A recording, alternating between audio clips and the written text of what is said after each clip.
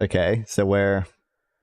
You have to curate your community. It's the same thing that I tell newer streamers when they're just starting out. They're like, oh man, I've only got 10 viewers, but 3 of them just treat everyone like shit. I was like, yeah, So you could have everything. 50 viewers if you got rid of those 3. And they're like, but I'd go down to 7. I'd be like, no, you didn't.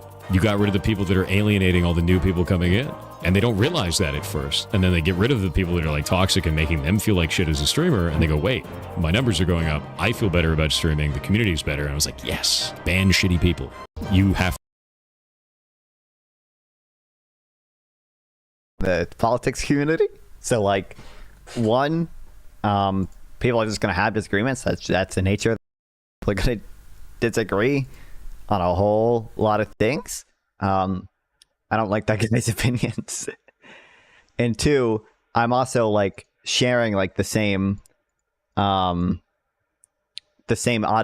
as like the other political streamers. So like we very much have like a shared audience, like me, Gorps, the boss, all those people. So that makes it a little bit more difficult as well. Is that your friend? No. I do not. I am not in close contact with.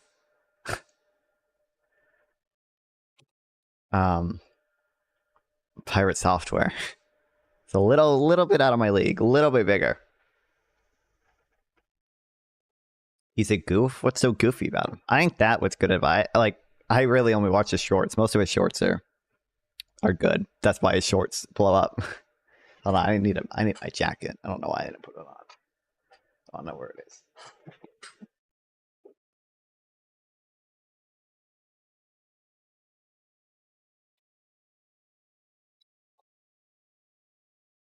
He's a goofy. Aren't all streamers a little goofy at the end of the day?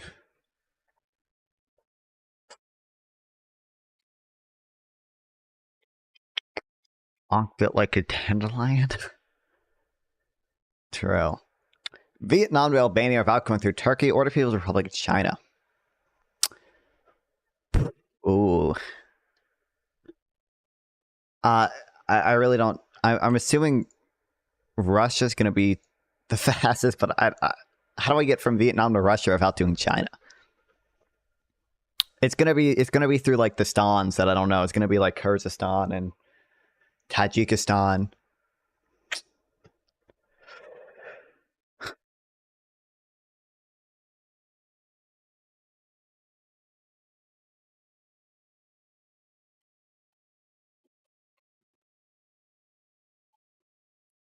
What are you doing? I'm just I do this to start the stream always. I'm just like playing this game. I'm trying to get to these between these 2 countries using the shortest number of countries between them. Travel that Earth. Oh, I guess you can't see that because I have my donation thing up there.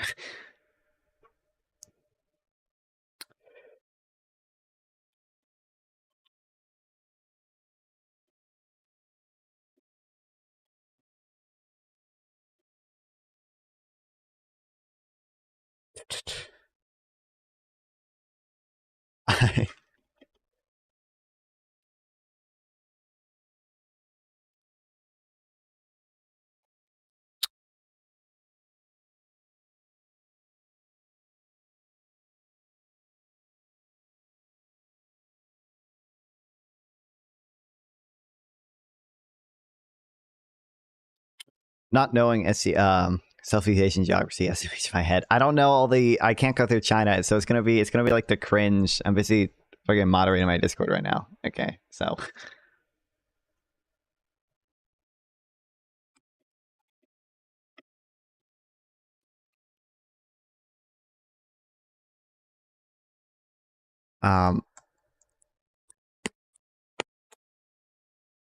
Okay, I don't. It's not gonna be is Laos, and then I'm assuming it at some point. I'm gonna need not Indonesia, India.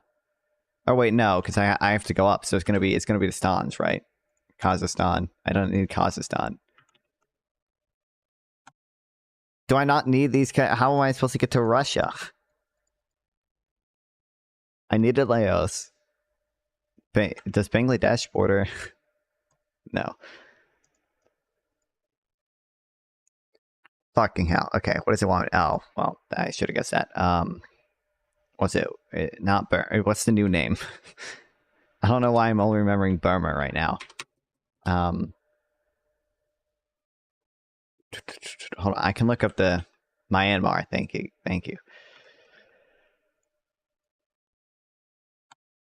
Okay, and then I don't know what the fuck border is Myanmar. It's not. We don't go through India apparently.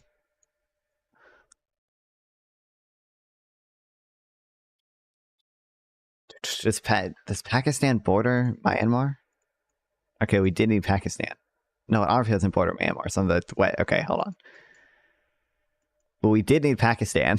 So how do I get from? How do I get from Myanmar to Pakistan? Not gonna be Mongolia. Vert gang. Also, Texas is based. They don't put beans in their chili. Really?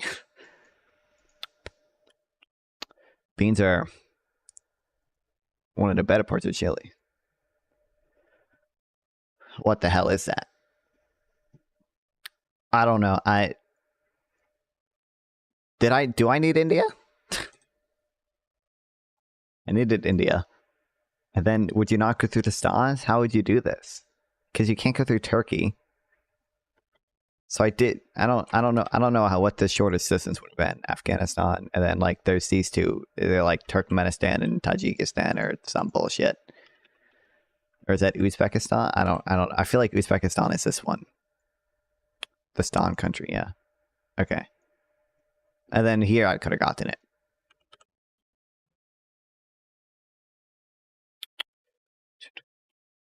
Ukraine, Romania. I guess this would be the fastest. So Bulgaria, and then fuck, is that North Macedonia? Yeah.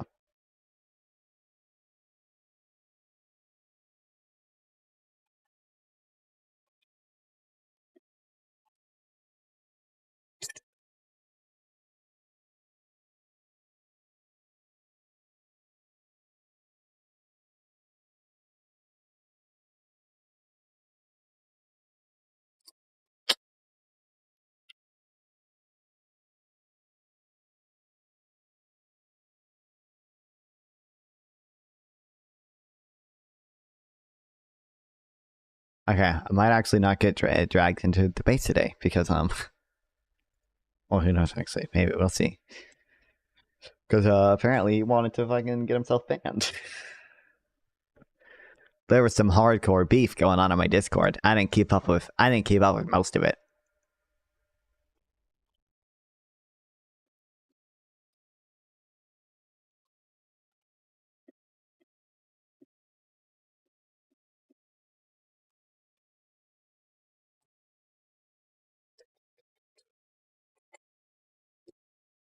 That means I can read. Hell yeah.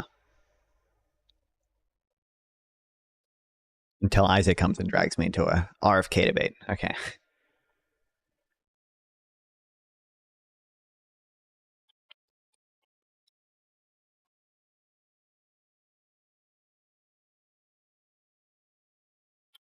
A Progressive Consumption Tax by Lawrence S. Seibert. Even those who believe a tax on consumption would raise the nation's savings are disturbed about a consumption tax effects on distribution of income. The author discusses the proposed USA tax, which he thinks can be progressive and encourage savings as well. In April 1995, Senators Pete Don't Care, Sam Don't Care, blah, blah, blah, Bob Kerrey introduced the USA Unlimited Savings Allowance tax bill. Its introduction represents a milestone in the story of the personal consumption tax that began with the publication of two monographs half a century ago, Constructive Income Taxation and an Expedited Expenditure Tax.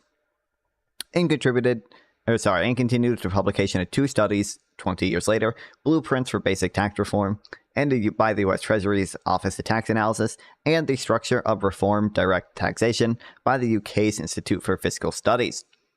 I bring the story up today in my recent book and show its relation to social insurance policies in my forthcoming book. Like other consumption taxes, the national retail sales tax, the value added tax, and a flat tax. But in sharp contrast to the income tax, the USA tax would encourage savings and investment. But unlike these other consumption taxes, the USA tax would not shift the tax burden from the affluent to non-affluent. It would achieve as much progressivity, top to bottom, as the current income tax by using a set of sufficiently graduated rates in its household consumption tax. The two key properties of the USA tax, encouraging saving while maintaining progressivity, enable it to attract bipartisan sponsorship and support. Okay, USA tax. USA taxes consumption, but avoids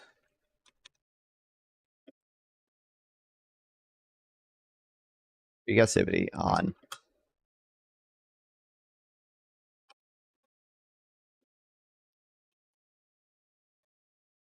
that other consumption taxes have other consumption.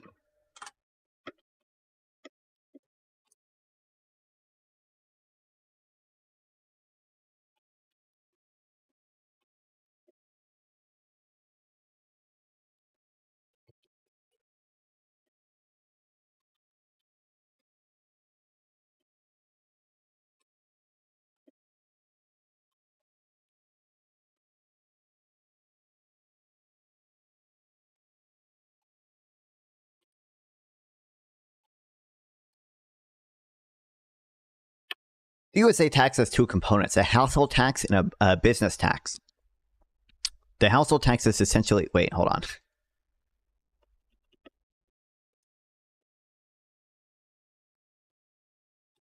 Are these the same thing?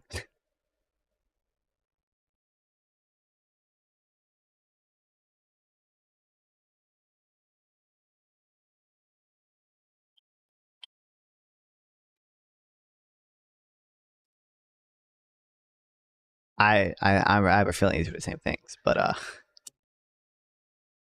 whatever. We can always steal my rating.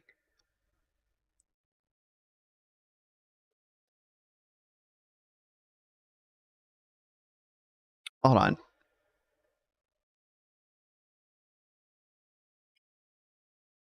What's the full name of it?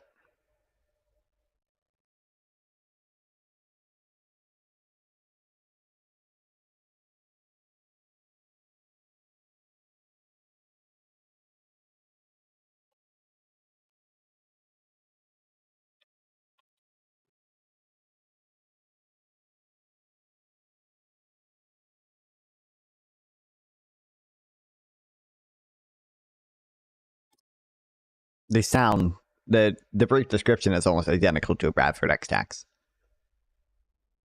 Our both proposals reform the U.S. tax system, but have key differences in their approach to the structure. Here are the two. Unlimited savings allowance. It allows taxpayers to deduct all savings and investment from their taxable income. Income is only taxed when it's consumed, not when it's saved. It maintains progressivity. It includes business tax component similar to a value-added tax. And this is literally the Bradford X tax. Bradford X tax, developed by economist David Bradford, is also a consumption-based tax system, but with a different structure. Taxes businesses at a flat rate, allows immediate expenditure value. So this is the business component of Bradford X tax, just a cash flow tax. Personal tax component, and there's a progressivity payroll tax and wages. The highest payroll tax bracket matches the highest business tax.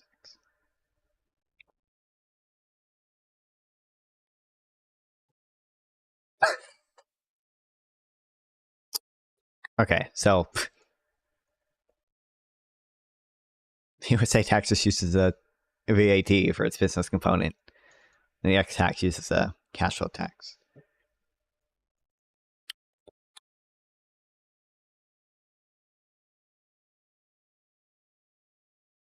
And this, okay, they tax wages a little differently. Okay, but anyway.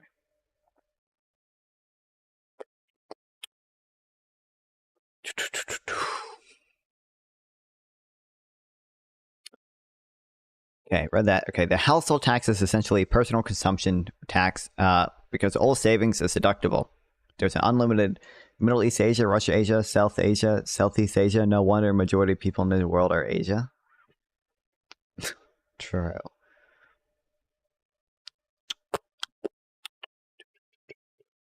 Asian. There's an unlimited savings allowance as to personal income tax would be converted to a personal consumption tax.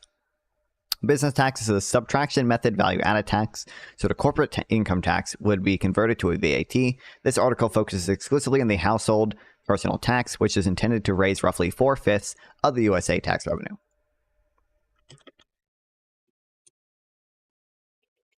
Consists of two components. What is a subtractive, whatever the fuck value-added tax?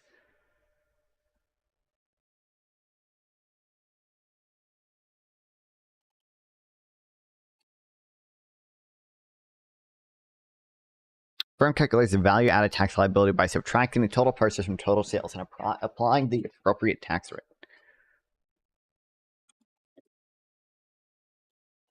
What is that?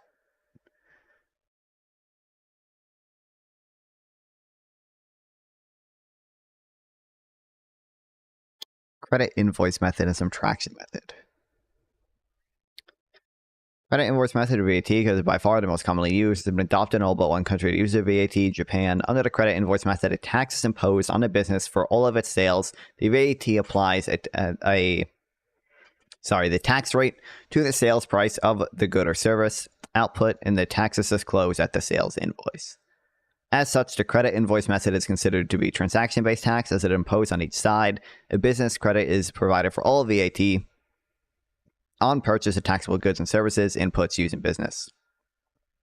Accordingly, the net tax paid at a stage of production or distribution is computed by the value added of that business at a particular stage.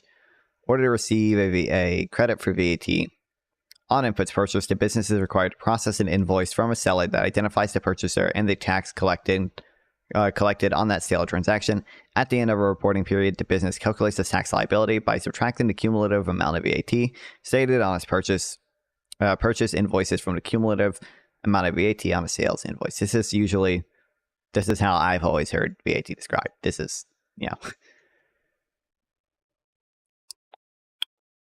subtractive method.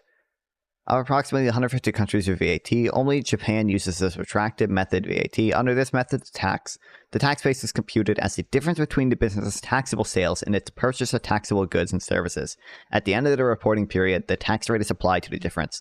The subtractive method of VAT is considered to be account-based, and as it is computed from the business's books and records of account. Assume that each business only purchases from businesses listed above, and that each purchase amount is the total for the period. Each business takes its total sales for the period and subtracts its total purchase for the period, and then multiplies the result by 10% to calculate its VAT. In this example, a total of $50 VAT has been paid to the government in 4 stages by businesses, but has been calculated based on the total transactions for the period rather than individually on single transactions, as well as done with the credit invoice method. Okay, fuck. Why would they have to read this example to understand the later example? That's fucking dumb. Okay.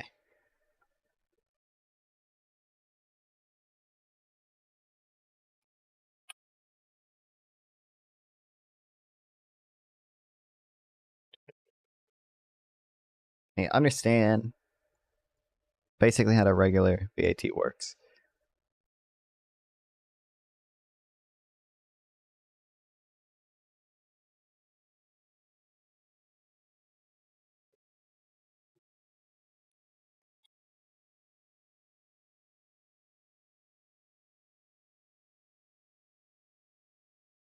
Noted about the predominant value-added tax in use as a credit invoice method, VAT is often referred to as European style because of its long-standing prevalence there. Generally, this type of VAT is preferable over the subtraction method for a number of reasons.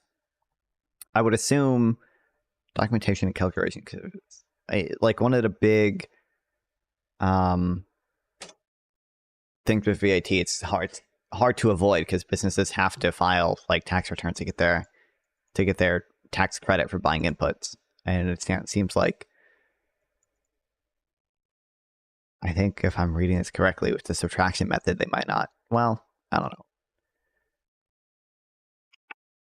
Credit invoice method of VAT has a number of inherent advantages over the subtraction method attributed to its required reporting of VAT on invoices generated at each stage of production and distribution. This provides documentary evidence of each transaction, including the tax liability arising from it, thus promoting the ability to verify credits taken by tracing the credits at each stage on tax paid on invoices for business inputs. This details a strong audit trail. And with the limitation of allowing input credits to only to registered businesses, renders the credit invoice method VAT less vulnerable to evasion than the subtraction method. Called it. I'm a genius. Always right. Which is calculated using gross accounts without itemization by transaction.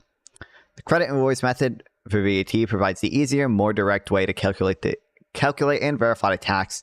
As it is applied to individual transactions, it can be more easily calculated closer to the time of transaction, as it is calculated without resorting to the complication of summary accounts. It is more practical because it can be calculated on a more frequent basis than the subtraction method. Because of its calculations documentarity set up in the production and supply chain, it is more flexible and able to be tailored or fine-tuned through the use of various devices, such as multiple tax rates or exemptions for certain goods and services. Adjustments for the subtraction method VAT computation cannot be as easily or efficiently accomplished due to its comparative lack of documentation. For instance, it does not have the same flexibility to adjust for regressivity by applying reduced rates to purchases of essential consumer goods. The credit invoice method of VAT is more transparent and visible to the subtraction method of VAT, as it is separately stated on invoices provided to the end consumer where the purchaser can see it.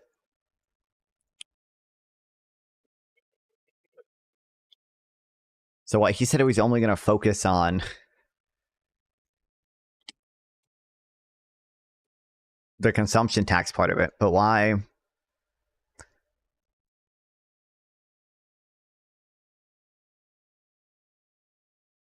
They don't mention any reasons why someone might go with the subtracted method for VAT. Why might the subtracted method VAT be preferable to the credit method? Credit method? What was it called? Credit invoice method.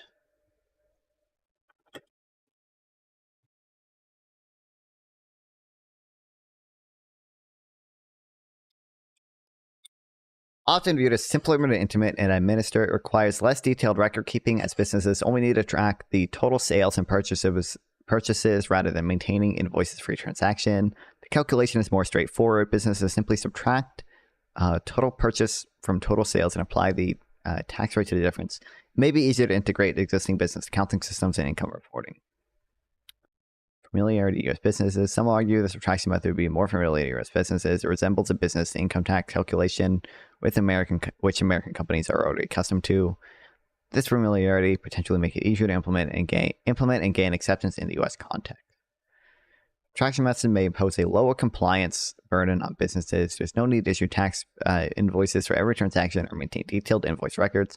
This could be particularly beneficial for small businesses with limited administrative resources. Flexibility in design. Also going to be more flexible. Maybe easier to incorporate exemptions for different tax rates or certain products. This flexibility could allow policymakers to that's the opposite of what we just read. I think this AI is given a little bit of hallucination here.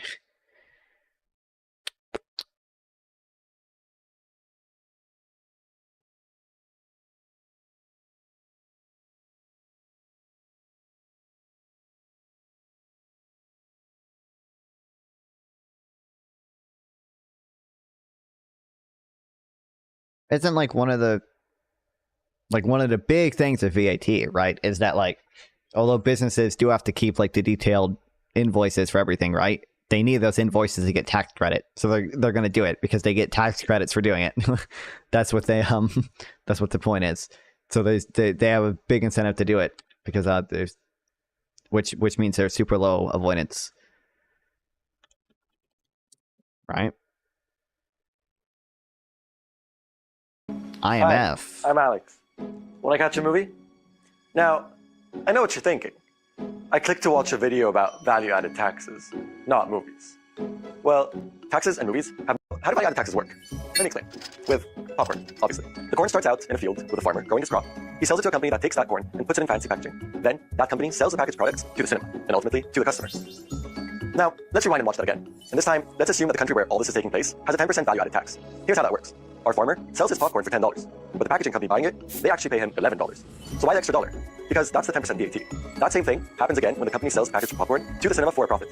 So now the price is $15. But with the added 10% VAT, the cinema actually pays $16.50. And then, finally, the cinema sells the popcorn to the customer for $20. And that customer, once the VAT has been added, is paying $22. So far, so good. But here's added ingredient that advocates of VAT say makes the system really work, and that's tax credit for businesses. The tax credit is just an amount that a business can subtract from the VAT that owes the government. VAT makes it so that while everyone in the supply chain pays their 10% in tax, they also get tax credits for whatever's already been paid by those selling to them. So across the whole process, it's a flat rate of 10%. In the end, only the consumers actually pay the VAT since they aren't granted credit. Oh, great, it's starting. Let's go. See? I'm right. Okay, anyway, where were we?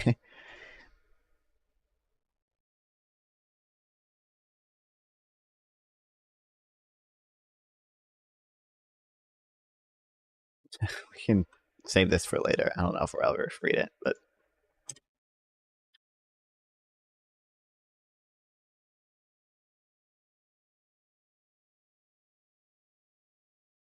there's like a 200-page book on the Bradford X tax. Maybe we'll read that one day. That would be a killer stream, bro. Bro, 200 pages on just one tax. I mean, it goes over other taxes too, just so it can diss them. But that would be a killer stream. Can you imagine? 12-hour stream, one type of tax. Ultimate nerd shit there. Okay, anyway.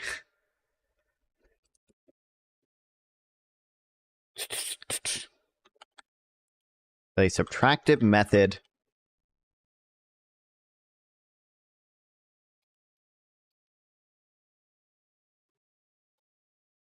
value-added tax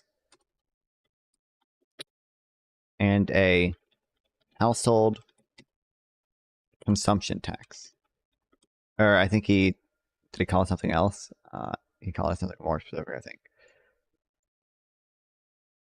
A personal consumption tax. Okay.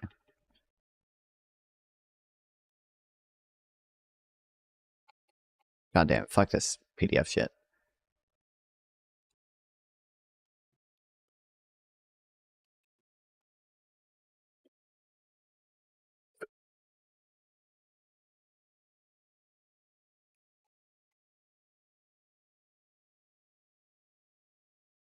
Okay. Under progressive personal consumption tax, each household is taxed on its consumption, not income at graduated rates. Here, well, let's add that.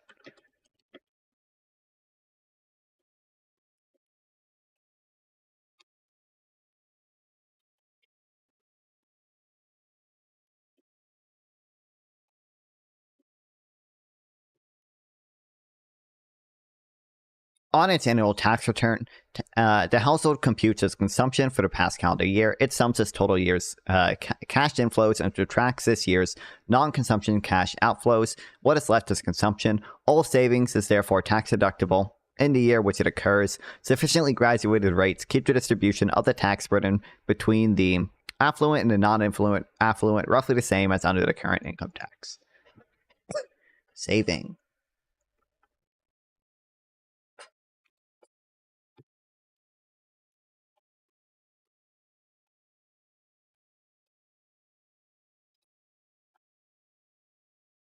One of the basic reasons for converting the personal income tax to a personal consumption tax is to raise the national savings rate.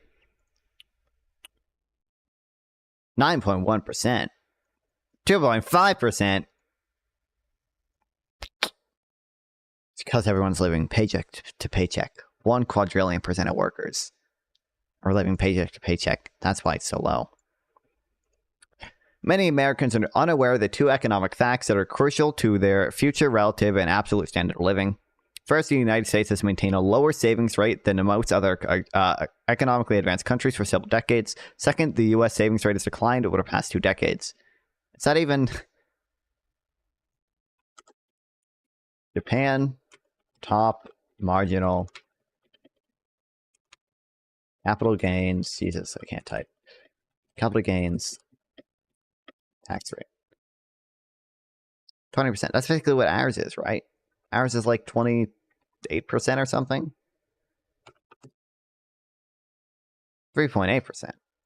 Short term is taxed up to 37%. Long, this is long term. At a flat rate of 20%. This is income, personal income. Wait.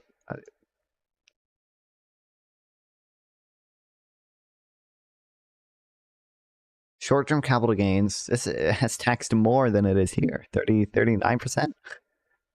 What about long-term capital gains? Or 20%, which is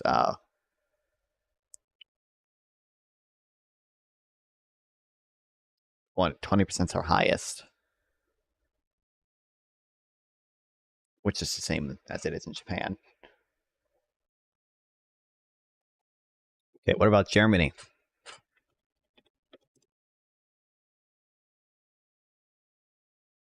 %. France, 4%.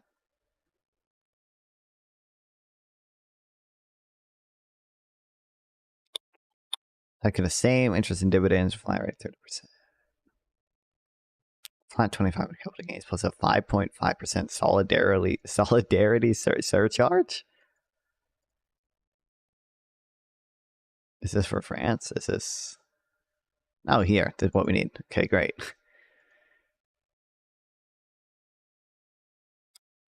Okay, Germany, 26%.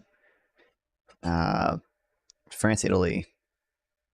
France, 34%. Italy, 26%. Those are all either higher or about the same. It's what ours is. 20% at the top.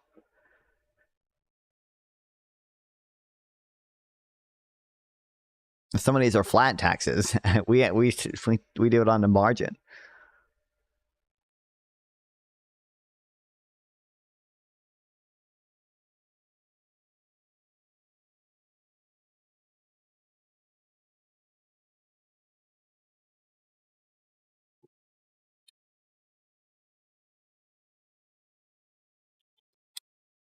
Okay. Okay, our savings have declined. Table 1 shows the net savings, the percentage of net national income for the 5 members of the organization, or the OECD countries, the rich countries basically, with the largest GDPs in 1992. The United States has the lowest net savings rate in all 3 decades by a wide margin, well below the average of OECD countries. Although this is the I should have checked. This is the 1980s, so, maybe...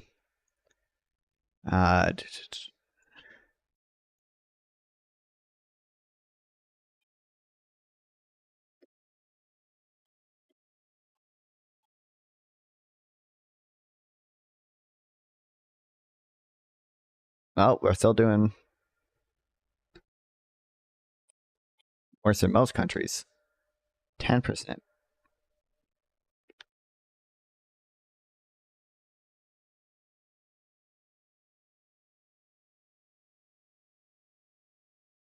But like the countries ahead of us, Japan and like Sweden, or Finland and Sweden. I don't know much. We just looked at Japan. They got to have a higher marginal rate on capital gains, right? I would imagine.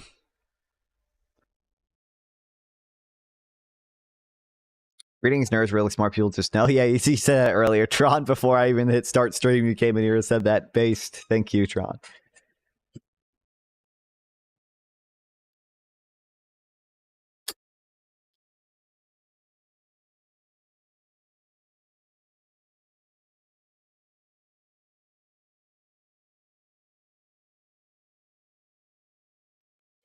I do know everything, and then I read to confirm my priors.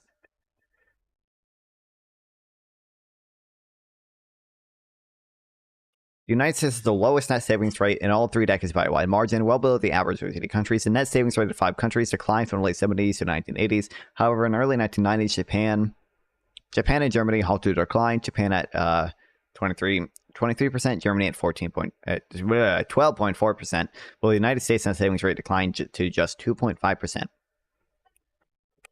Saving finances, investment in real capital, machinery, equipment, technology. Raising our savings rate will increase our capital stock, output consumption, and real wages in the future. Many colleagues... Okay.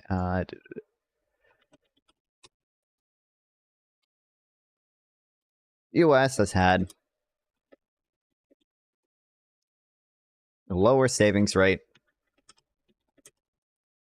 than other OECD countries and the OECD average for many decades.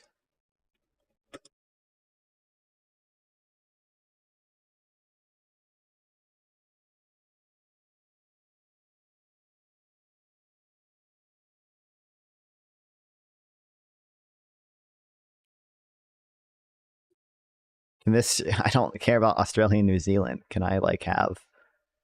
This is all about New Zealand. Fuck your New Zealand bullshit, bro. When I see so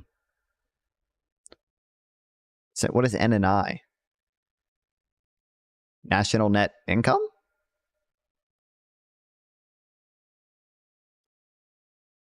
Muted, or did my headphones mess up? Your headphones messed up. I don't think I'm muted. My OBS is showing things are fine, so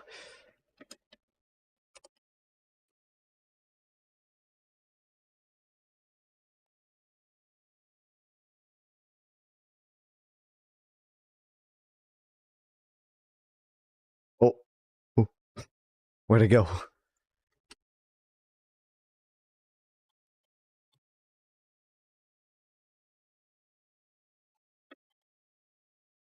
I'm guessing it's national net national income. God damn it!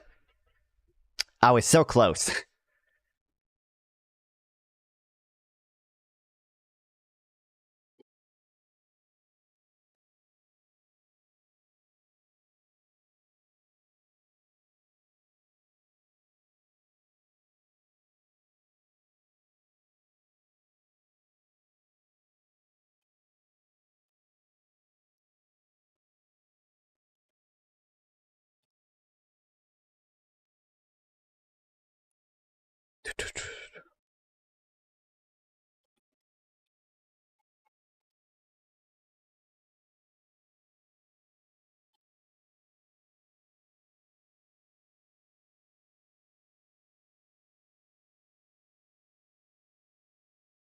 You know what up? What are we reading? Nerd shit about consumption taxes.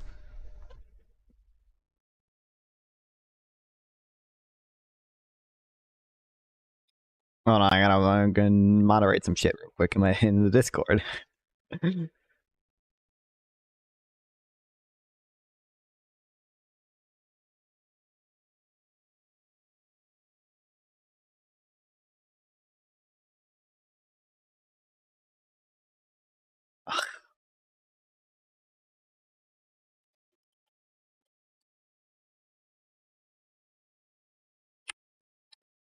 Also, what up, Kinley? Welcome back.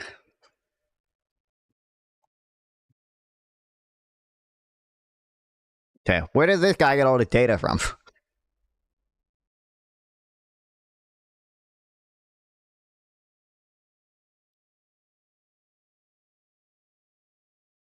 I need this graph, but instead of Australia and New Zealand, it's the US and the OECD average. What's up, Ness? I don't give a shit about New Zealand, bro. Fuck this New Zealand bullshit. Also, common grease L.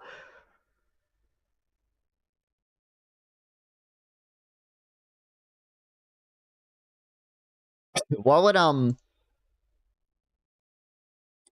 theoretically GNP, gross national product, should be equal to NNI, right? Isn't that because GDP is exactly equal in theory to the total income in the economy? I would imagine GNP would be exactly equal to net national income.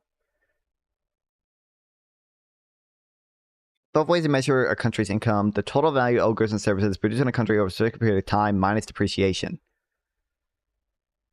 Both domestically and abroad. Shouldn't these be equal?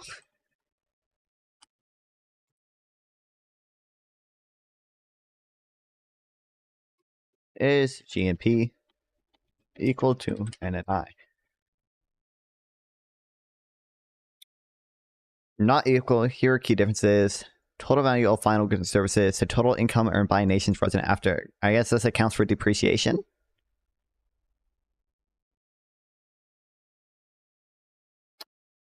NNI subtracts depreciation, also called capital consumption allowance. Okay, from GNP.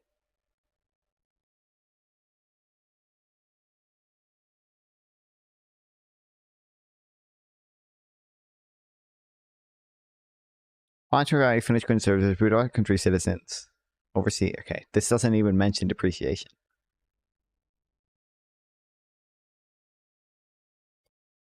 I am right. What? Net national product is the monetary value. Wait, this is net national product, not income. Wait, but they should equal each other regardless. But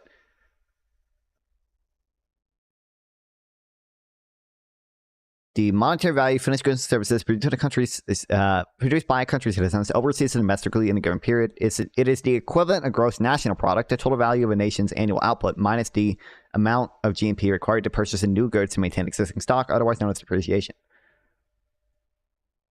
Okay, I'm assuming NNP is equal to NNI. Well, they're definitely equal, but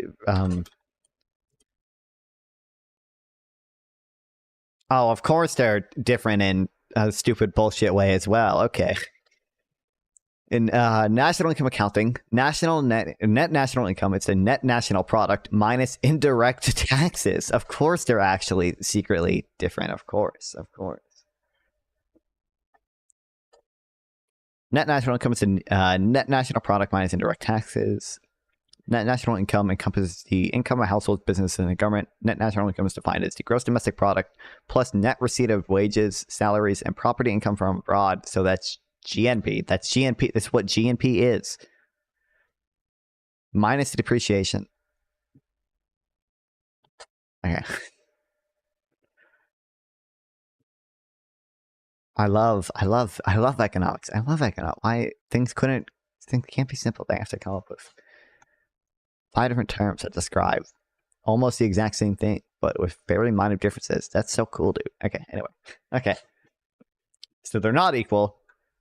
So you do need to look at 10 different graphs because the 10 different terms are defined slightly differently. Great. Everything is complex though. Yeah, I know. Okay. So the savings as a percent of income is different than the savings as a percent of NNI because they are slightly different.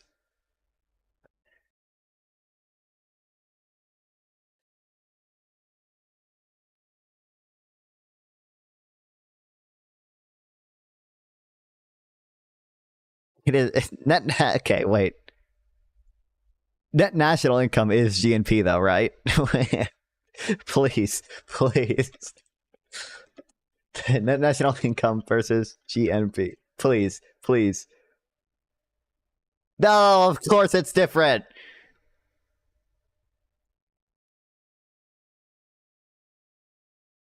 Oh wait. We went over that earlier. Wait, no, I'm thinking of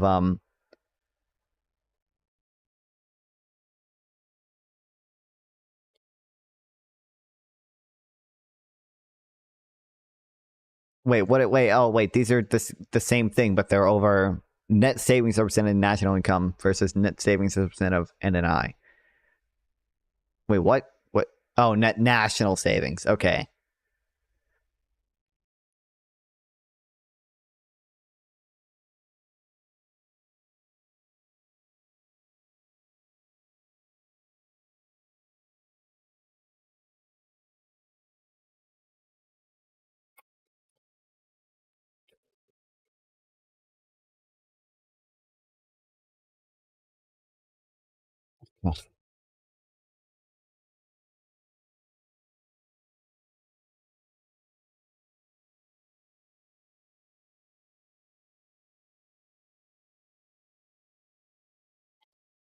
We figured we solved the mystery, guys. Now where were we?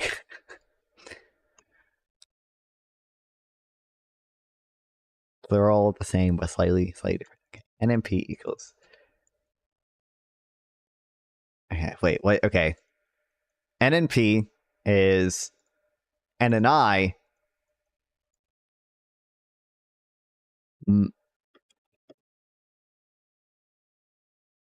minus something. I don't remember. minus indirect taxes.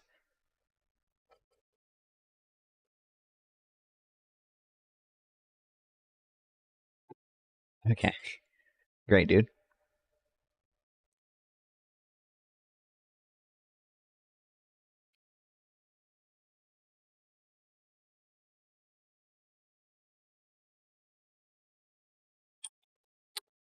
Time to forget that. I should write it down somewhere. No, actually, I don't care enough. Well, maybe it'll come up again. Hold on. Okay.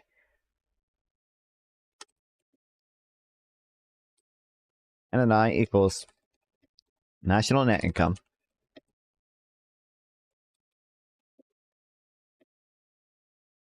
equal to GNP minus depreciation.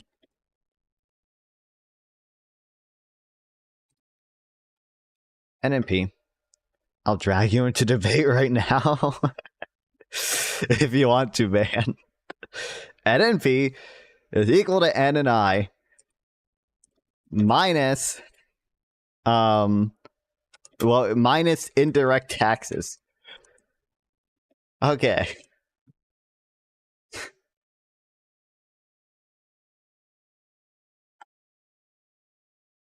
Perfect. Okay. Okay, we got it. Okay. Hopefully I don't forget that later. I will inevitably forget it later. Okay, savings, finance, that, blah, blah, blah. My colleagues, Kenneth Lewis and I, estimated magnitudes for the U.S. economy. We fitted a translog production to the data of the U.S. economy for the 4 most recent decades, since then simulated an increase in the U.S. investment rate. We focused on a private gross investment rate, initially about 15%, and analyzed a phased increase to 18% and 20% increase over 3 years to allow for the economy to absorb the shift in composition output without a recession. Here's what we found. Well, capital and output per workers rise immediately. Consumption per worker initially grows more slowly, but within a decade, consumption per worker becomes permanently higher than it otherwise would have been. After 5 decades, output per worker is 10% higher each year, and consumption per worker to standard living 6% higher each year than it would have been without the initial increase in investment rate. By the way, Econoboy, I do have a Discord server. If you want to join it, I'll give you stream room perm so you can join the VC anytime you want, because I trust you to do that. A lot of other streamers have it too, so that's it. Yeah.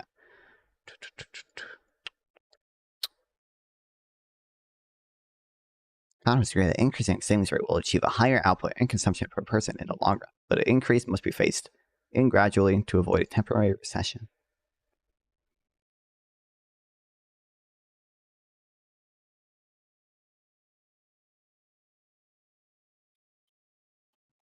Increase in the U.S. savings rate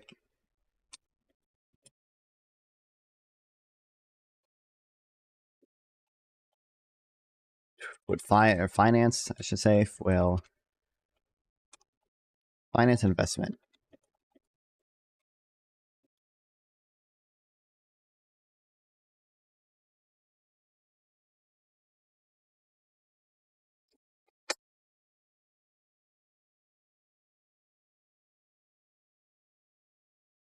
And capital stock.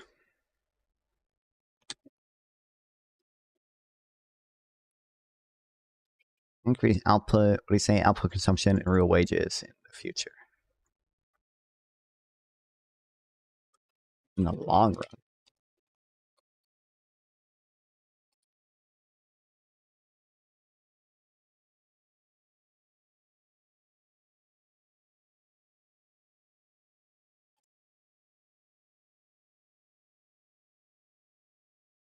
Okay, our long-term gains compared to short-term losses. The investment rate return, the discount rate that makes the present value of the long-term gains equal to the present loss of the short-term losses is roughly 13%.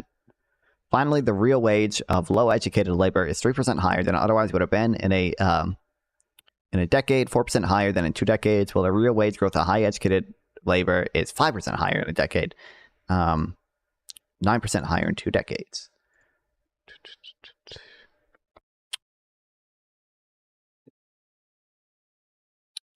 Economists agree that increasing our savings rate will achieve higher output and consumption per person in the long run, but the increase must be phased in gradually to avoid a temporary recession. Here's an illustration how it can be done. Today, output, consumption, and investment all normally grow at about 2.5% per year.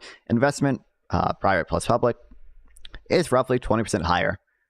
20% of output and consumption, private plus public, is roughly 80%.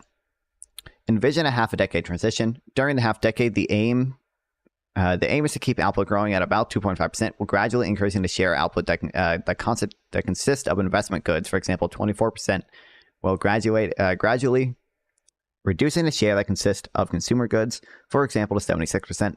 This would happen if consumer goods production grew at about 1.5% per year, while investment goods production grew at a little over 6% per year.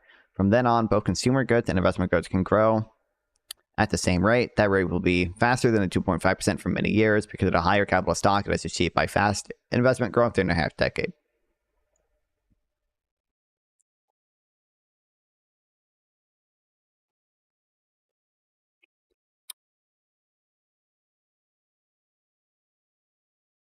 Okay, how should I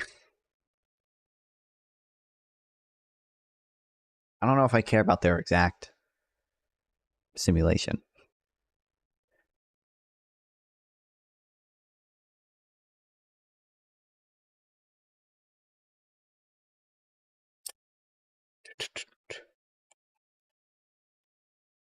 Simulating a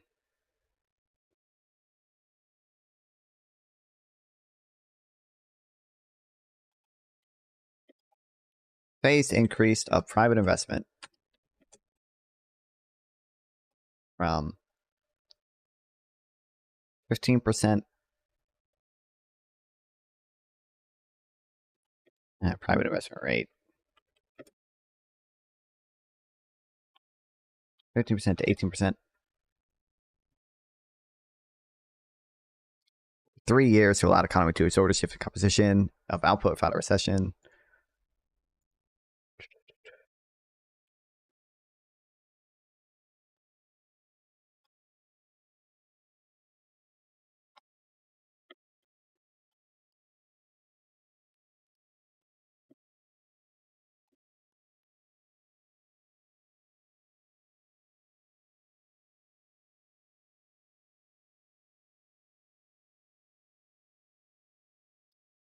Hold on, there's a bad way to phrase this.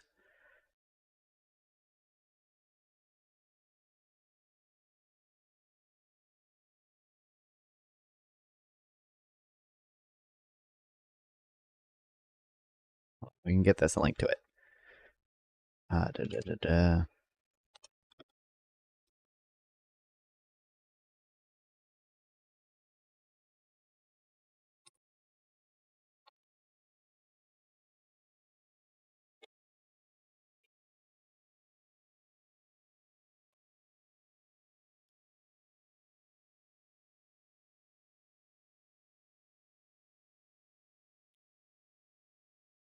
Capital output per worker rises immediately. Consumption per worker initially grows more slowly, but within a decade, consumption per worker becomes permanently higher than otherwise would have been.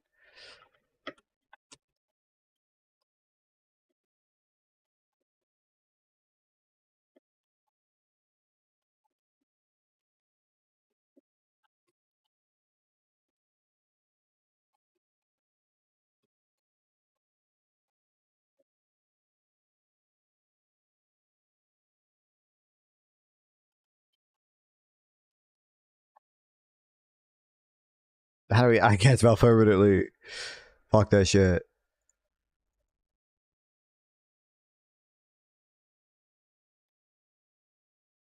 Well,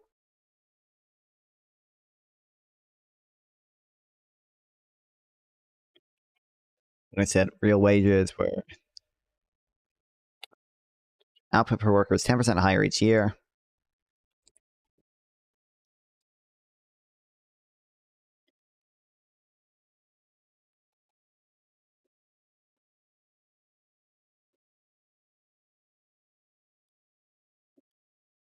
Real wages for less educated workers.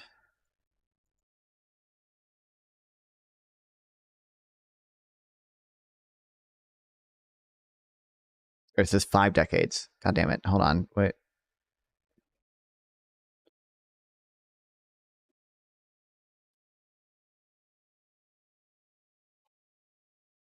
Hold on. I don't care about this. 6% higher each year than it would have been without the.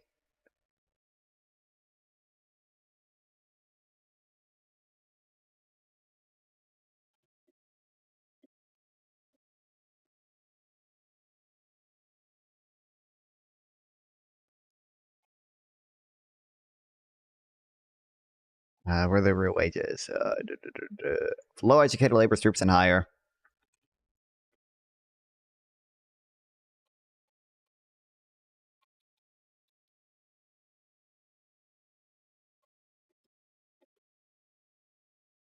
And what was it? 5%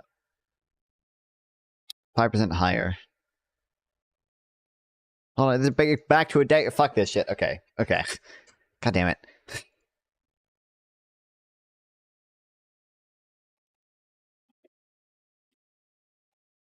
Within the decade,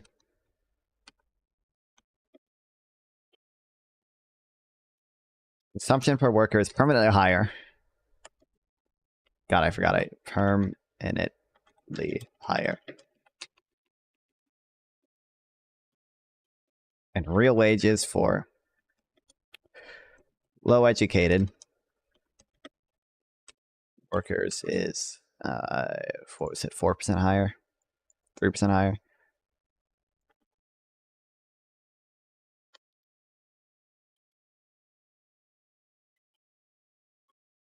High educated workers. Educated labor is 5% higher.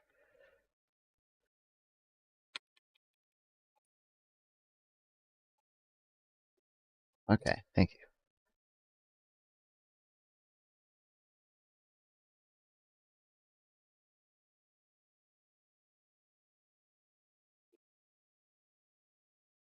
Hold on. Really, I should say. Be fine. Start with the decade.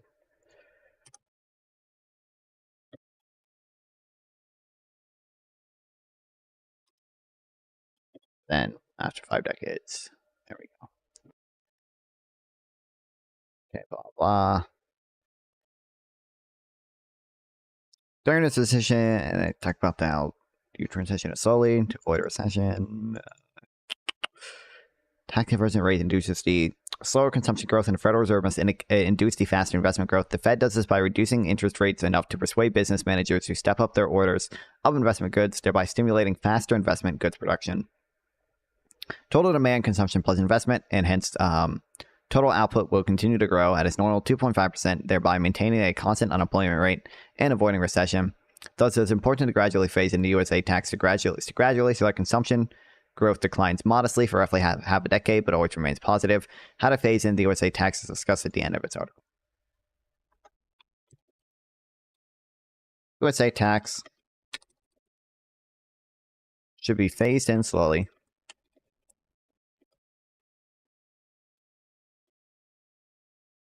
to avoid a recession as economy shifts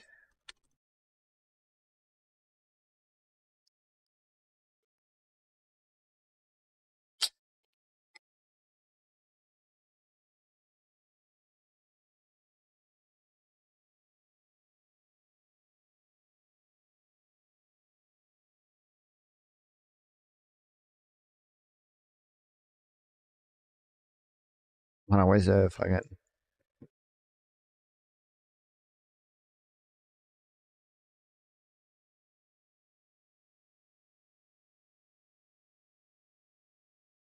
absorb the shift in the composition output of a recession.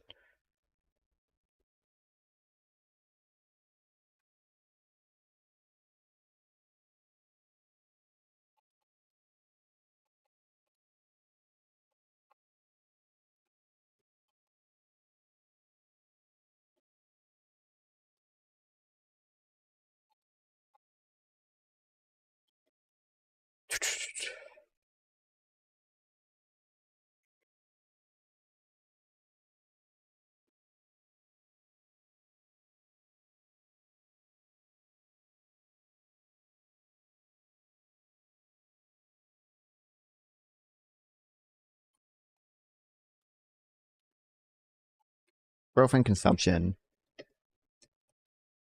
should also remain positive. Even if the rate at which it grows slows down.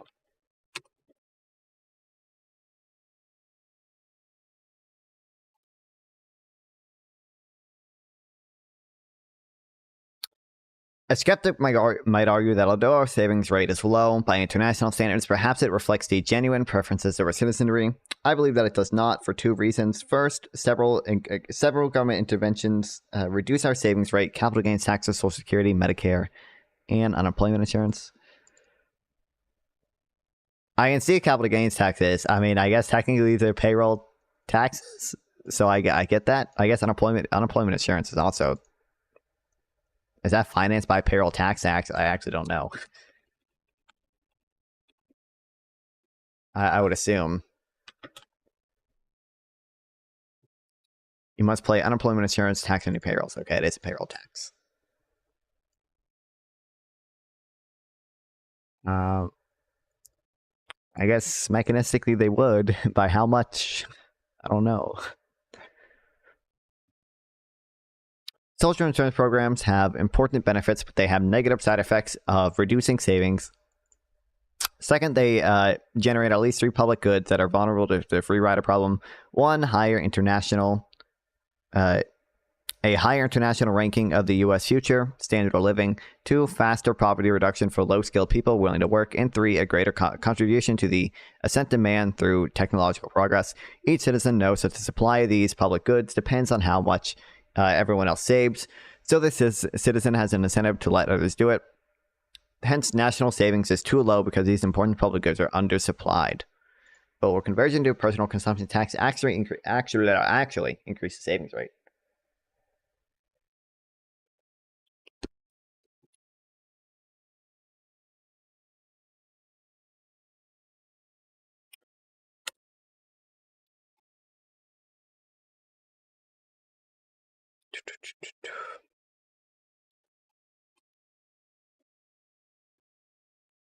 Some argue that the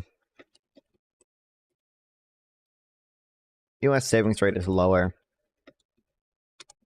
simply by the preference of our citizens. Preferences of our citizens. He said capital gains taxes and payroll taxes. Or first, okay.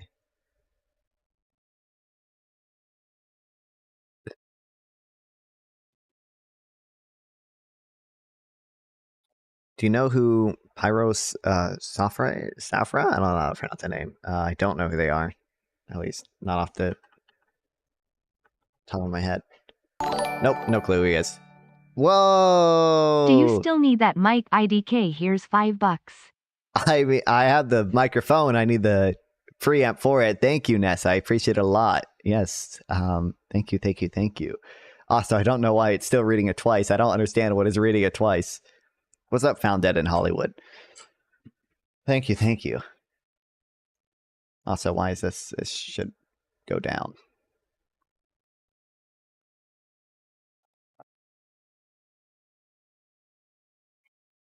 Finally, a real streamer. You're welcome, Bear. Don't call me Bear. You know, for $5, you can call me Bear on stream. That's chill. We're good with that.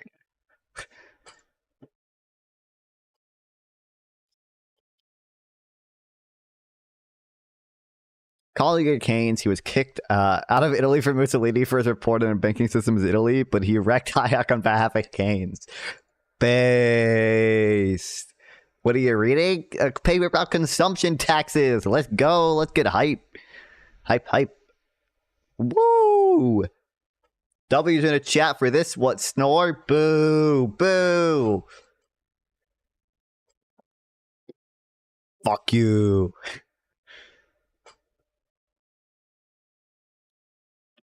Boo. I don't know if this is what is reading it out.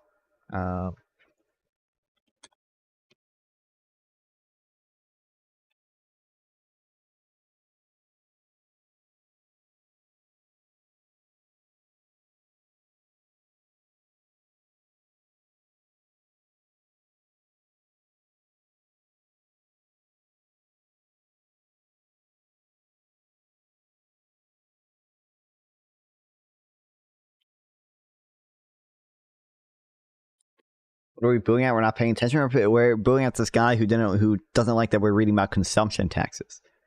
I don't know. Is Botrix reading it out? Oh, okay.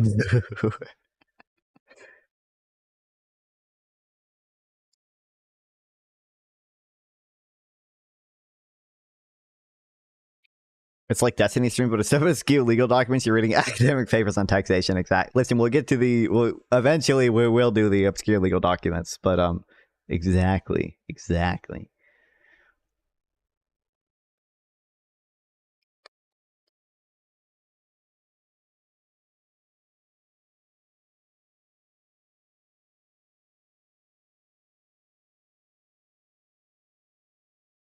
Okay. Save settings.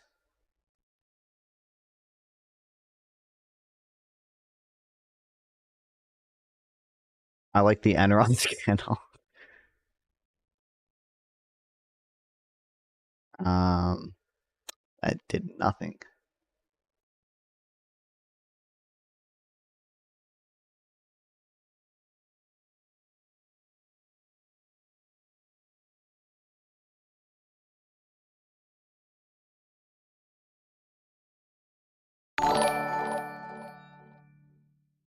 This is a test donation for $13. Why is it? What is reading it twice? Hold on.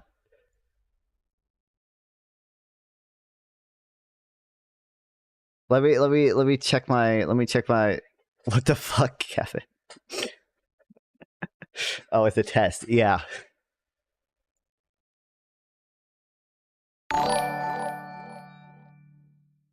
This is a test donation for $52. Hold on. What? Okay, hold on. Mute site.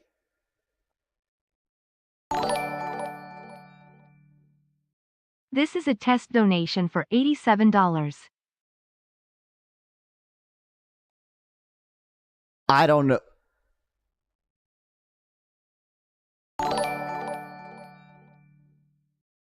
This is a test donation for $95.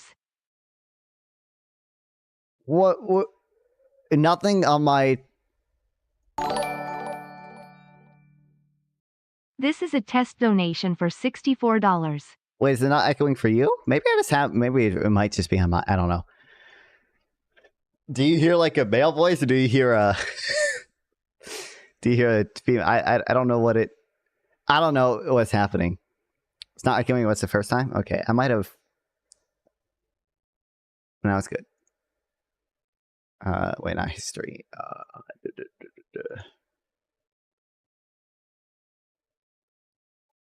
Who doesn't like that we're reading? I'm a professional streamer. Kevin. Hold on.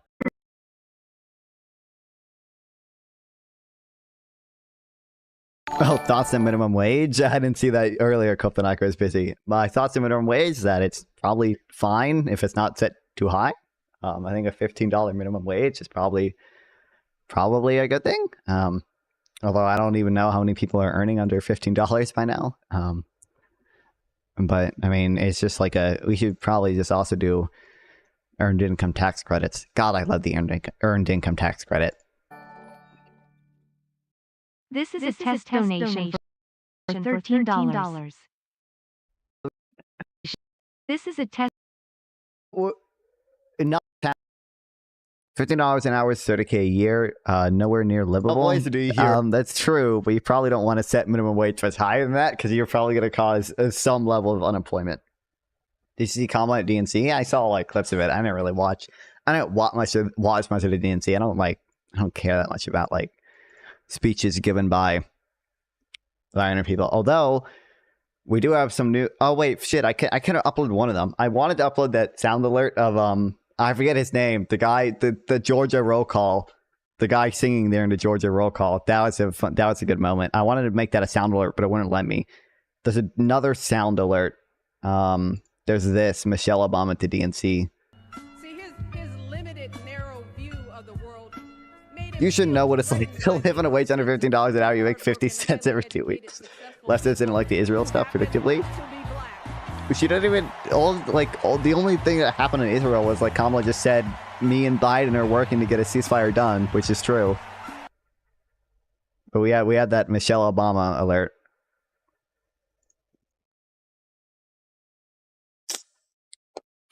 Yeah. I couldn't upload a different thing. I forget what I wanted. She's talking about oh, I saw that his song got kicked out after after they brought up that person who had like a child who was taken on October 7th, and he was commentating on it in not a very respectful way. Also, we're gonna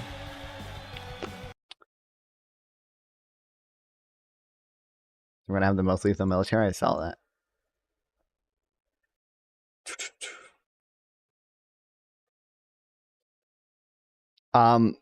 EPI, as much as the EPI does put out some cringe stuff, they do actually have a good article. The Earned Income Tax Credit and Minimum Wage work together to reduce poverty and raise incomes. This is the Earned Income Tax Credit. It's just it's not like directly. I guess it's not technically a negative income tax. It's negative income tax adjacent.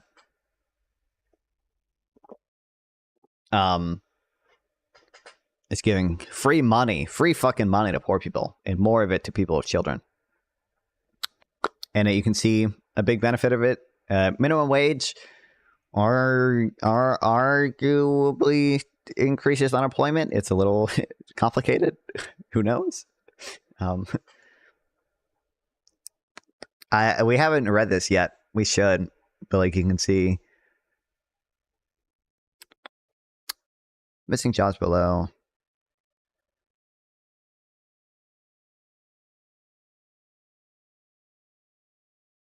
4% of those 40K dead in Gaza or Hamas. Nobody knows. Nobody knows. Nobody knows. Why is Game Boy in the waiting room? What's this guy want? What is what are you here for?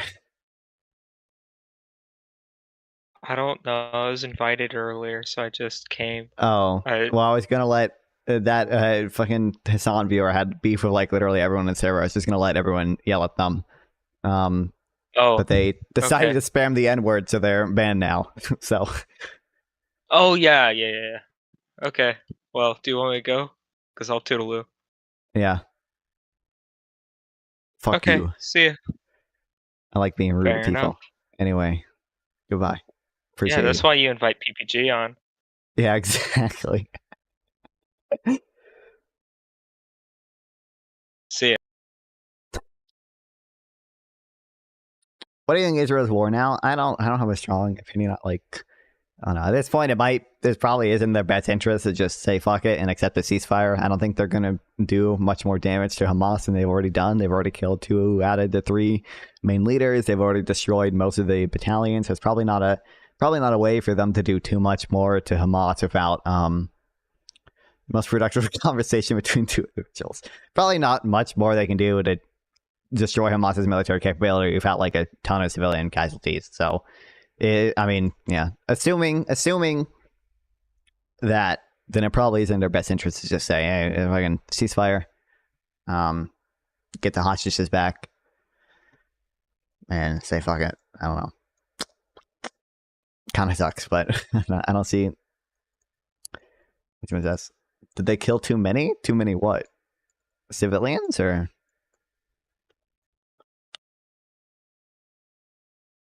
No, nobody knows. nobody knows. The thing. That's the thing. We don't know. We don't know how many are dead. Somewhere between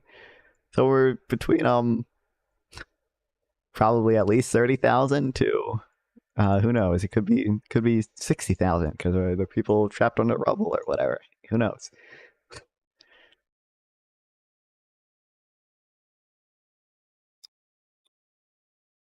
I don't like the issue is like I don't know if there's a. I would distinguish between like the sort of like justness of the war as compared to like the pragmatic side of it. I think Israel would be justified in continuing it. I think they're justified in getting rid of Hamas, but pragmatically, I don't know if they, I don't know if they can do it. I don't know if there's any good way to do it. Like there's a reason counterinsurgency campaigns like this are hard. They're even harder in Gaza, where it's super densely populated. I don't have like a strong opinion on it, but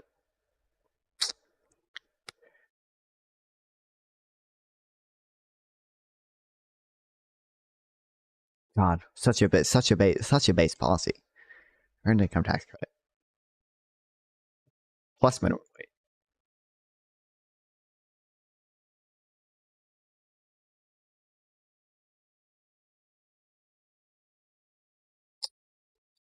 Just give everyone free money. Who cares? Who cares if it even costs them? Actually, technically, inflation is just a way of inflation like socializes the cost relative to unemployment. You know, unemployment, like you get some people who are unemployed and can't afford shit versus people who are employed with the normal income. Inflation actually just socializes it. So like everyone pays or everyone suffers a little bit through inflation versus like some people suffer a lot through unemployment. Well, some people, how about we socialize the means of production? That's so true. Boy. Everything would be solved. Well, actually, that would arguably cause more unemployment because you're creating more labor market friction, and you're also there's a term for it. It's a term when you're where firms can't accept capital without also accepting labor, and vice versa. So urban warfare kills a lot of civilians, especially considering everything Hamas does. I know, yeah.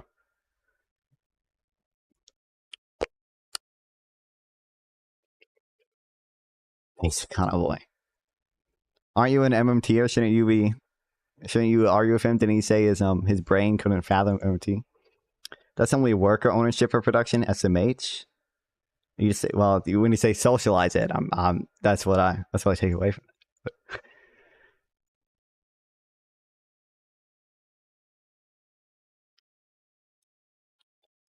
Note that Lord Keynes is the greatest economist to grace the internet. True. Does Lord Keynes have something at a minimum wage? Norway is the most socialist country. Probably. Well, it depends on your definition. Unironically. Lord Keynes. Minimum wage.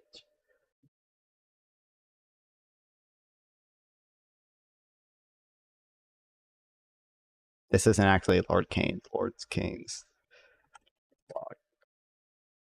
The easiest argument for minimum wage. I find all the endless debate about the merits of minimum wage tiresome and mostly a waste of time. Why? Let me put the case for minimum wage in the easiest form I can imagine. Suppose we concede that minimum wage will cause significant degree of unemployment, and yes, it concedes to a lot of the opponents of minimum wage that I don't actually think needs to be conceded. First, one of the major arguments for minimum wage is a moral one. People should not be working for wages under poverty line. The minimum wage is the wage which below people start to struggle to live. They must face an existence below the poverty line. Minimum wages are set roughly to the poverty line, but ideally slightly above it. Many state real inflation adjusted minimum wages in the U.S. have fallen below the poverty line, and for a long time now. Secondly, a decent society does not let unemployed people starve. It gives them decent unemployment benefit. So even if you think that a minimum wage will cause some degree of unemployment amongst youth, that is not a disaster. In that respect, minimum wage might rather be like health and safety regulations or regulations of pollution, which might cause some unemployment too, given that they raise the cost of doing business. But this is called civilization, a trade-off for a more civilized life. Thirdly, youth unemployment. Will youth unemployment really be a problem if the economy is run properly? Not if we really had full employment, Keynesian fiscal policy. Whatever unemployment that resulted from minimum wage would be swamped by the effects of massive government fiscal policy. Unemployment would be low. Problem is solved. If you do not believe that argument, then Why in the classical era Keynesianism, when minimum wages were generous, often above the poverty line in many countries, did we have very high employment? Indeed, historically unprecedented high employment. As I've said above, it was a very practical argument. My argument concedes a lot to the opponents of minimum wage, but I do not need concede much of what I have conceded. People cite empirical evidence that minimum wage have caused unemployment at some high degree of youth unemployment in such and such region or state, and at such and such a time. But other empirical evidence can be cited that disputes this. Overall, the empirical evidence against the minimum wage is weak or non-existent. Bill Mitchell explains. Well, let me zoom in so I can actually read it. The winds of change strengthened in the recent OECD employment outlook entitled Boosting Jobs and Incomes, which is based on a comprehensive econometric analysis of employment outcomes across 20 OECD countries between 1983 and 2003. The sample includes those who have adopted a job study as a policy template and those who have resisted labor market deregulation. The report divides an assessment of the job studies and strategy to date and reveals significant shifts in the OECD position. OECD 2006 finds that there is no significant correlation between unemployment and employment protection legislation. The level of minimum wage has no significant direct effect on unemployment. Direct impact. I can't fucking speak. And highly centralized wage bargaining significantly reduces unemployment. Oh, true. This as well. There's another objection that's been going the rounds mostly on libertarian blogs. If we make minimum wage $9, then why not 900? That objection is quite frankly, brainless. The minimum wage is a floor concept. The floor is roughly the poverty line or slightly above it. That is where he set it, and not well above it. Not even post-Keynesians deny that excessive minimum wage can feed into cost-push inflation, wages being a big factor in input cost, but a rise from, say, $7.25 to $9 is quite small. In the real world, the whole swaths of the market have corporations and businesses that actively set prices and control them by price administration. They leave prices unchanged for significant periods of time, even when mild to moderate demand changes happen, or even when mild price increases affect their factor input cost. Of course, it could be said in reply that most businesses that are affected by the minimum wage are small businesses. Yet small business not really source of cost push inflation. The real cause is serious increases in factor input costs amongst the medium scale and large corporations. And many small businesses face much greater competition than the large corporations, and their prices are constrained to a great extent by the need to compete. I'm pretty sure I still have it bookmarked. I don't think I ever read this. Economy's reverse grants at $15. Seattle minimum wage hurt workers admit it was largely beneficial. I've had this bookmark for so long, and I never read it. I'm pretty sure I've had this bookmark before I started. It's not even that long, before I started streaming.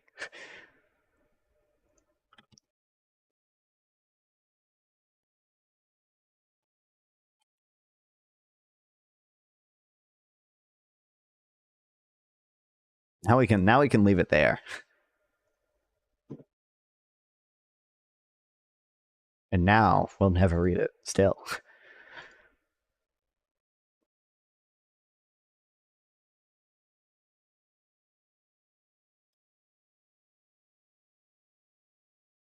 Also, my understanding it comes from fucking Reddit memes, so who knows how accurate it is. My understanding is that a lot of more socialist countries, like the Scandinavian countries, don't have super high minimum wages. They just have strong unions. Isn't it true that workers at McDonald's in Denmark make $20 an hour, but not because that's the minimum wage, just because they have strong unions?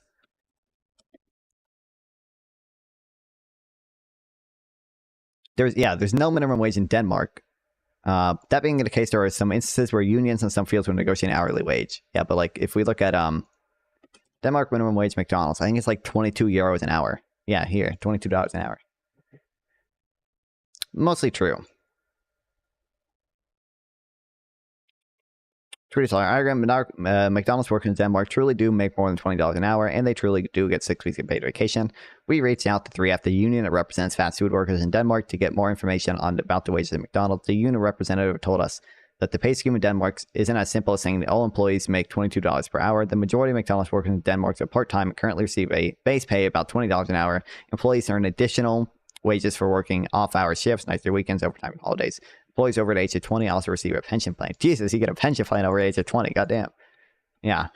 So like, I don't like Denmark doesn't even have a minimum wage, but they just have strong enough unions that it doesn't even matter. Always trust the Reddit memes. They're always right.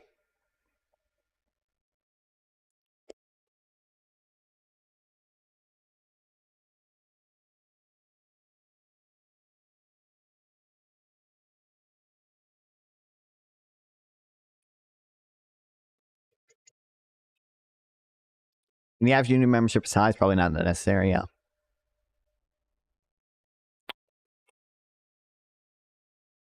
I mean, technically, I mean, if union membership is high, you probably don't. I mean, you can still have minimum wage. It would probably just be a non-binding floor. I mean, our minimum wage, right? Our federal minimum wage, at least, is a non-binding floor. No one, like, almost no one actually gets $7.25 an hour. Like, except for me, I get less than that. But that's because I actively choose to sabotage my potential income. But it's so worth it, unironically, for my education, so that now when I take my introductory college econ class, I will be unnecessarily overprepared.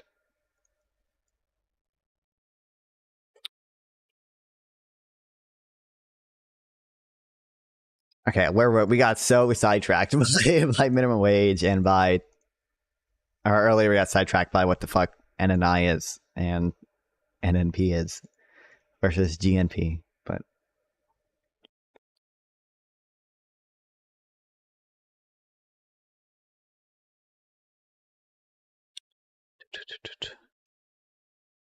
also, I have a question for everyone for all the economists in chat. Okay, would anyone get the joke? I don't like. I think I don't know. I don't know if anyone gets the joke at all. Like if I bought a shirt that said like, "I'm an economist and I hate farmers," does anyone get that joke? Does that make sense to anyone? Or does that only make sense to me? Because I think it'd be a funny shirt, but I don't even know if other people who understand economics get it.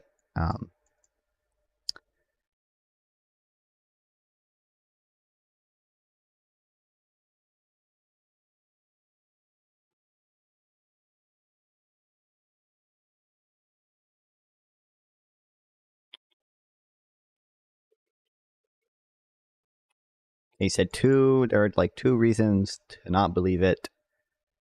Da, da, da, da.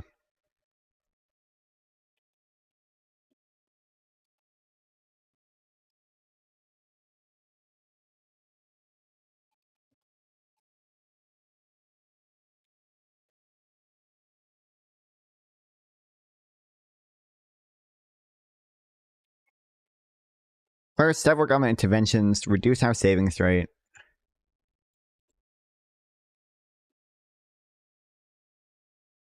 I mean, this is all about taxes. First, capital gains taxes and payroll taxes.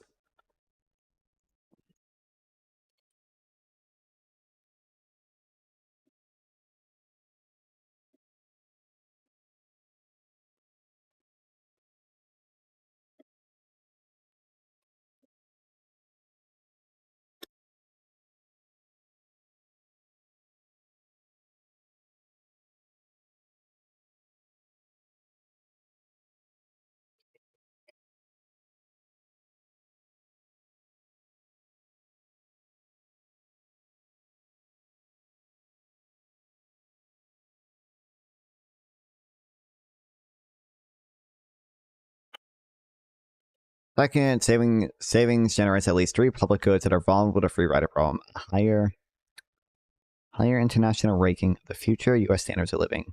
2, faster poverty reduction for low-skilled people when at work. And 3, greater contribution to the ascent of man through technological progress. Each citizen knows the supply of these public goods depend on how much everyone else saves, so each citizen has an incentive to let others do it.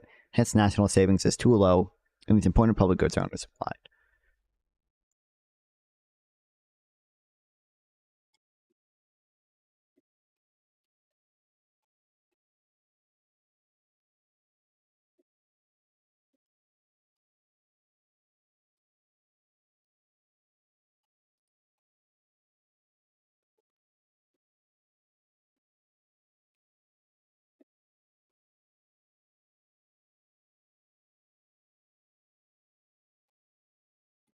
No one even.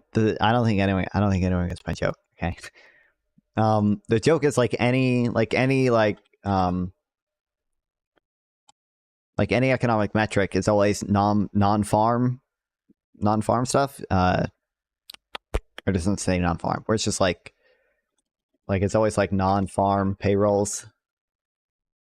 Like all economic data, like a lot of it excludes farmers because they're there because of the, I mean, they distort the data because farming is subject to like just to distortions based on like harvesting seasons and based on the weather, based on how good the weather is. So they don't include farmers and everything. I don't know if anyone gets that though. I don't even know. I don't know if anyone would get that.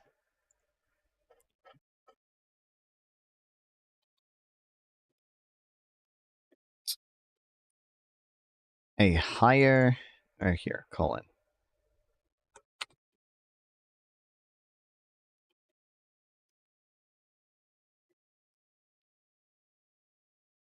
Was it higher international ranking in the U.S. Future Standard Living? U.S. Future Standard Living.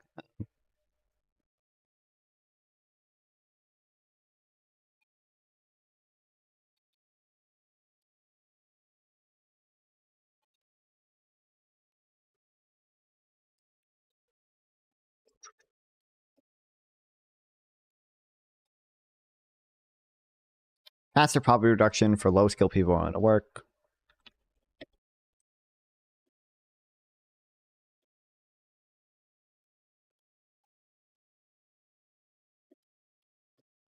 And 3, greater contribution to the ascent of man through technological progress.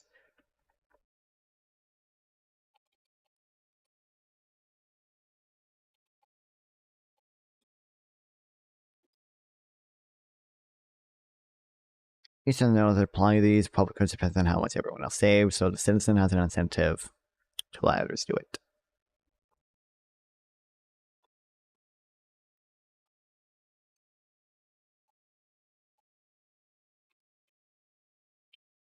Real knows.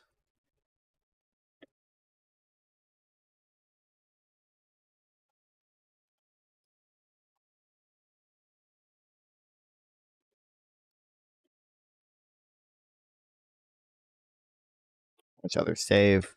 So they have incentive to let others do it.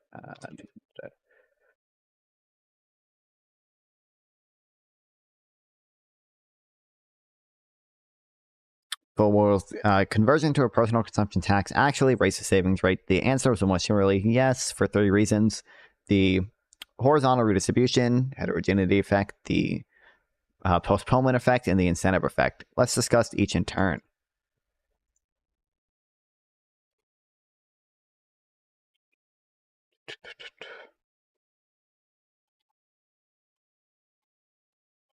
Conversion to a personal consumption tax.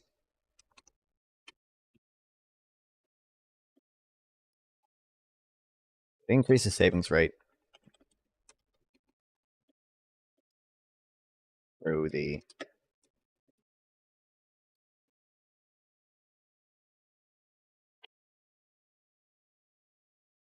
horizontal redistribution, heterogeneity effect. Okay, that doesn't make sense to me yet. We'll find out. The last one was the incentive effect, the postponement effect, and the incentive effect.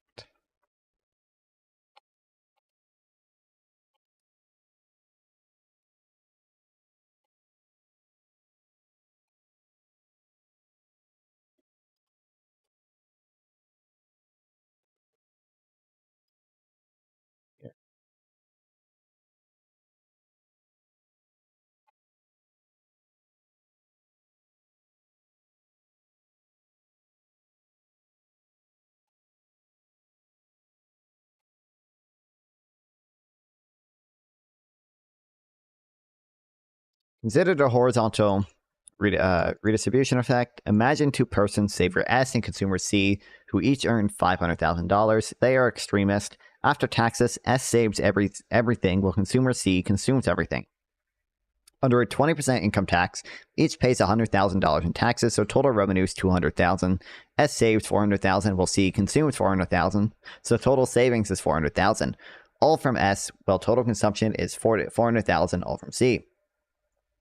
Now suppose that the income tax is converted to a personal consumption tax. To be equally progressive, the consumption tax must extract again $200,000 of revenue from them. Since S will owe no tax under the consumption tax, all $200,000 in revenue must come from C, so a 40% tax rate will do the trick, and C will consume $300,000. With no tax, S will save $500,000. Hence, total savings will rise to $500,000, all from S. Well, total consumption will fall to $300,000, all from C. What has happened? Conversion to the consumption tax has shifted $100,000 of disposable after-tax income from C to S.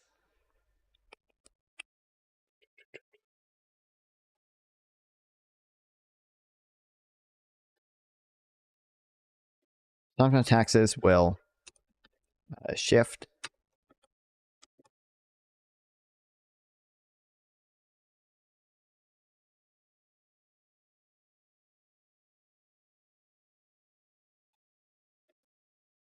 after-tax income from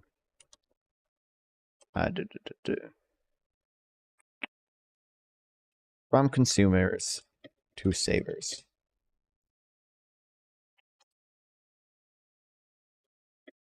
To see this, make an example. Then we might just quote this.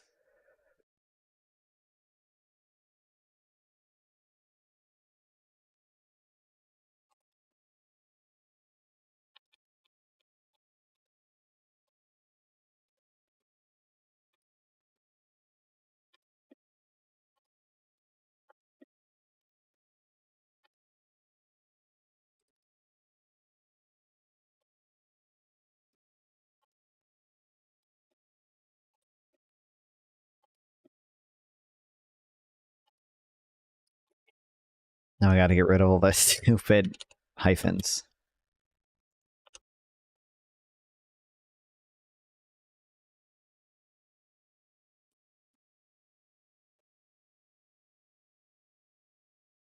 The shift in it is horizontal because C and S have equal income. C would have consumed $100,000. S saves all $100,000. As a result, total savings rises $100,000 and total consumption falls $100,000. Thus, the conversion to the consumption tax shifts cash out of the hands of affluent consumers and into the hands of affluent savers. Of course, when people are less extreme about savings and in consuming, the increase in total savings is smaller, but there's still a horizontal shift of disposable income and a resulting increase in aggregate saving. In a recent empirical study, Lewis and I investigated the heterogeneity horizontal redistribution effect using actual US data. We estimate that increasing in aggregate savings due solely to the heterogeneity effect of tax conversions might nearly be 10%. Economy of growing population and growing real wages, the greater savings of the workers will outweigh the greater the savings of retirees. Their aggregate net savings will increase.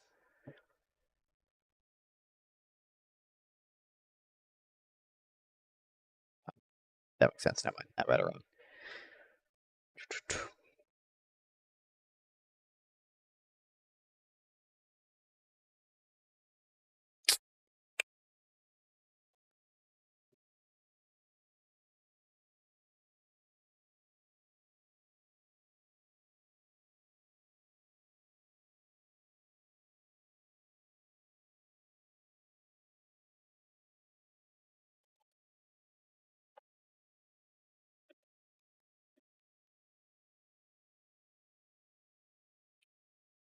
Estimate that the increase in aggregate savings due solely to the heterogeneity effect of tax conversion might nearly be 10%.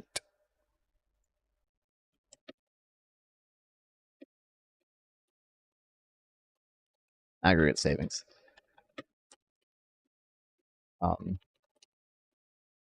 Only the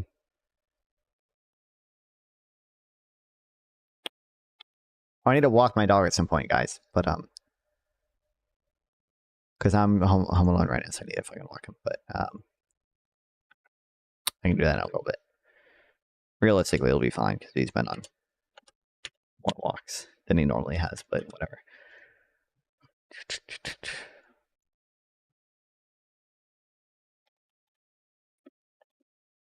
It's nearly 10%.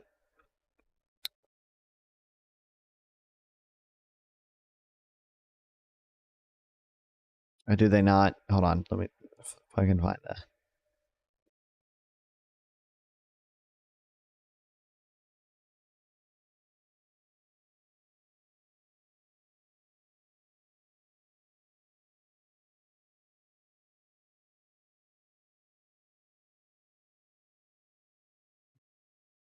This is probably paywalled, right? But I just want a hyperlink to it. Oh, there we go.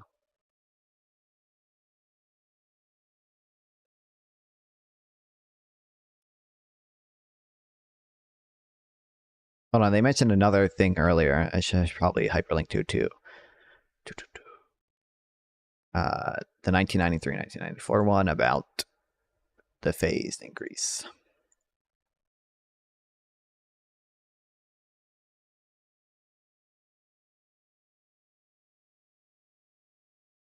This. Why is it doing that? Is that gonna, yeah, why is it copying that?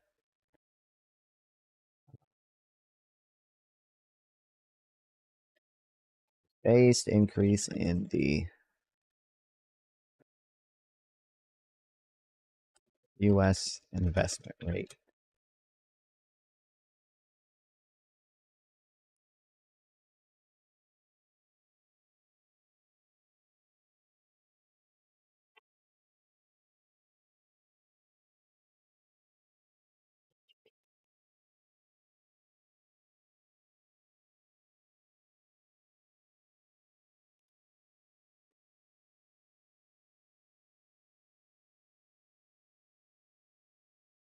Fuck you.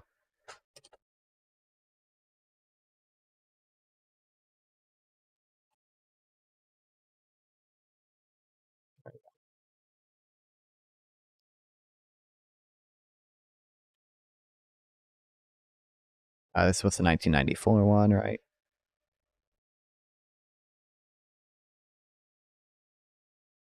$19.94.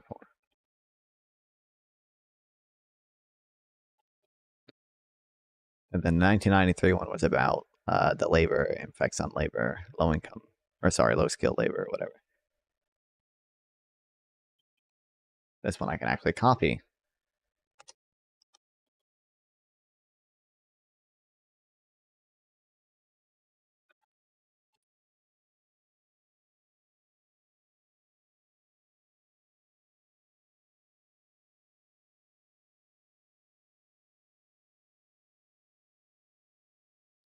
Okay, whoa.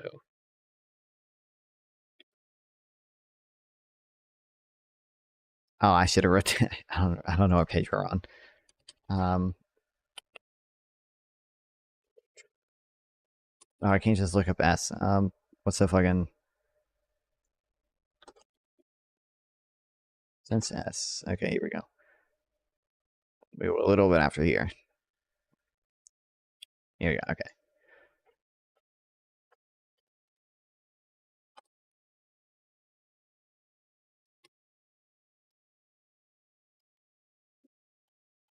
Next up, a postponement effect.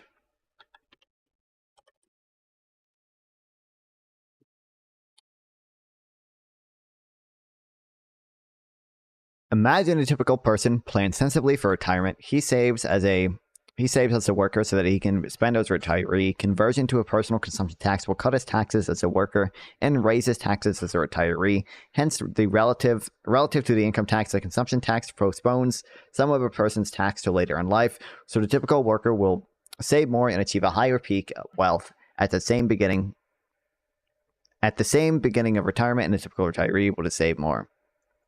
Since every dollar saving generates a dollar of investment, every dollar of wealth, a dollar of real capital, the consumption tax economy will accumulate more capital per worker than the income tax economy.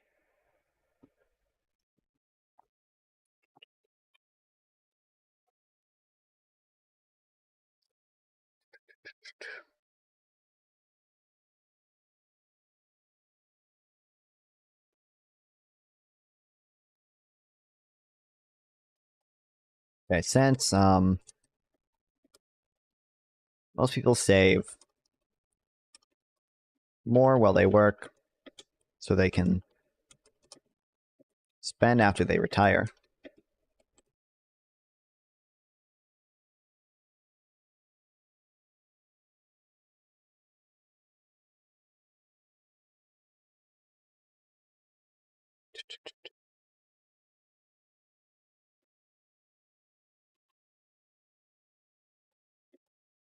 Relative to an income tax, consumption tax,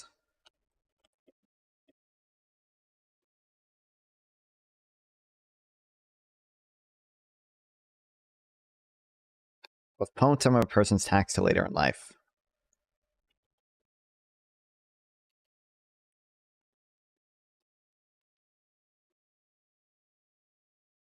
This means workers achieve a higher peak in wealth.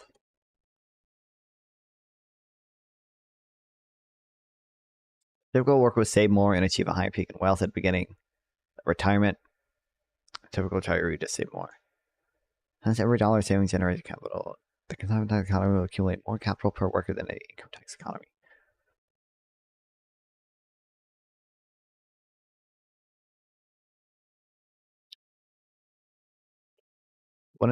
Hold on.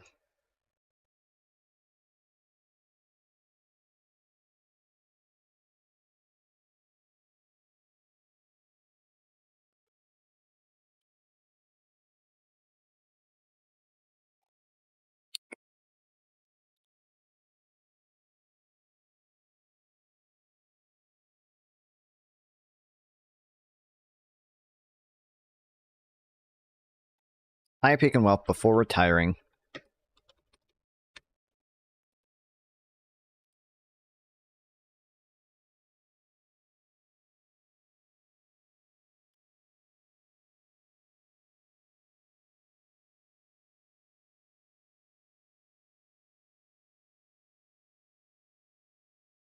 Since every dollar savings generates a dollar investment, every dollar wealth, a dollar capital, the consumption tax economy will accumulate more capital per worker than the income tax economy.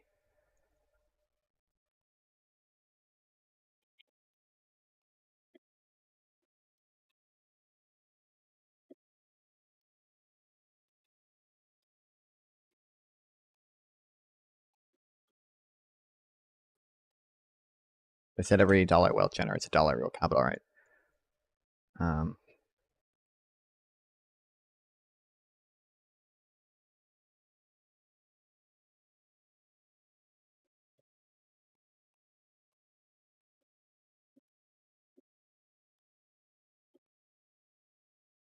Consumption tax will generate more savings per worker, or more capital.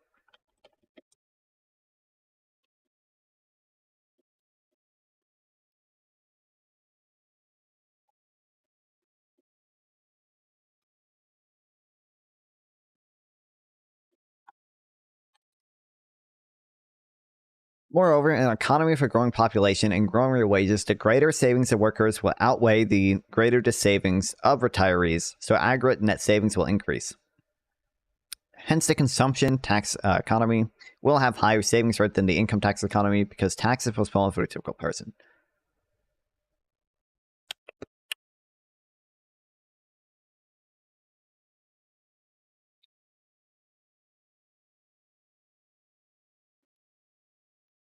An economy with a growing population, which we don't really have anymore, and growing real wages. We obviously don't have any. They've been stagnant for 30 years, and 1 quadrillion % of workers live paycheck to paycheck.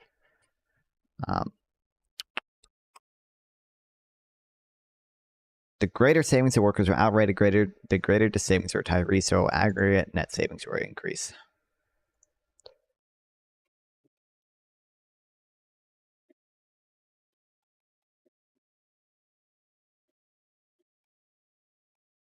Outweigh the savings of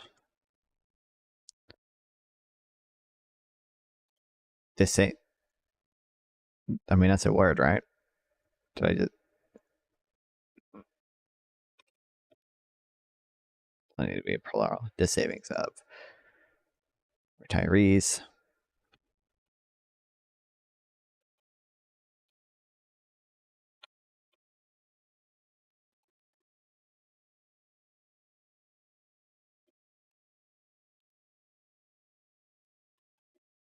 Meaning aggregate net savings. Increase.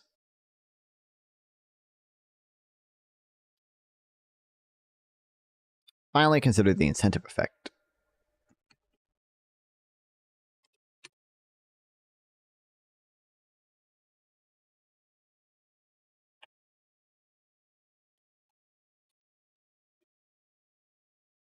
I could die.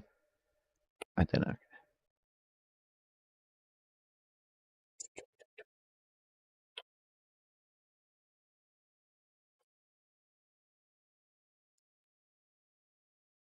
The substitution effect that results from tax conversion. Conversion raises the reward for saving without making the average person richer. By contrast, a raise in the interest rate raises the reward for savings and also makes the average person richer. Economists have analyzed the effect of a raise in interest rate, and they point out that, in theory, saving might rise or fall. Why? True, you might be inclined to save more because of the greater future payoff of each dollar saved. Economists call it a substitution effect. But on the other hand, the highest interest rates, like a higher wage, has made you richer. Why not consume a little more now? Save a little less and still consume a little more in retirement. Economists call this the income effect.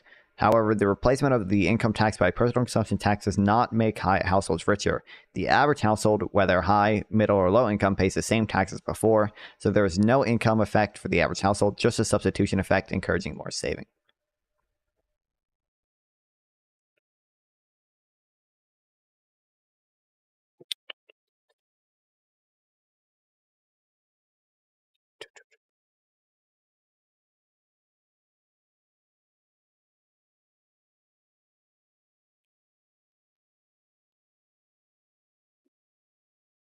Consumption tax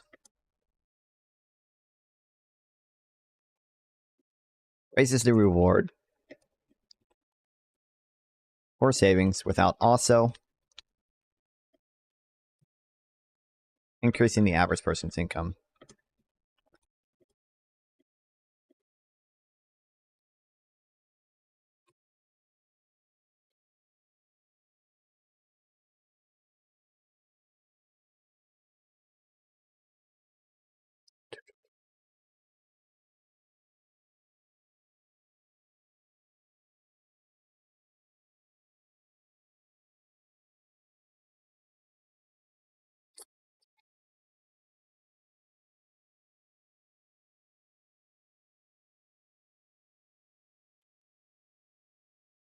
Meaning it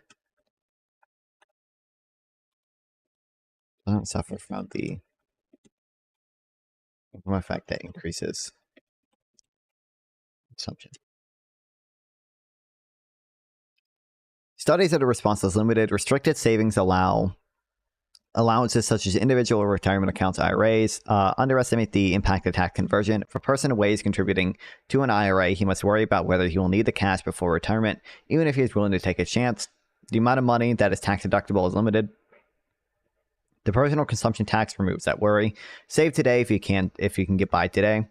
If something comes up tomorrow, you can withdraw your funds without any special penalty or restriction. Save as much as you can today. There is no limit to how much is tax deductible. Thus, these studies cannot predict what would happen to a savings under a personal consumption tax.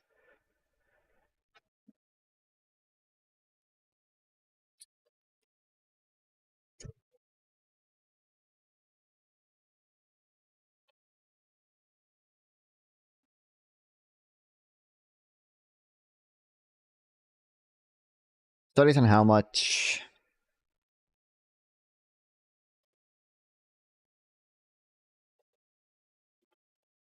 savings would increase due to this unlimited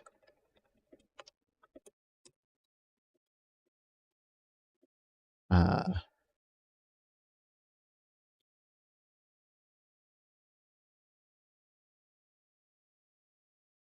studies focusing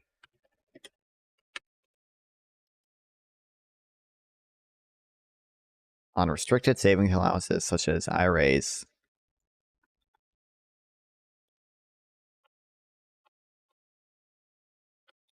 I know what IRAs are. I don't need that.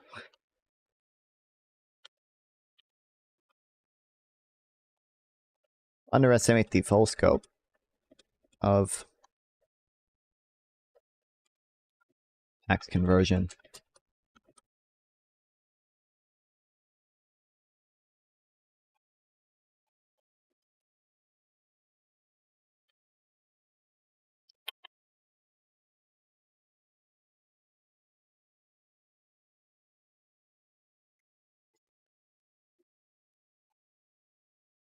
Someone is weighing whether to contribute to an IRA.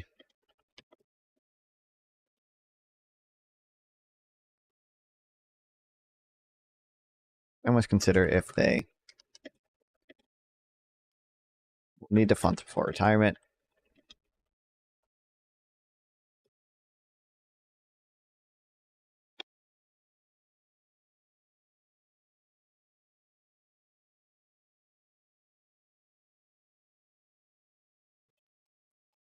And they limit that it's tax deductible.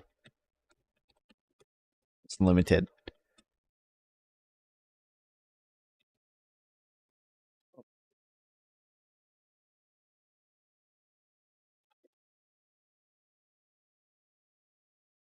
Personal consumption tax removed. It's where I save today, you can get by today. If something comes up tomorrow, you can withdraw your funds without any special penalty or restriction.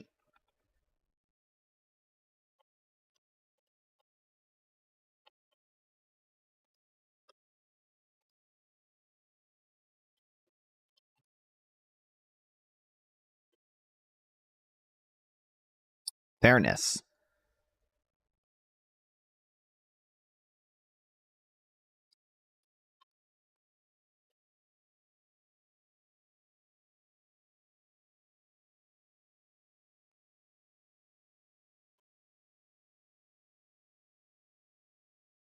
Hopefully that's still in the thing.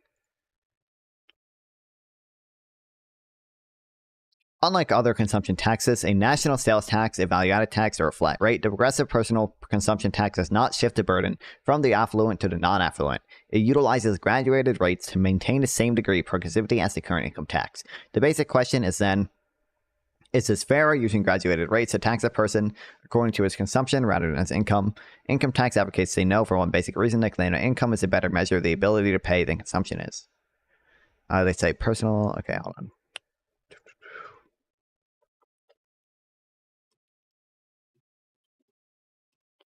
Personal consumption tax.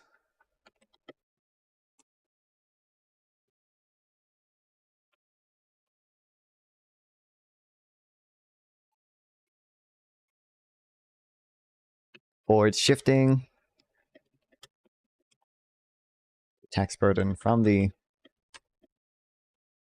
wealthy to the poor by taxing consumption. Graduated rates.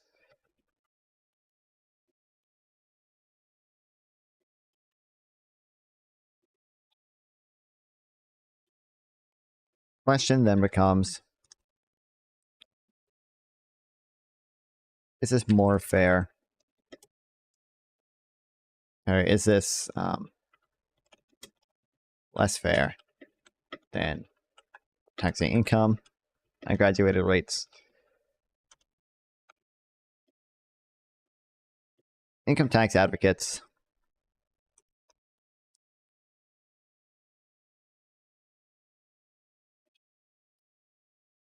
argue no.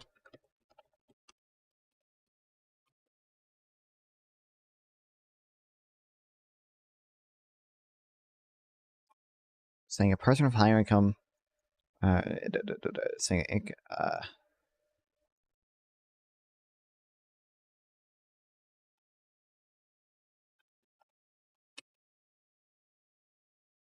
claiming that income is a better measure of the ability to pay than consumption.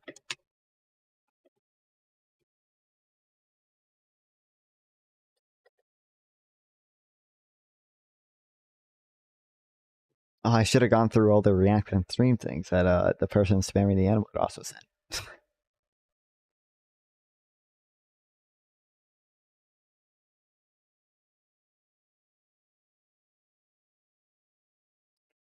Could add that to my React today. I wonder why I didn't.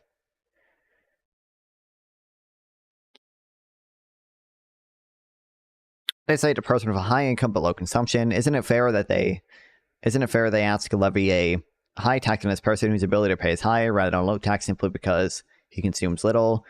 The basic proposition of progressive consumption tax proposes this: is it fair to tax a person according to what they take out of economic pie rather than according to what they contribute to it?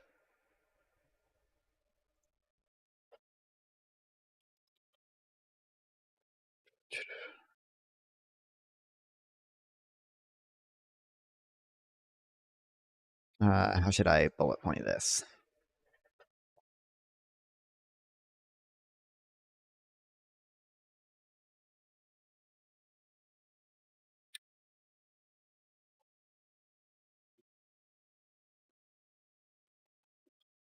Thinking, for example, a person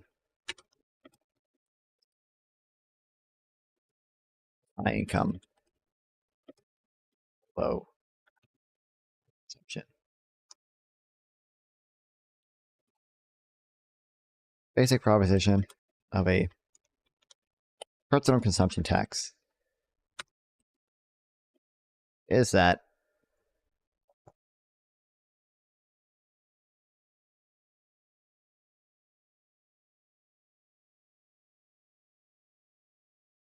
it's fair to tax a person according to what he takes out of economic pie rather than according to what he contributes to it.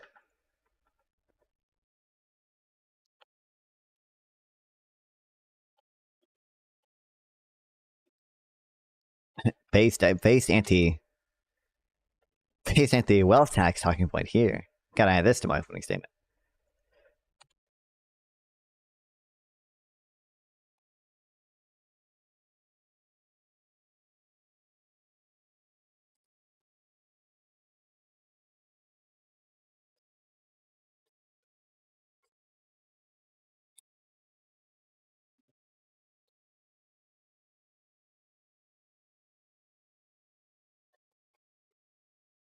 A person's income is often, not always, roughly reflects his production, his contribution to economic output. Hence, a tax on income is roughly a tax on a person's contribution to his economic pie. By contrast, a tax on consumption is a tax on the slice of a pie that the person withdraws for his own satisfaction. When a person produces and earns income, a contribution is made to the pool of available goods and services. Production adds rather than subtracts from others' economic well-being. Income is a potential claim to goods, not the actual withdrawal of goods. But when a person actually withdraws the resources for his own consumption, these resources are not available for others to consume, nor are resources available for business firms to invest in plant, equipment, and technology, thereby raising everyone's productivity and earnings in the future. Progressive consumption tax proponents argue that it is fair to charge each person through tax according to what he subtracts from what is available to others, rather than what he adds to what is available.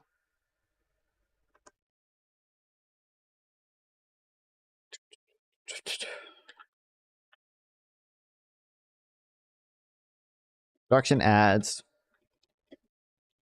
rather than subtracts from everyone else's.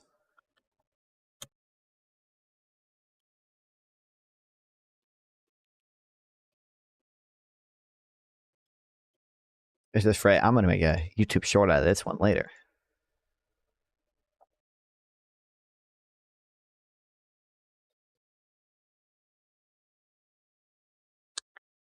Now I got my new fancy microphone. People think I'm saying something good.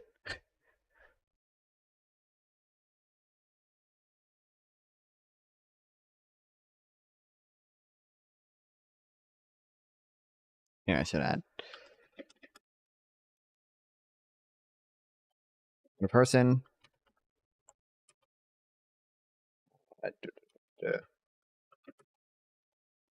works to produce did it say works to produce an income?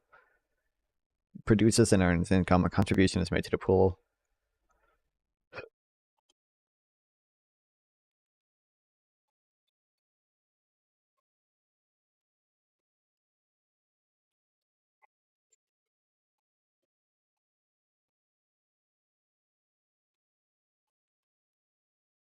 I want to. It's phrased so good, but I want to. I want to rephrase it because I remember it better if I rephrase it. I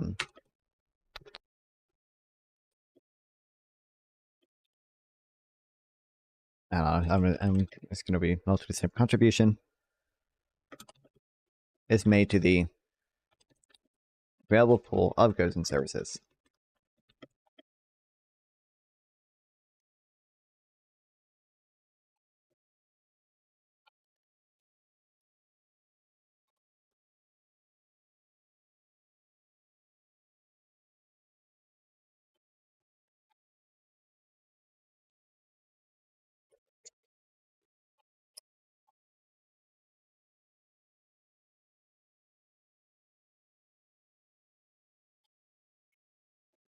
Well, income is a potential claim to goods.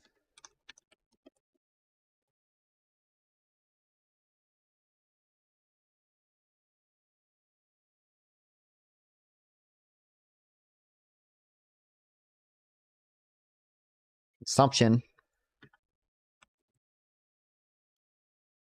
the actual withdrawal of those goods. You had an AI debate about.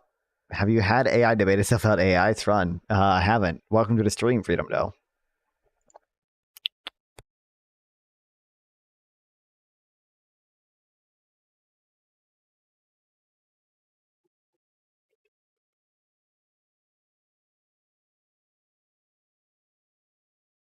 I just use AI to tell me the difference between NNI and NNP and GNP, which all sounded equivalent to me, but they're slightly different.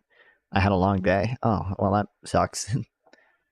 But you're here now. Now you get to learn about taxes. Get hype, baby. Let's go. Woo! Fuck yeah. Just what I need after a long day. Dense economics. This isn't that dense. This is actually pretty interesting. You invented a quantum taxes? What the fuck does that mean?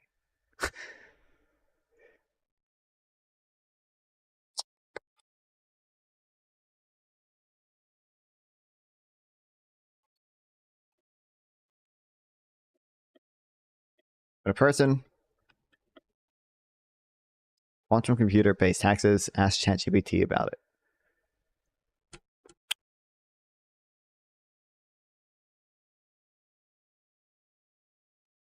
It sounds like made up bullshit. You're bullshitting me right now. How quantum computing will increase tax administration.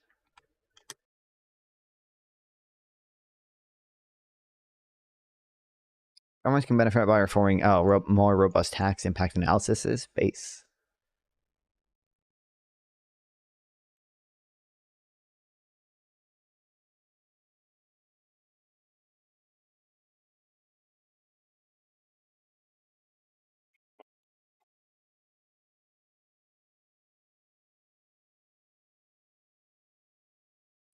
Can't wait till we have the ultimate AI modeling machine.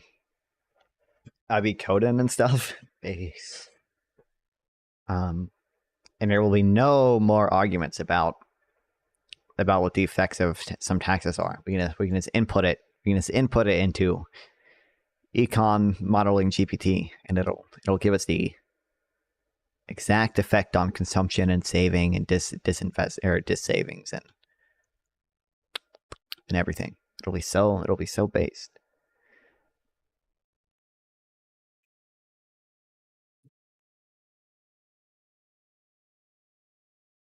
One day. We get new economic models too. True. There will be no more debate about the Phillips curve. It will be dead forever once that comes out. And that would be the first question I ask it. What do you think about the Phillips curve? And that is and it would settle the debate once and for all. Is the Phillips curve real, or is it dead and fake and bullshit? That's the ultimate question.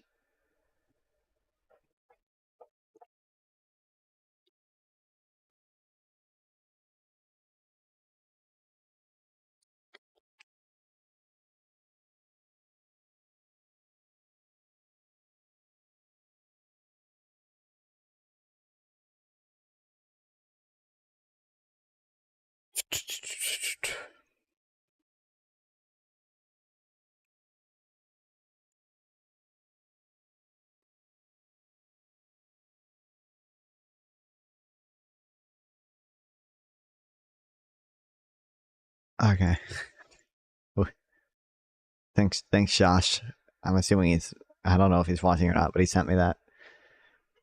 What do you think about quantum economics? Get this one: quantum tips, like a system leaderboard for all tips of all time. So imagine quantum can get 1-to-1 predict IRL data like tips people have given to delivery drivers. It'll be interesting once we get economic models so advanced. How can we, dude? It'll be interesting when we get if we ever get economic models advanced enough to like super accurately predict where the stock market goes. What do you do at that point? What do you do when everyone has everyone has like equal access to almost like really accurate data on on where like stocks are likely to move in the future? What do we do at that point? So imagine what we have today that I can show you IRL right now. What today? Oh, being able to predict delivery driver tips. Want to run an economic model? I have a bunch made. I'm not smart enough to run an economic model.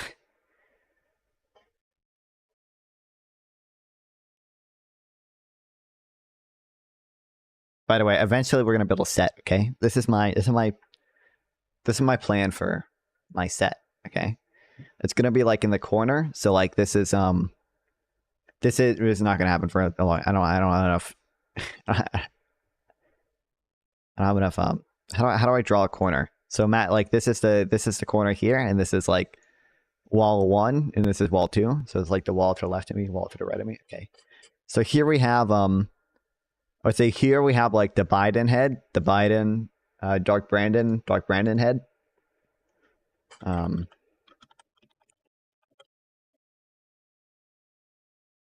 Here we have this. Up here, welcome back, Wampus Alpha. Okay, here we have this, right? This is there, and then we have the a poster here. That's the steer clear to populist tides. We have like that there, and then over here we have it's not that big. We have Greg Mankiw, principal, one of Greg Mankew's books. So either Greg Mankiw, Principles of Economics, either this book or although this is an older one, or this book. Which I actually have this book. I have both of those books. They're on my shelf back there. What are you talking about? We're talking about random. I'm talking about my future set design. Oh, and somewhere we have the. Oh crap! You might be good at economics. I'm not that good. I don't know shit. I have a book in quantum economics. People are already writing about that. And then like here we have like the North Carolina flag. What does our flag look like? I think we have like a. I think we have like a seal here. And then there's. Do you ever think about quantum computing?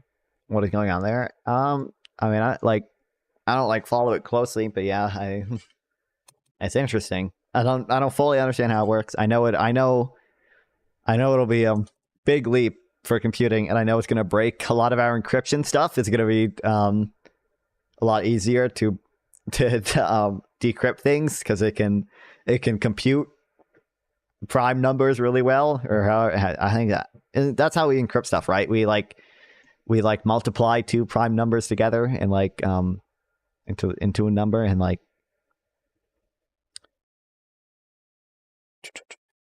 oh, it's gonna be really embarrassing if I don't actually know what a flag. Look, I did get it right. Okay, well, it's not quite a seal, but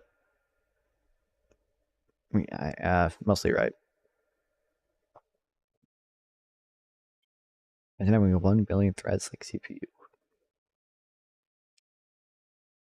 That's in my set plan. Oh, and also, I have newspaper from the Prague Spring. Prague Spring newspaper. I don't know if I'll be able to find the exact one I have.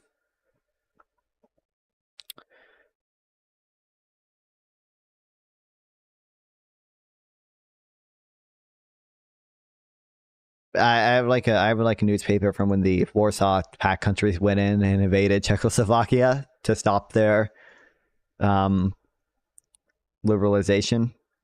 It wasn't even like that liberal. Like that, like only people from the Communist Party were allowed to run, and like a communist ran, he just ran on making things like a little bit more liberal. And the Warsaw Pact countries invaded, and yeah, fucking ended it.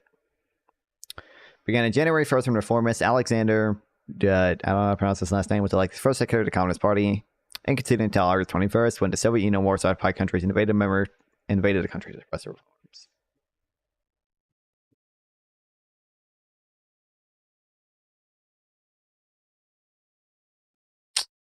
What is this nerd shit?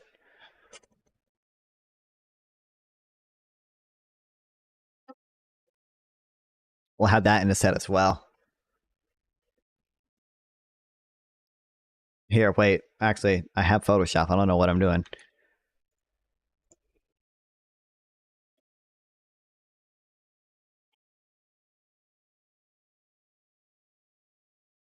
Peace out. Life was good. This is the future non-font set here. I need like a more zoomed in version. I guess I can just crop it in Photoshop. What the fuck? Orange for life. True. These are all like angled down. I need one like the angle my webcam is at. I don't know if I will just fucking. They're here. Well.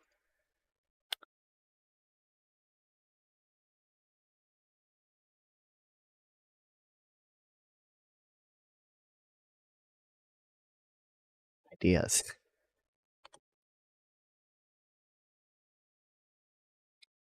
I ask you all terrible questions if they're compliant with Twitch TOS.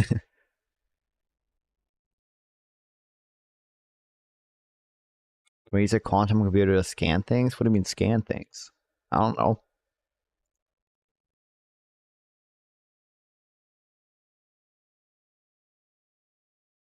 Why are you acting like I know things? I don't know anything.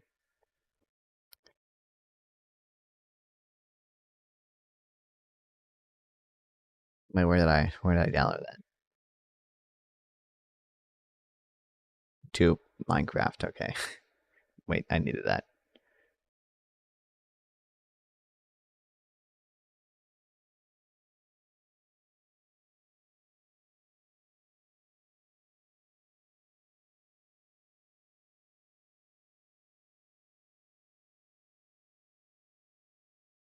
Okay, this is a non-font set.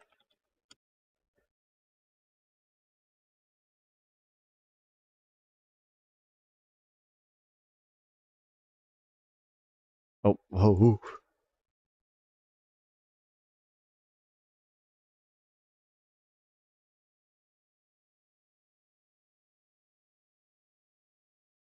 Look at this. Staple to the wall over here.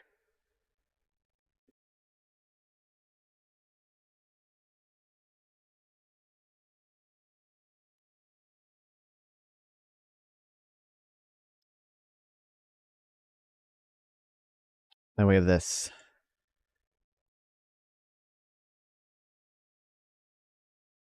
Right over. How do I do the perspective shift in Photoshop? I don't remember. Perspective. I don't remember how to.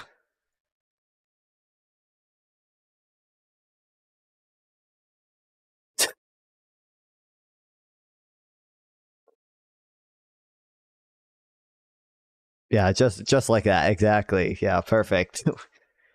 Isn't there like is it Control Shift I? Control I? Nope. Also, why is this so low quality? Nice placement. I don't remember how to use Photoshop.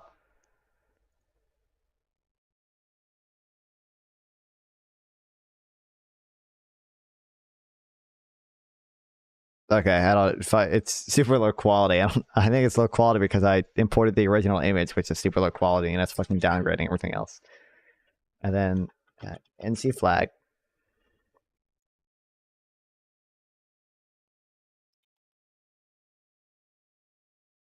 This isn't low quality though.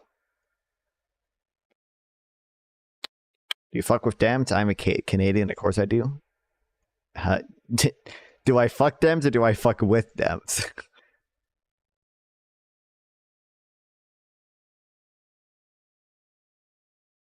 Both. I only fuck with Dems. I don't really fuck Dems, unfortunately. And then here, this is a set.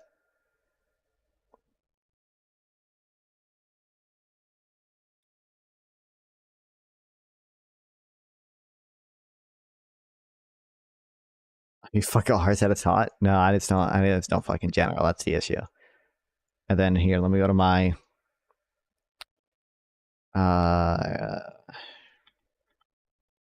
faces, and then let me just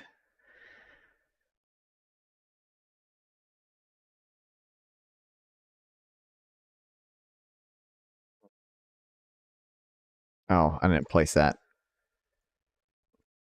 Here we go. Ideal non-fun set. What do you mean about speeches at DNC? I honestly do not watch many of them. I don't care for speeches like that much. I have so many of them. If this is a safe space, I thought like most of them. I think the energy overall was super good. Most of the speeches I saw were really good. Or I don't know if I actually watched any full speeches. Yeah, I don't think I did. But the clips I saw of the speeches were all really good. Yeah,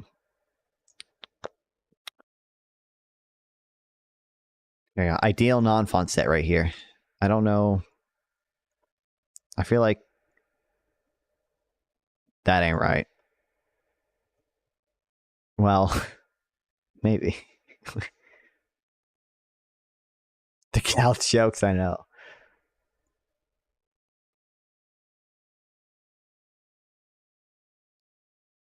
Yeah, there it is. The ideal non-font set. This is my vision. We will do it one day.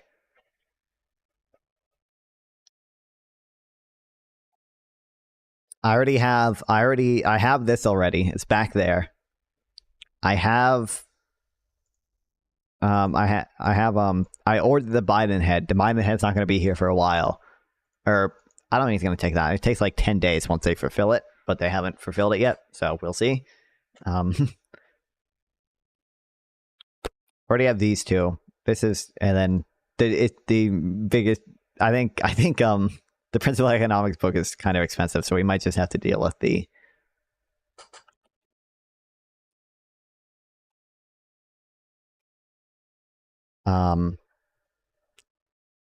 Yeah, like 50. Might just have to do with the ones I already have. The new Keynesian ones. Like $80. I can't fucking click on eBay because it'll $62.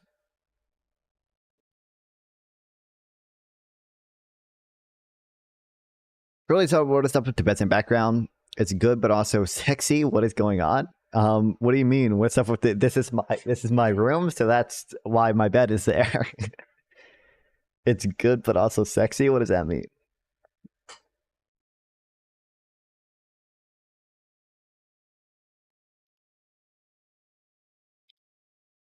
Do you have a sexy roommate? Not really.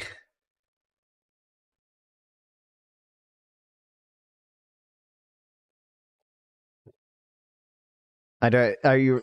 The reason I have two beds is just because like people just used to come over, so like I just have the bed for like when people will come over. Okay, where were we? We were on the fairness part.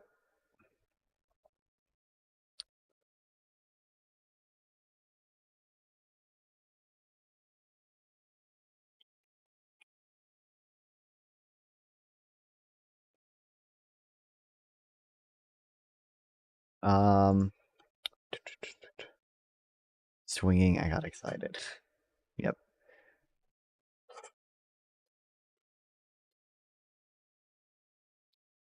Fortunately, I'm very much here. Where's the meme I made?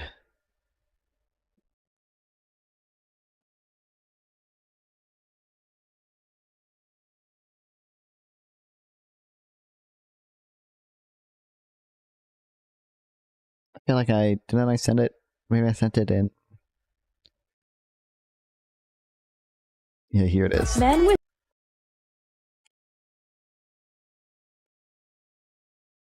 no Okay, this meme is my life. hopes. Where are you?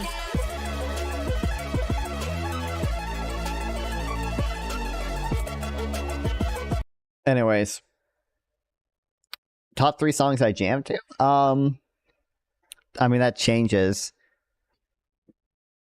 Jam to my music is not very jammy. I would say probably right now, Loch Ness by Julie. Mozart. No, I'm not that lame.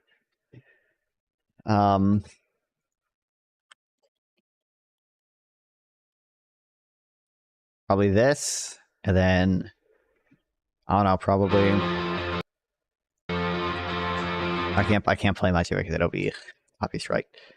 I don't know. What is this? Do you believe in animals' rights? Yes. Really? Peter's a big part of my life. But do you really think we should be Who are giving these people? porcupines guns? When the hell do we give them guns, brother? When did we do that? What the fuck? He needs a fucking bib. No, I don't. Shut the fuck up, fat ass. What? Before you call someone this names, hat? walk a mile in their shoes.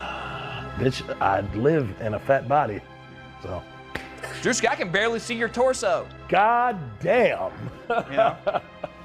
I don't know what your waist's like, but brother, I can't see anything between your legs and your face. Oh, you bitch. Do you believe in animals' rights? Yes. Really? A nice clip.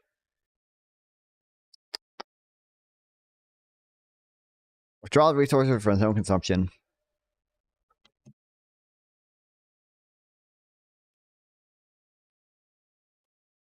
Have you ever sumo wrestled your friends in a sumo suit? No, I have not.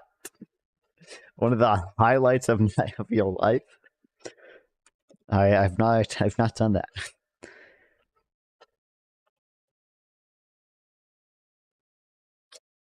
His own, their own.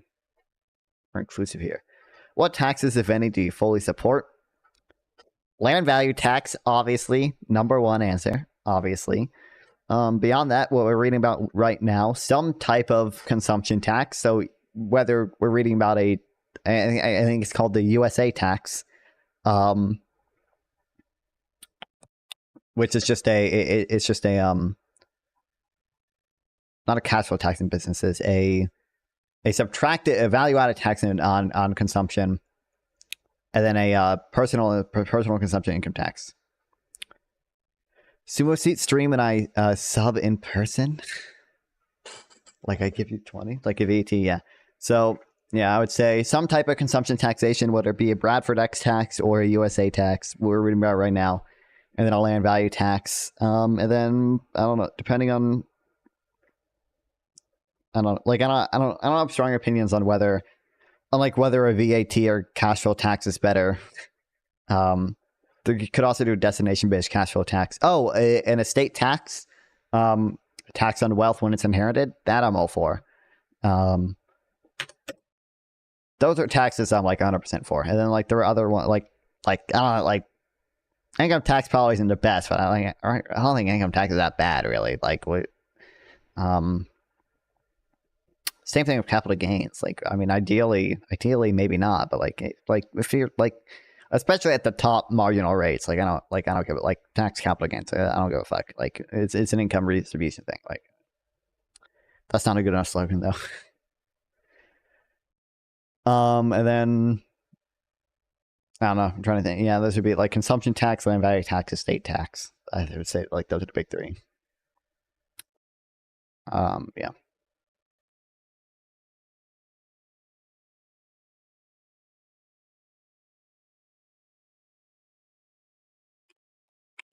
We do the thought experiment. I guess.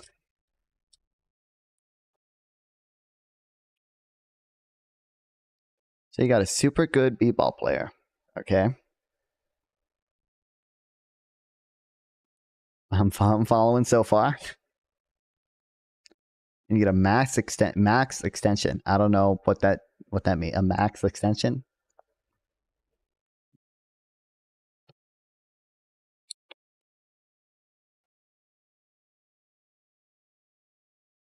$250 million. What extension on 4 years? Well, I don't know what extension means in this context. Like what it like.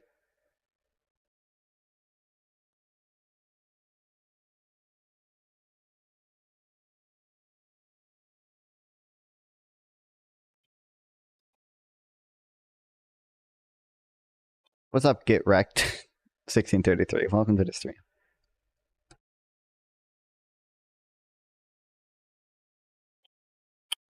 What are up and down signs for playing for a winning or losing team in various states? I don't know. What do you mean? What are the up or down sides for playing for a winning or losing team in various states? I don't know what extension means in this context. I don't know stuff about sports. I don't know. I don't pay attention.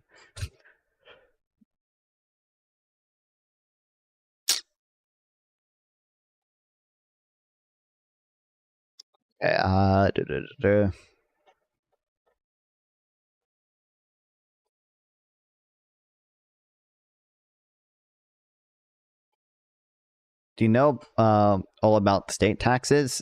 Not necessarily. I mean, I know states have taxes, and I know they tax things differently by state. That is I said just in my phone. I mean, I don't know. What? Are you a Republican or Democrat? I won't judge on what you say. I'm a Democrat, pretty solidly Democratic. Not that far left, decently far left in most things, but not like a anti-democratic, like democratic as in like Democrat Party, not just like democracy broadly. Not like not far enough to not be in the Democratic Party, and then not close enough to the right to be anywhere close to the Republican Party.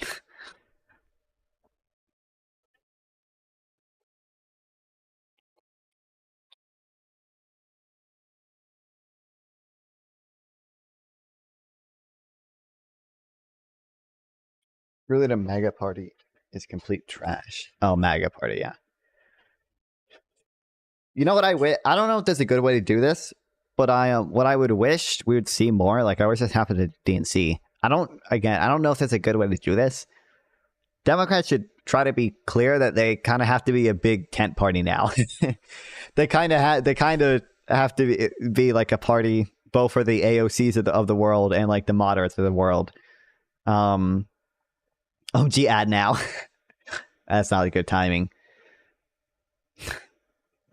Because like if you want to be like the anti-Trump party, like you have to take in like some moderate ideas. You don't want to be super ultra progressive and everything. But like I don't know if that's a good way to do that. It's not a like strict two-party system that we have now.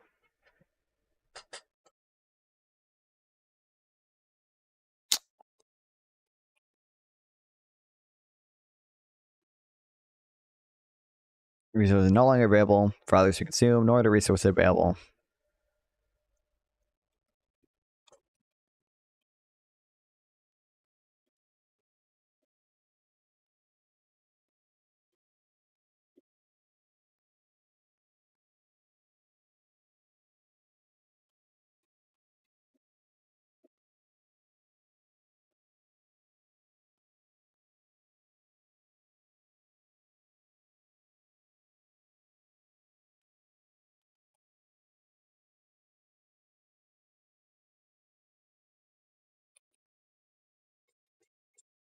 Businesses to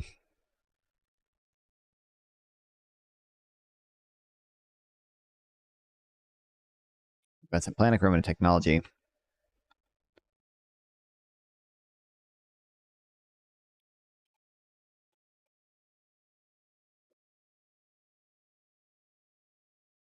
Increase everyone's productivity and earnings in the long run.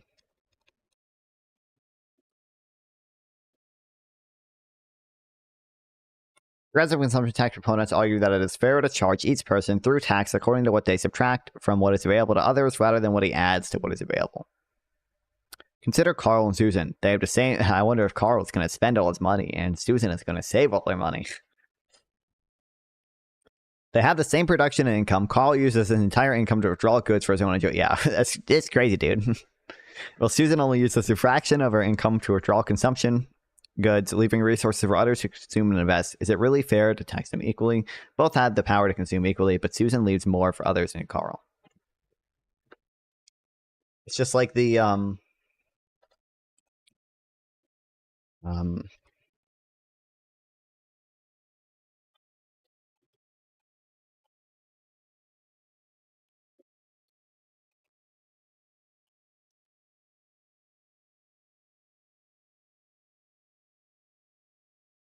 held by U.S. citizens. So in the end, wealth taxes don't fail or work. Than Mr. Spendthrift. Aid for generations to come. One might hire a very different approach to his good fortune. I love this example. Drives Ferraris, flies his private jet. And in particular, as we think about alternative proposals, I think it's really important to keep in mind that rich people differ from one another. So let's consider two hypothetical CEOs of major corporations. Each of them earn a lot of money, $10 or $20 million a year, say, putting them safely in the top 1/100th of 1% of the income distribution. But other than their incomes, which are the same, these two executives are very different. The first executive I'll call Sam Spendthrift. He uses all his money living the high life, drinks expensive wine, drives Ferraris, flies his private jet to lavish vacations. He gives large amounts to political parties and candidates, hoping these contributions will get him an ambassadorship someday. When that doesn't work, he spends large sums financing his own quixotic run for the presidency. I don't have anybody particular in mind. The other executive I'll call Frank Frugal. He makes just as much money as Sam, but he takes a very different approach to his good fortune. He lives modestly, saves most of his earnings, and accumulating a sizable nest egg. He forgoes the opportunity to influence the political process. He's not really very political. Who is this guy? Greg Mankiw. He's actually, I mean, I probably disagree with him on a number of things, but he's just an economist. Instead, he invests his money in successful startups, which he happens to be quite he's a famous textbook author. So good at identifying. Most people know him from. He plans to leave some of his wealth to his children, grandchildren, nephews, and nieces. Most of his wealth, however, he plans to bequeath to the endowment of his alma mater, maybe Harvard. Oh, is right? He is anti-estate tax, so he's actually not based. Where we'll support financial aid for generations. The topic is basically it's just about a wealth tax. He just creates the example like two CEOs, both earn an equal amount. Both earn $1 billion a year. One of them, Frank Frugal, doesn't spend a lot of his money. He saves it and invests it in successful startups. And the other one, Sam Spendit, spends all of his money. He buys private jets. He buys private islands. He spends all of his money. And he says, who should we be taxing more? Should we be taxing Frank Frugal more or Sam Spendit more? Maybe there's an argument for taxing them the same because they have the same amount of income. What's probably not the best thing to do is to tax Frank Frugal more than Sam Spendthrift, because we probably want more Frank Frugals than we want Spendthrifts, right? And a wealth tax is basically going to tax Frank Frugal more than it will tax Sam Spendit. I think it's Sam Spendthrift, but I think it's funny. I think it's better to say Sam Spendit. What's your take here? My take is consumption tax is good, wealth tax is bad. I like taxing consumption, but I also like taxing hoarding. Well, what do you mean by hoarding? Like, if you're hoarding, our whole economy depends on Sam Spendit. No, not really. Not just as much as not any more than it depends on Frank Frugal. Like, people don't you realize saving is investment. Like, saving is putting your money into like stocks and stuff that like companies then use to invest. Like, savings increases long run GDP growth because it increases investment in capital stock, which actually increases everyone's productivity in the long run. Truly don't know a good way to tax hoarding. Well, you don't really. The thing is, like, usually our problem with billionaires is like their ludicrous consumption. It's like, oh, look at this guy is insane. He has 15 million cars and private yachts. I think our problem should be that they save and invest too much. That's the good thing they do. That increases everyone's well-being in the long run. It increases long run GDP growth. Like it increases productivity in the long run. It helps just saving your money like anyway is gonna vulnerable funds. It's gonna shift the vulnerable funds market to the right, so it's gonna like decrease the real interest rate. It's gonna increase investment.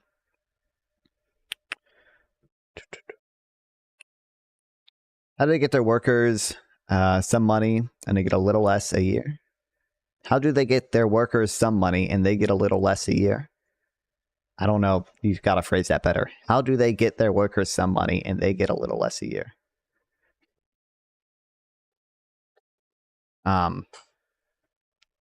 Yeah. And then you're also, I mean, like, if you're putting your money into the Waltons I'm talking about, I know you're talking about the Waltons, but the sentence doesn't make sense. I don't know if I'm just stupid. The sentence doesn't make sense to me. How do they get their workers some money and they get a little less a year? They should pay their workers more. Well, we should probably just have, A, we should probably increase the power unions, and B, we should probably arguably have a minimum wage as well. Although Walmart probably, I would assume Walmart probably does like the same thing as Amazon and other companies, and they probably have like efficiency wages where they pay people $15 an hour. I would assume that they $14. Okay, I guess they don't. $11 per hour. Damn. Well, I guess it depends where you are.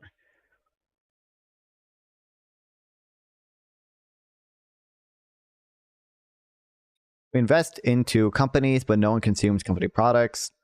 How are we going to are we not going to overvalue companies and create a speculative bubble? I mean, that's true if no one consumes.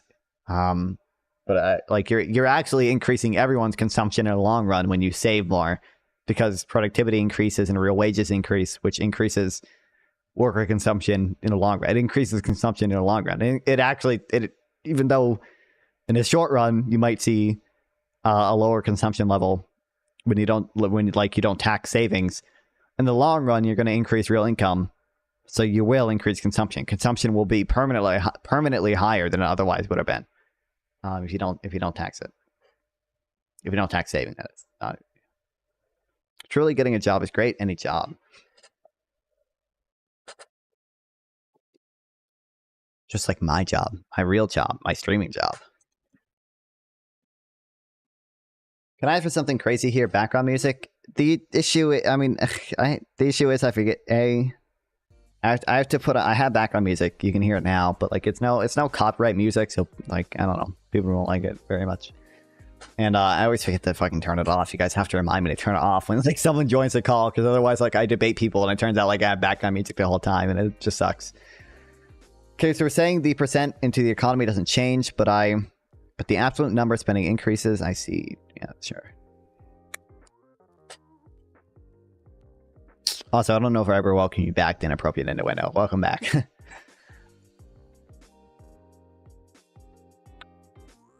So what is like the DMCA rules? It can apply to saved videos.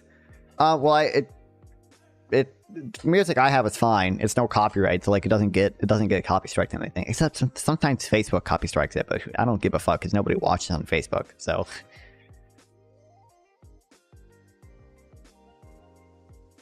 I need a physical. Actually, I don't know. I had this audio interface now. Maybe there's a way to do it with this.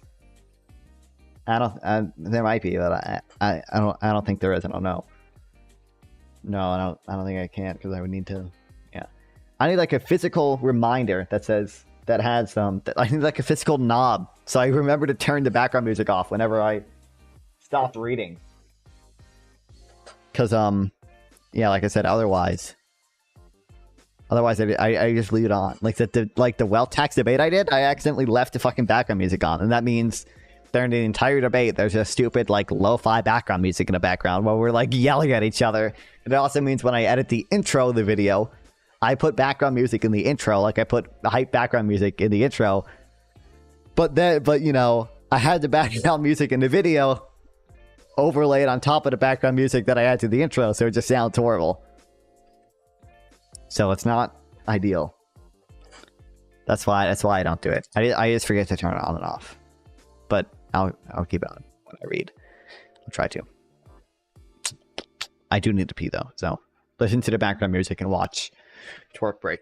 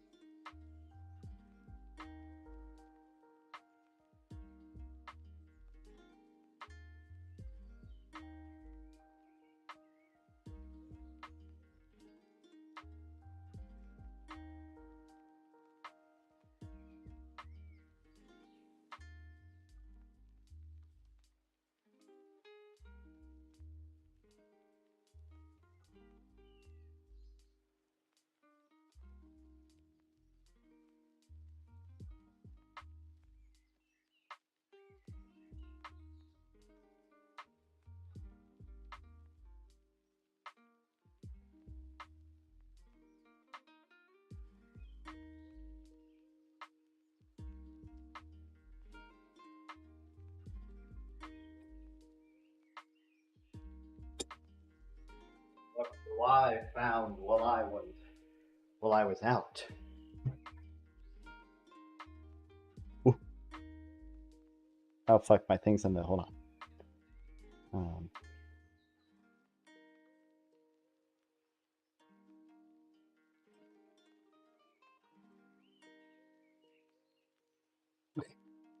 Does not look happy.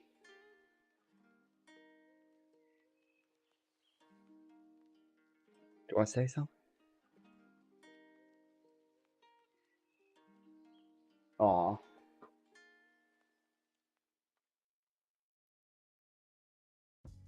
My god, his hair is floating everywhere. I was gonna get on my microphone. Aw, look at him.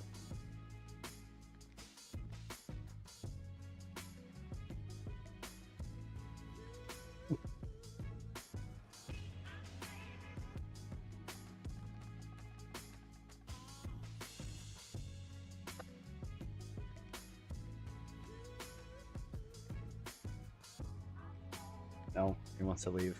Damn. Damn.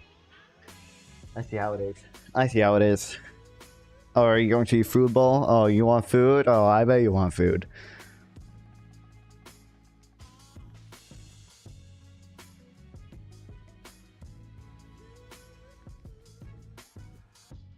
Yeah, he wants food. Oh, there's so much. There's so much. Damn, my pop filter now.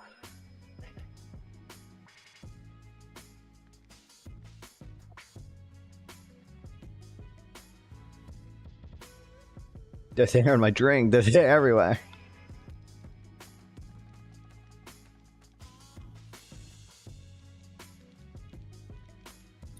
Consider these people as a really two fair to text them equally. Both have the power to assume equally, but Susan leaves more for others than Carl. According to this view of fairness, Carl should pay more tax than Susan, but suppose Carl consumes twice as much as Susan. Does this mean that he should pay exactly twice as much as tax? Not at all. Advocates of progressive income tax believe that Carl should pay more than twice the tax Susan pays, but the basis of the tax should be consumption, not income.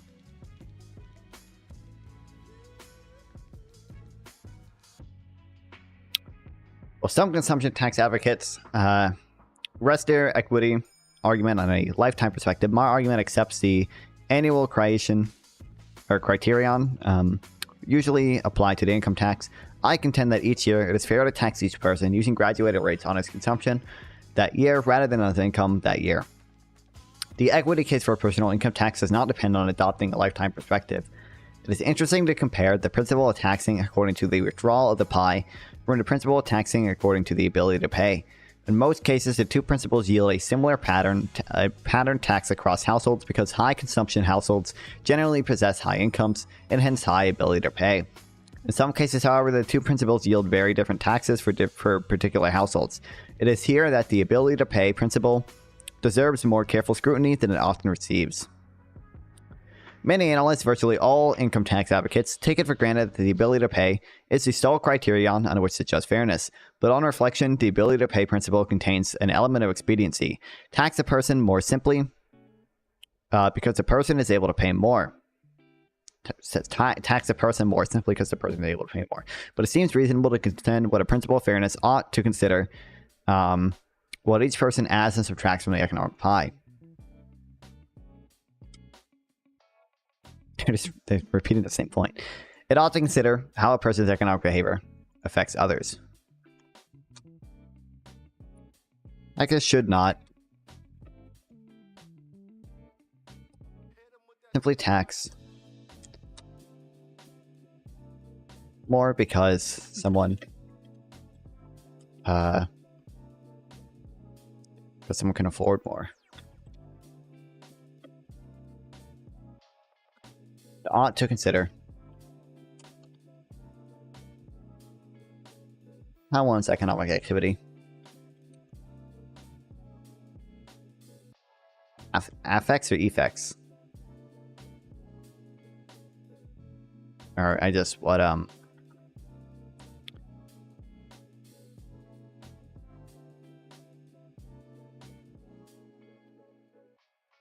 as in respect to the economic pie. Affects others. From this perspective, it seems fair to tax a person according to what he subtracts from rather than what he adds to the economic pie. Progressive consumption taxation advocates believe that fairness should take into account the consequences for others. True, a person may get satisfaction from saving as well as consuming, but saving benefits others by raising investment and hence future productivity. Consumption benefits the person who consumes the resources. Earlier, I mean, consumption is also income from somebody else. To be fair, there's the multiplier effect. So. Or I present an argument for raising the U.S. savings rate. A higher savings rate will increase real wage of all workers, including low-skilled workers. It will therefore reduce the absolute poverty faster for low-skilled persons and be able and willing to work. A higher savings rate will preserve our future international standard of living, ranking, and contribute to the ascent of man through technological progress. True households that save that saves is not motivated by any of these consequences, but for a consumption tax advocate, these consequences are nevertheless relevant to fairness. Why should we tax S less than C? Both C and S are motivated by self-interest, but S's behavior leads to positive consequences for others, while C's does not. So yes, we deem it fair to tax S less than C.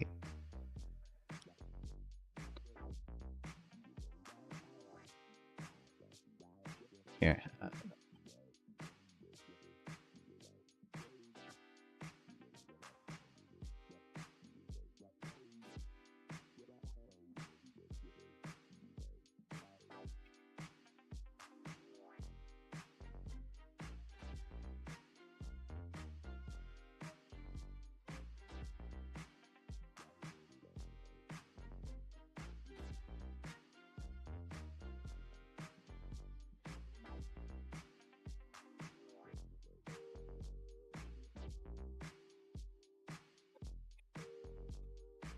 Person may receive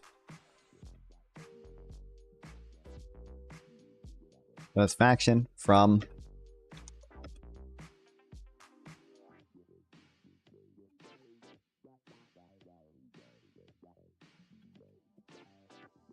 saving and consuming.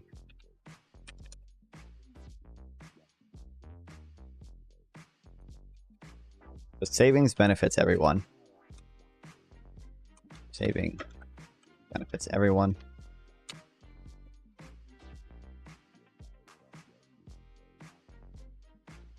By raising investment and hence future productivity.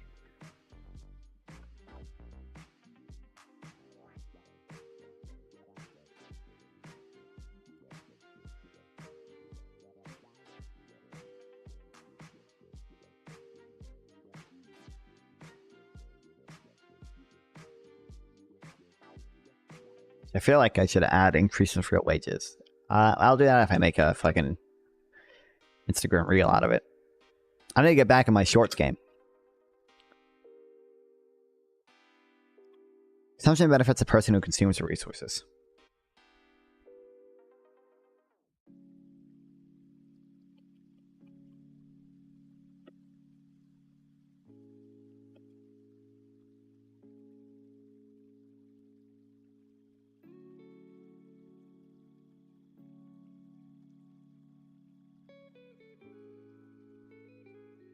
Higher savings rate. Increase real wages.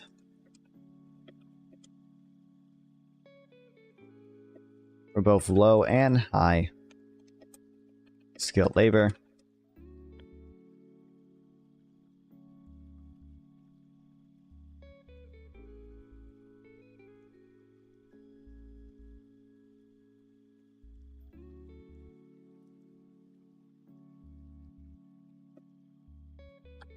Thereby reducing absolute poverty.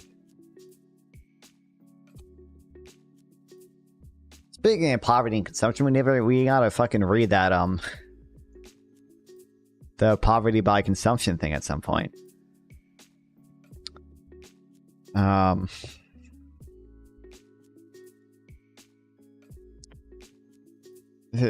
of these are like pretty short.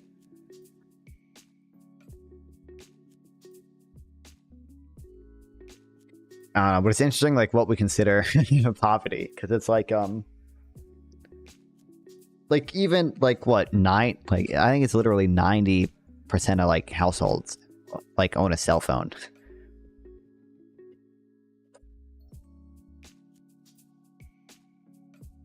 All right, U.S. adults who own cell phones, like even a lot of homeless people like own cell. Yeah, 97%.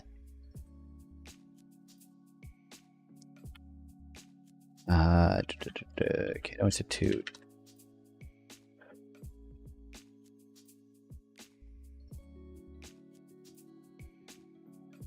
Inequality of well-being. It's fine. Cato Institute put out this study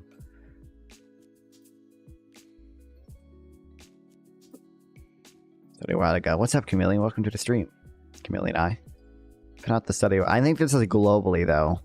I don't really care about globally right now. I want like the US data. But they maybe it wasn't in this. What you working on? We're just reading stuff about taxes right now. This is okay, I don't care about that. Maybe it was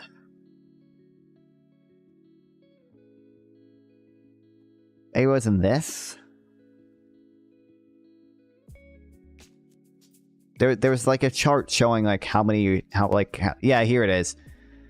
Landline phone. Like you can see like electricity. Like literally like everyone has electricity now. Do you share your notes? Not all of them are public, but yeah. The issue is if I put them in like the public thing, like the layout changes and it's annoying. Like you can see like this page, Israel Palestine, those are public. And like the layout is like slightly different than like this, which isn't public. You can see like everything is like centered here and stuff, and then this is like it's annoying. So I think the Israel Palestine notes are the only one in public right now. But I mean, if you want my notes, I can share them. Yeah,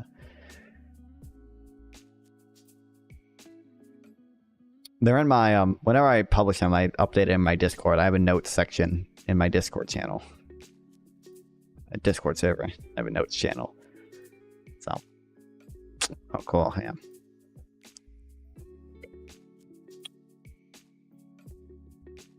Thanks, bro. You good? What was I reading? Oh, this. Like air conditioning, like everyone has this. Microwave, almost everyone has. Hello, microwave is beginning to dip. Where's air fryer? Smartphone's at 81%. Yeah. So there's two ways to look at this. You can either say poverty is decreasing because the well-being of low-income people is increasing to such an extent where we shouldn't consider them in poverty anymore, or you could look at it and say the well-being of people in poverty is increasing, which is, I mean, the second one is probably the way I would look at it.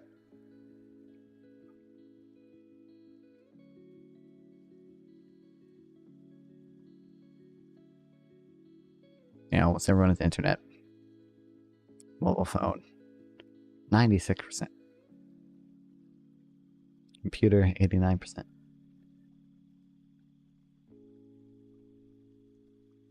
Do you agree that minimum wage should be slightly above the poverty line? I don't know. Everything that it would just depend on how much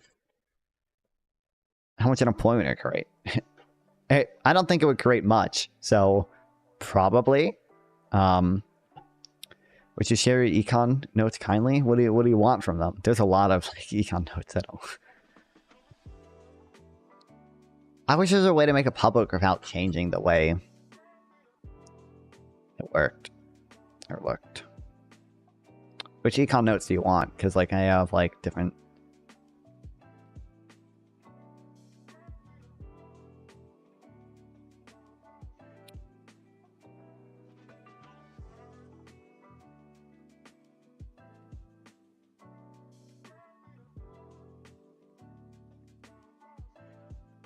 What do we have the poverty line set to? Is it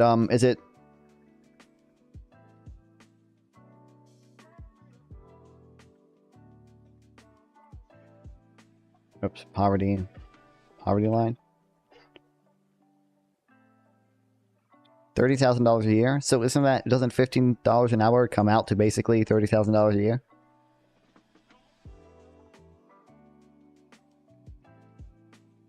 Whatever this is in, okay. This is my tax notes. I can make them public a little bit later. Hold on.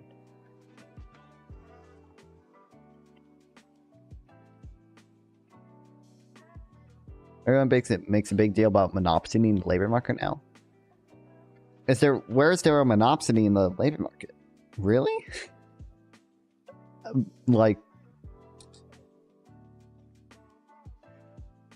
the only place I would see monopsony in the labor market is if you live in like a small town that only has like one auto plant or like one big factory, one big oil rig.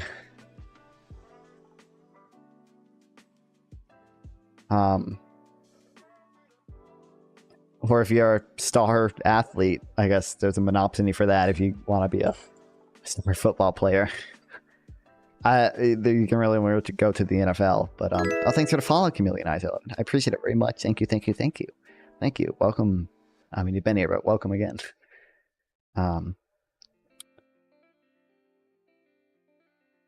Where's the monopsony? What's the equivalent of oligarchy for buyers? Who set your wages? I discussed recent literature that has led to new interest in the idea of monopolistic wage setting, based on advances in search theory and models of differentiated products. Researchers have used a number of different strategies to identify the elasticity of firm-specific labor supply. A growing consensus is that firms have some wage-setting power, though many questions remain about that. January 2022.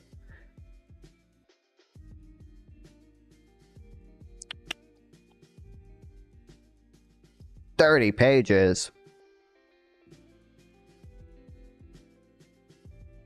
Someone has it. It's only 23. Okay.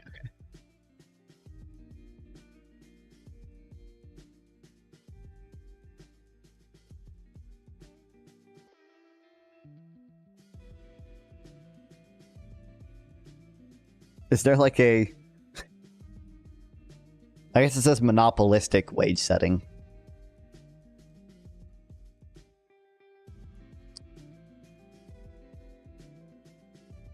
Oh, wait. Did he give like a lecture on this? I would watch a lecture of it.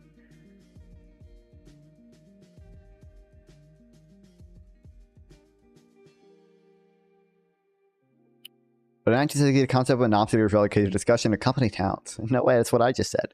Indeed, it prefaces the condition observed. All this has no effect. Perfect competition demands supply and marginal products still reigns supreme in orthodox teaching. At the risk of following too close to university footsteps, in this paper I try to make the case that a time has come to recognize many, or even most firms, have some wage-setting power. Such a shift was made with respect to a firm's price-setting power many decades ago. Economists now routinely accept that the prices of products like gasoline, breakfast cereal, and ketchup, with some degree of market power, even in one online market. In the past few years, we may have reached a tipping point for a similar transition in labor economies driven by a combination of new, or at least post-1930 theoretical perspectives, newly available data sources, and accumulated evidence on several different fronts. Definitely a video somewhere, yeah. I actually kind of interesting. I gotta read this. I don't know where to put it. Let me just put it in React today, and then we'll figure out where to put it later.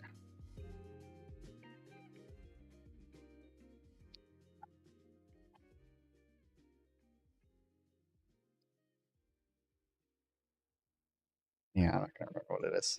Oh, it still doesn't really say.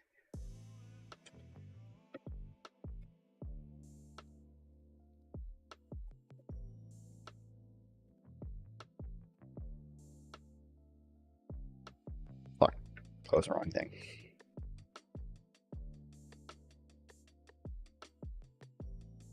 I think the labor market is where I did the worst in microeconomics. I don't remember that. I don't remember how to draw the fucking graphs for... I can probably still do most of the graphs for the different market structures. I don't think I can draw the graphs for the labor market.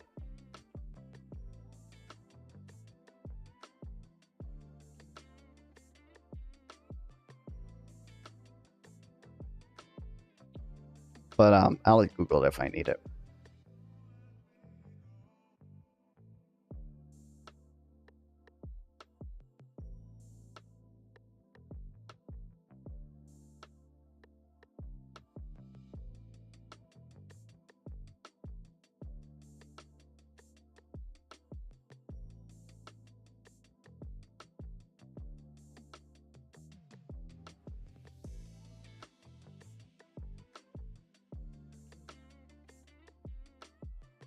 Okay, I think we left off here. Yeah, we read this, but the consumption tax advocates, these consequences are nevertheless relevant to fairness. Why should we tax S less than C? Both S and C is motivated by self-interest, but S's behavior leads to positive consequences, while C's does not. So yes, we deem it fair to tax S less than C. The affluent often object that high income taxes inhibit their ability to save, thereby reducing national investment to the detriment of everyone. True enough, the progressive consumption tax puts each affluent household to the test. High-saving affluent households will indeed enjoy a tax cut, enhancing their ability to save more. In the extreme, thrifty affluent will pay little tax, but low-saving affluent households will pay more tax. Thus, a progressive consumption tax creates a new covenant with the affluent. It says to them, if you save, thereby raising investment productivity and the wage of the average worker, you are rewarded with a lower tax. But if you consume, subtracting resources from the economic pie for your own benefit, you will not be rewarded. The aim is to not penalize consumption, but to reward saving, which will lead to higher and future output and consumption. Neoclassical economics authored a perfect competition. Monopoly was considered the rare exception where markets didn't work. Joan Robinson realized that the reality of perfect competition was rare, true, and it's a rare exception in every market exists a spectrum between monopoly and perfect competitive, accurate, true, base, new Keynesian rigidities, and monopoly power, true.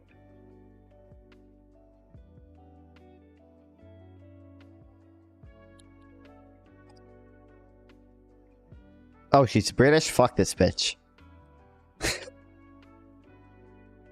Sorry. Bad side came out there a little bit. My bad. Keynes was British too. Some of them are good.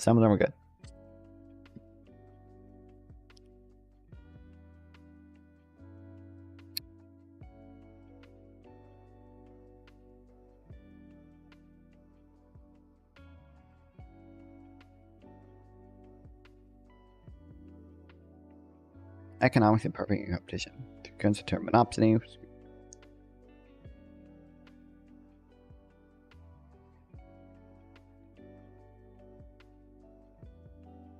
There's another color you can't. An essay on Marx in economics famously concentrated on Karl Marx as an economist, helping to revive the debate around aspects of his legacy. Published in Magnum Opus, the accumulation of capital with extended Keynesianism into the long run.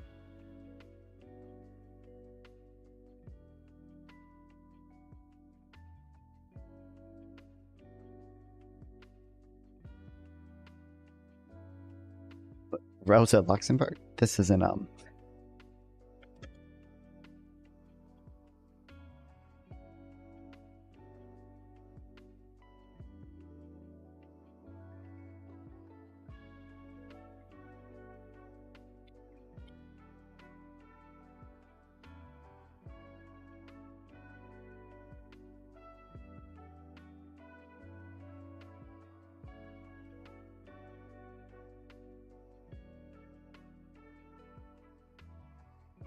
structure of the book. Book one. How long is this book?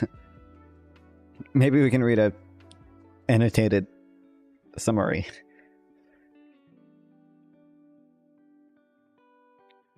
Income tax advocates worry that about the concentration of wealth that might result from such a covenant with the affluent. Progressive consumption tax proponents plead guilty to the charge that that their tax promotes wealth accumulation better than the income tax. The accumulation of wealth by households is matched by the accumulation of real capital, machinery, technology that raises the productivity and real wages of the average worker. When a person accumulates the corresponding real capital, benefits others. Okay.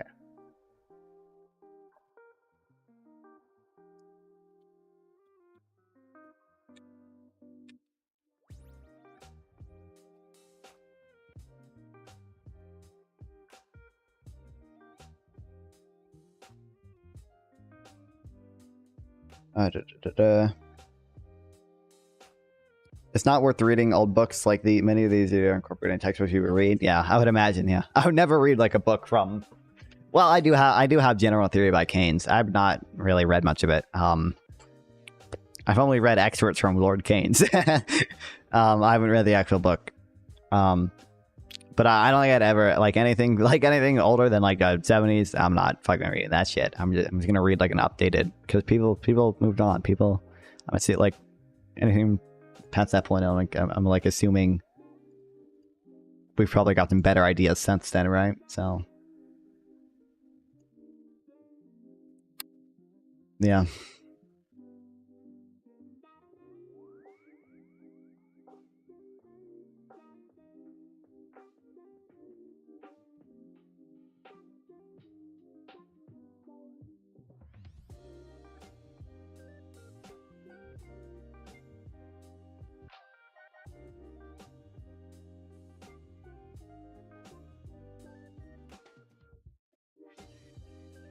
General Theory probably Keynes' least approachable writing, though. I tried to read The Economic Consequences of the Mr. Churchill, I think. Not of the piece of Mr. Churchill. I tried to read this, and I could not understand much of it. Policy of improving foreign exchange value of the sterling up to its pre-war value in gold. That being 10% below means that whenever we sell anything abroad, either foreign buyers to pay. I understand some of this part of some of these. I sent PPG computer virus. Based. I don't know. There's shit in here that I couldn't understand.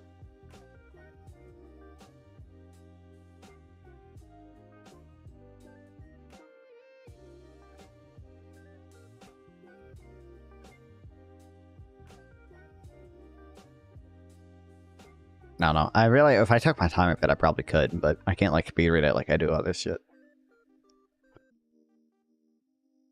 What does it say? We have to reduce our sterling price for the coal or iron or shipping freights or whatever it may be by 10% in order to be on a competitive level, unless prices rise elsewhere. Thus, the policy of improving the exchange rate over 10% involves a reduction of 10% in the sterling receipts of our export industries. Now, if these industries found that their expenses for wages and transport and for rates and everything else were falling 10% at the same time, they could afford to cut their prices and would be no worse off than before. But of course, this does not happen since they use and their employees consume all kinds of articles produced at home. It's impossible for them to cut their prices 10% unless wages and expenses in home industries have generally fallen by 10%. Meanwhile, the weaker export industries are reduced to a bankrupt condition, failing a fall in the value of gold itself. Nothing can retrieve their position except a general fall of all internal prices and wages. Thus, Mr. Churchill's policy of improving the exchange rate by 10% was sooner or later a policy reducing one wages by two sterling in the pound. By 2. I'm assuming this is 2 sterling. I don't know. He who wills He who wills the ends wills the means. What now faces the government is a ticklish task of carrying out their own dangerous and unnecessary decision.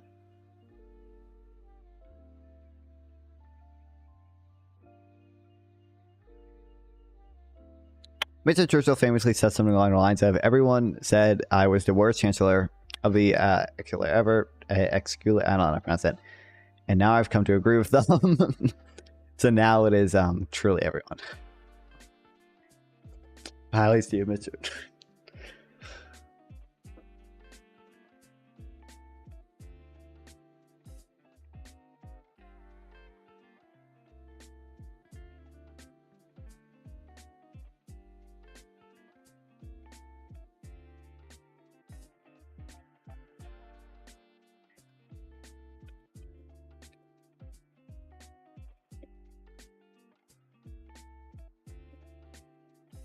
This is true. But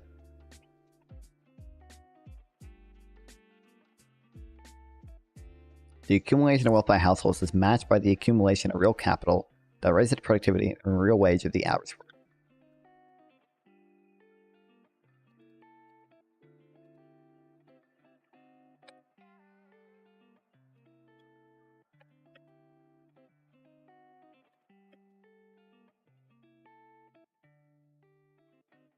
Persons accumulate a corresponding real capital benefits others. When they stop accumulating and consume, they benefit themselves. If credit progressive consumption tax strikes a bargain, accumulate, your tax will be low. Decumulate, and the consumption and consume, your tax will be high. Your tax depends on how your behavior affects others. I would argue this new covenant with the affluent implies that gift and estate taxes should be terminated. Boo, boo. I don't know if I care about gift taxes at all, but estate taxes are probably necessary because you don't want a lot of inherited wealth. I don't think it's really good. I don't think it's economically efficient either. With the revenue replaced by the increasing consumption tax rates that apply to the affluent. I don't know why I feel like all these economists are like anti-estate tax, and that's unexpected to me because like I feel like estate tax should not be that disagreeable. I feel like you should probably want to tax inherited wealth. Like I get not taxing like savings and stuff. Like I agree with that, but like I feel like Mike wrote something on it.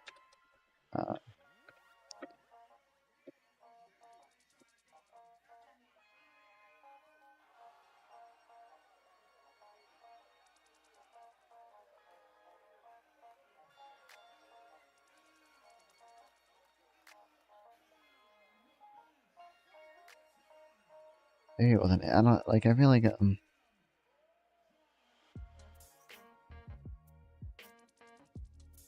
feel like estate tax is fine.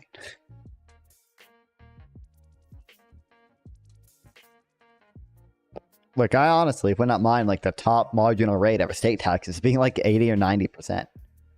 Like above like a big number like $1 billion or whatever. It's like above $1 billion, tax at 90%. Sure, it's inherited wealth. Fuck that.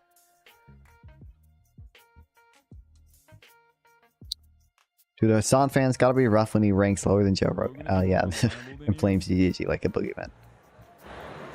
List is from them. The first time I'm actually mentioned on the media bias chart, they put me below selective, incomplete, unfair persuasion, propaganda, or other issues. He's not showing the real chart, the real chart of me on there. Very top middle.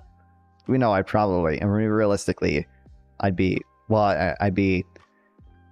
opinion or wide variation or reliability. I'd probably be like right next to Pod Saber Man. I'd probably be in this area because like I'm definitely opinion. It's not like I put as much effort into fact checking as like most of these outlets do. So I'd probably be in this area. I mean, right here, it's very top left, most extreme left. But very high up, thorough fact reporting or fact dense analysis. Man to the truck guy to DDG, I know. Which is wild. I made the chart actually, it was me. He's right next to, he's right down with OAN, Tucker and X, and InfoWars.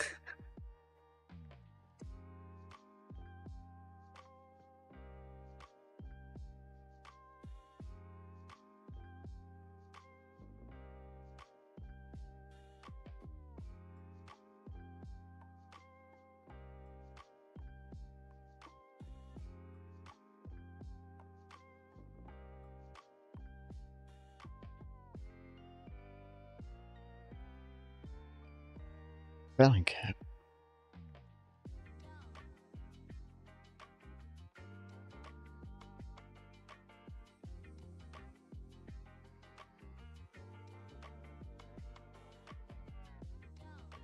It's so funny that I kicked out of the DNC. I don't know what they were expecting.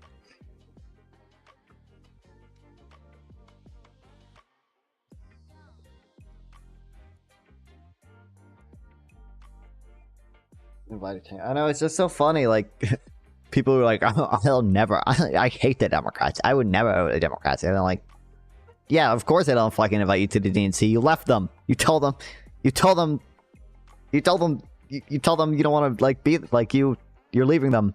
Yes.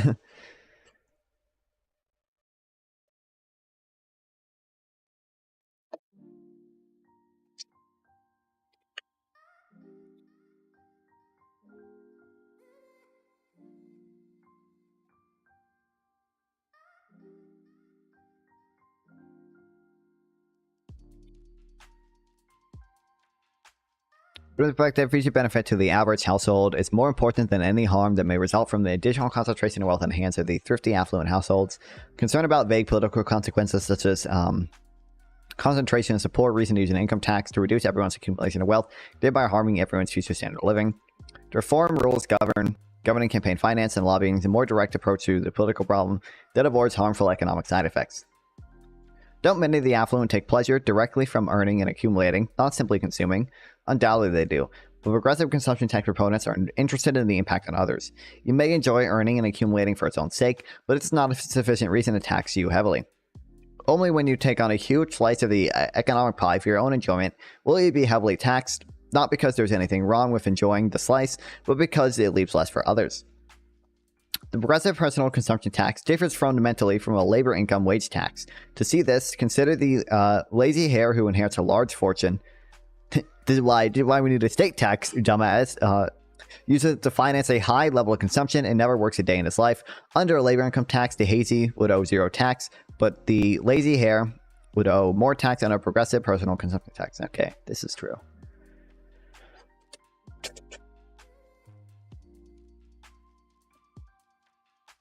Progressive consumption or progressive higher personal consumption tax.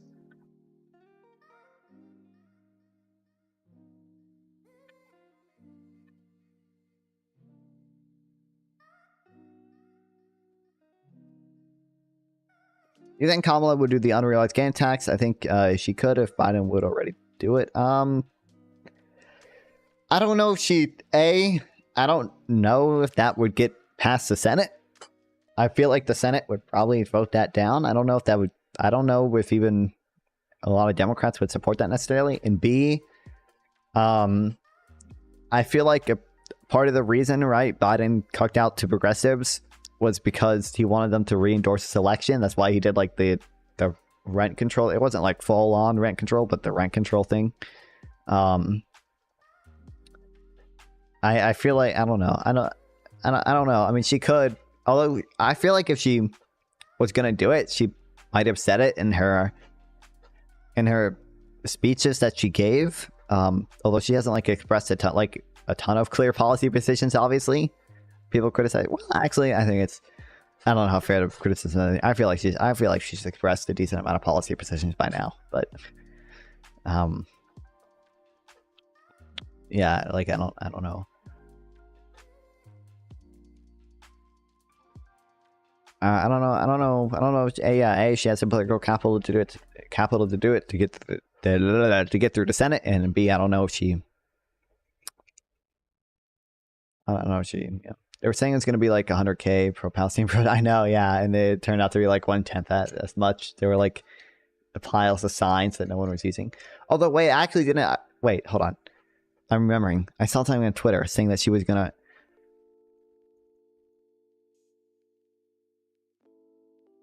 Oh wait, no, I do, because I saw this insane Ben Shapiro video talking about it. Ben Shapiro, I can't believe how bad faith Ben Shapiro has become. Oh my god, such a fucking like retarded time. Like, I'm not like for like unrealized gains taxes and corporate taxes. Like, I've argued, I did debates against them, right?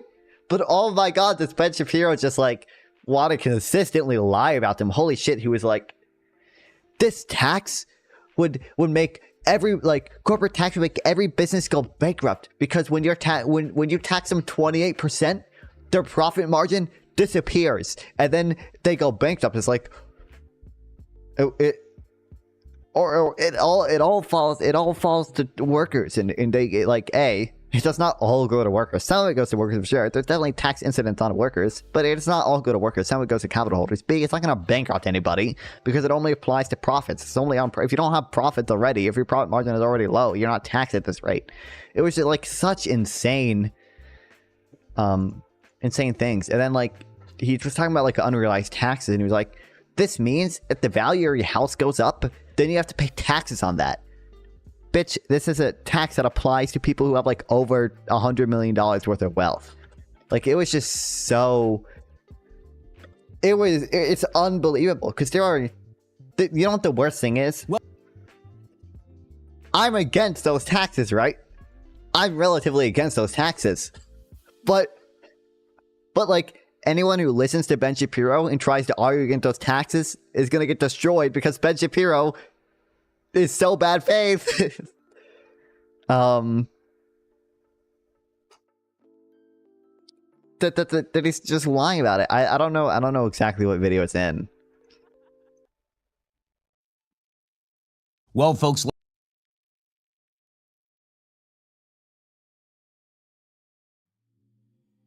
it's probably this. Bad piece of news number 3. Yeah, I guess. Remember that time that we were all supposed to pretend that the economy was soaring and doing amazingly well?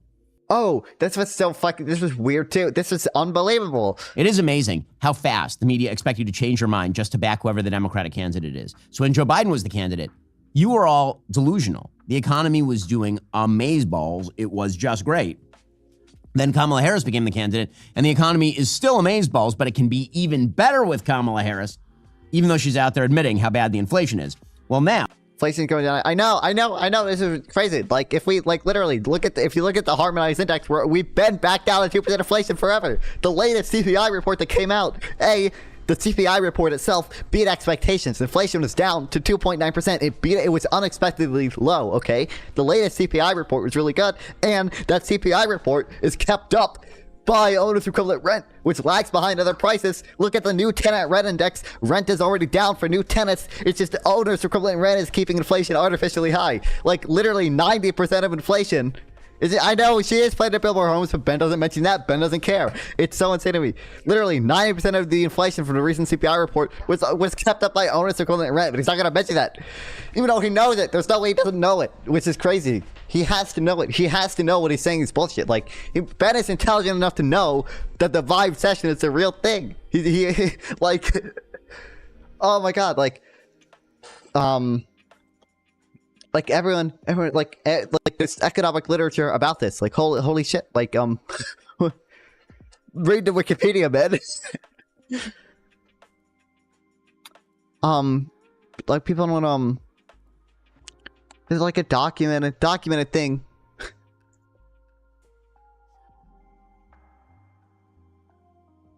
Is this,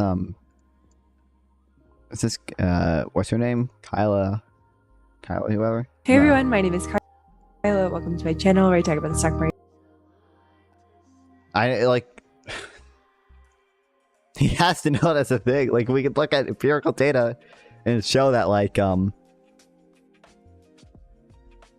show that, like, relative to other years, like, we why? No, I don't care about the gap in sentiment between men and women. Like, the gap in consumer sentiment is like way bigger than it was in previous recessions and recoveries, and like, yeah, it's like Insane. And he knows that. He knows that. He's just fear mongering. Oh my God, it's so the U.S. job market has been reduced. What's fun? Ben Shapiro is intelligent. He could be one of the best political commentators. Okay, if he was just good faith, he could be one of the best. Like if he actually was just like, I disagree with some of these policies for these reasons. It didn't just fearmonger about them for like random bullshit reasons. And if he was anti-Trump, if he was just like, or even he just had like a better position, or I don't know what better position you could have in Trump not being like anti-Trump, but like if he maintained, even if he just treated Trump as harshly as Kamala and still said I'm going to vote for Trump because because I don't think he is that big of a threat to democracy, and I like his actual policy effects better, or whatever. He just doesn't. He refuses to treat Trump anywhere near Kamala for these things. Like, oh my, like, has Ben ever talked about Trump's tariffs? Recently, at least. Like, wasn't he for replacing Trump after the failed red? Yeah, he was. I'm pretty sure he was that, and before that, he was anti-Trump still. Like, down significantly. According to the Wall Street Journal, the U.S. job market was much weaker than previously reported. The job market from early 2023 through early this year was not nearly as hot as it seemed at the time, according to new government data suggested on Wednesday. He's just talking about the job market numbers, which were revised down. It was not revised down by that much, but did he report on like any of the jobs reports that were good? Is he gonna mention like how we've done pretty well, considering how interest rates are so high right now, and considering that inflation is down? There's an argument for cutting rates. It's not like an argument. It's not even gonna mention that like the Fed controls this policy and not Kamala. Compared with the still official numbers, employers might have added 818,000 fewer jobs in the 12 months through March, according to the Labor Department. That means the economy could have added around 178,000 jobs a month over that period, as opposed to the current estimate of 246,000 jobs a month. Wednesday's report marked the first step of an annual process by which the Labor Department...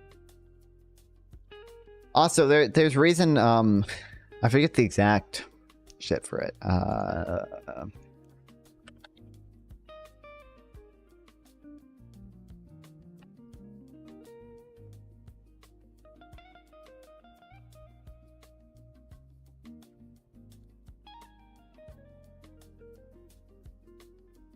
There's reason to believe the jobs market was. I know, like he doesn't mention that at all. The jobs market is actually better than it looks.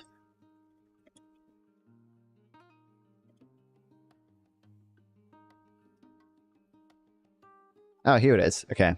You know what? The overview of the U.S. jobs market is better than it looks.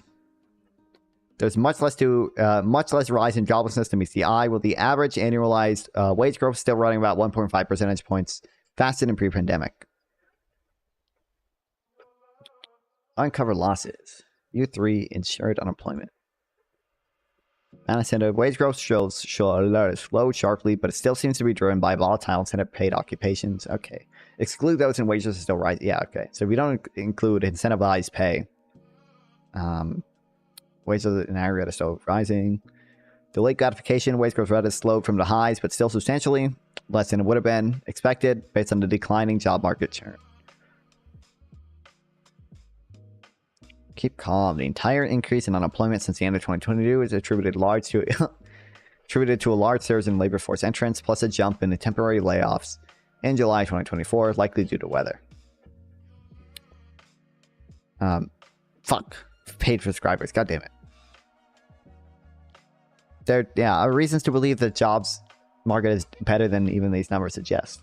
But by the way, these numbers for like a 5.25% interest rate or whatever we're at, it's not that bad. And updates older payroll figures using state-by-state unemployment tax records that is more comprehensive, but less timely than his monthly employer survey. That is a preliminary estimate or revision that will be made to the official numbers in February. That is a major downgrade to the perception of the employment market. Now, this is also breaking in advance of the Federal Reserve preparing to lower the interest rates. The idea here would be that the economy has slowed significantly more than was previously perceived, and that means that they really need to blow more money into an economy that is currently running about 2.9% year-on-year inflation, which is still significantly higher than the 2% that the Federal Reserve typically seeks. Again, owner's equivalent rent, and he knows that he has to know harmonize already back down. If you mention first of all, listen, the Fed's target is 2% inflation. Okay, the Fed's target is not, it should not be, 2.00000% inflation, okay? But like, I don't know, he's trying to have it both ways. The job market is doing poorly. Also, the Fed, I can't believe the Fed wants to lower rates. The Fed has a dual mandate. If you're mentioning that the jobs market is doing poorly, guess what, Ben? That's an argument for lowering lowering the interest rate to make the job markets do better. This is a dual mandate. Welcome, trade-offs, yes. Okay, this is not good economic news for Kamala Harris. And remember, Kamalanomics is way worse than Bidenomics.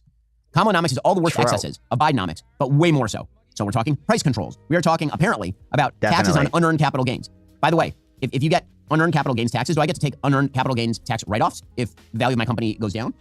Or if This is a somewhat fair point. This is a fair point, and like if it, the value of your company, whatever, keeps going up and down, either you continuously give checks to rich people, which people don't want to do, give them like tax credits or money, or you end up like taxing the same gains multiple times as like the stock or value of the company like fluctuates up and down, which is not what you want to do. How exactly does that work? And why would that not incentivize me to run my business directly in the ground, to take the tax write-off, and then prorate that over the course of the next few years? Absolute idiocy, economically speaking. But of course, that's the name of the game in Kamala land. Donald Trump says they were hiding the numbers, they were lying about the economy. Here he was yesterday. The Harris-Biden administration. He can't be serious. Now we're saying they're lying about the numbers. What's funny, again, Ben is lying about the numbers. He's the one not mentioning, he's the one excluding the fact that owner's equivalent rent, which lags behind other prices, is what's keeping inflation high. Has been caught fraudulently manipulating job statistics to hide the true extent of the economic ruin that they've inflicted on America. That's what they did. And are you going to provide any evidence of that? At least, hopefully, Ben better push back on this, please. New data from the Bureau of Labor Statistics shows that the administration padded the numbers with an extra, listen to this one, 818,000 jobs that don't exist. Yep. They padded the numbers, and definitely not just hard to estimate jobs in real time. So they said they existed, and they never did exist. They built them up so that they could say what a wonderful job they're doing. He ain't wrong. In yesterday's most hilarious... He knows that's not. He has to know that's not true. This is Gina insane. Raimondo, who's the Secretary of Commerce under Joe Biden, and an ally, of course, of Kamala Harris, she was asked about the jobs numbers being revised radically down. Remember, she's the Secretary of Commerce. She's sitting in the cabinet. Pretty much the only stat the Commerce Department looked at. It wasn't even like I saw Matt Darling. His jobs numbers. It wasn't even.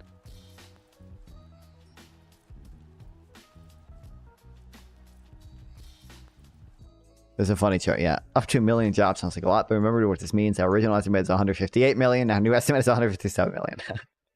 Like, it's not like it's that, like really.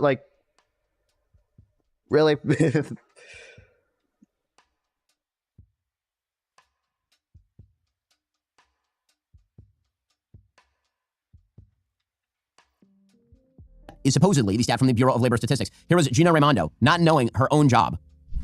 Do you potentially think that this new numbers could be a liability for this campaign? No, when I hear that, first of all, I don't believe it because I've never heard Donald Trump say anything truthful. It is, though, from the Bureau of Labor. I'm not familiar with that. Oh, she's not familiar with that. Well, that's literally your job. Literally your job. So, is that a piece of good news for Kamala Harris? I doubt it. So that's bad piece of news. Number 3 is that the Bidenomics has failed, and Kamalanomics is likely to be significantly worse. I mean, she wants to, by the way, revoke the Trump tax cuts, which means increasing taxes on 91% of Americans. Okay, bad piece of news, number 4, is that Kamala Harris's immigration... You're not gonna...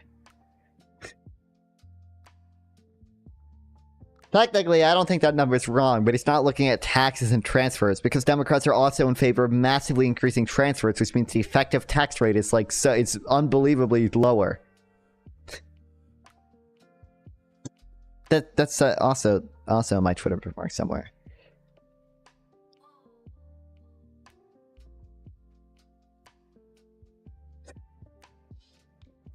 Access and Jobs Act versus the American Rescue Plan. Like it's unbelievable. And he knows if it benefited Ben to look at taxes and transfers together, he would absolutely do it. I guarantee you. Like, border czarring has been an abject failure on every possible level, unless you actually think that the purpose of the Democratic Party's immigration policy is to actually import millions of people and then give them an amnesty, which kind of seems like it is. So Kamala Harris has completely botched the border, but you know when it comes to your home, you don't want to botch the blinds. Let's be real. How light flows into your house is a big thing, and this is why you need the help of the folks over at Blinds. Now he's doing a blinds sponsorship. This wasn't even the video that I saw. About where Joe Biden was, at least in that range, before he... Well, folks, Kamala Harris has now accepted the Democratic nomination for President of the United States, a nomination she earned by, so here's the thing. Good one, Ben. Kamala Harris's entire campaign comes down to one word. Bull. It's all just bull. That's all. That's what it was last night. She has no policies. She apparently didn't exist before last night. It's amazing. What was I gonna? Someone struck the ground and up she popped from the ground in a... Kamala Harris. I don't know.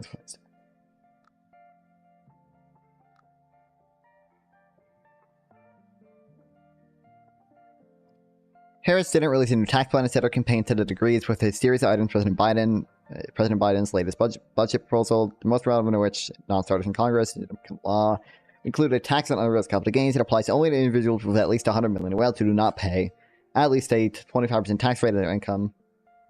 Parents can be spread out over subsequent years.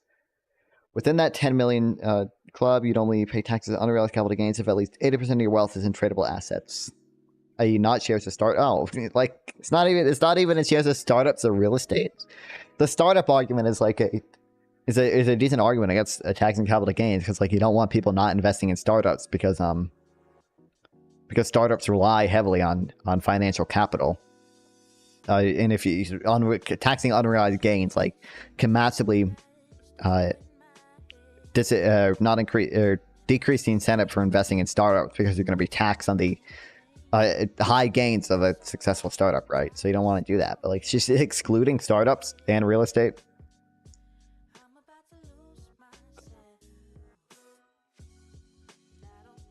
To be deferred tax of up to 10% on unrealized capital gains upon exit. And short order would not apply to most startups, founders, or investors. If any group should be tweeting face emojis, it's the top hedge fund manager.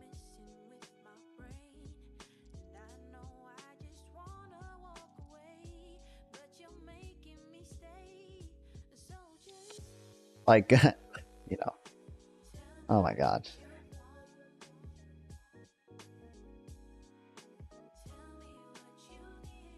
You might be able to sense already. I am highly irritable today. Not because of the state of the race, as we'll discuss in a moment.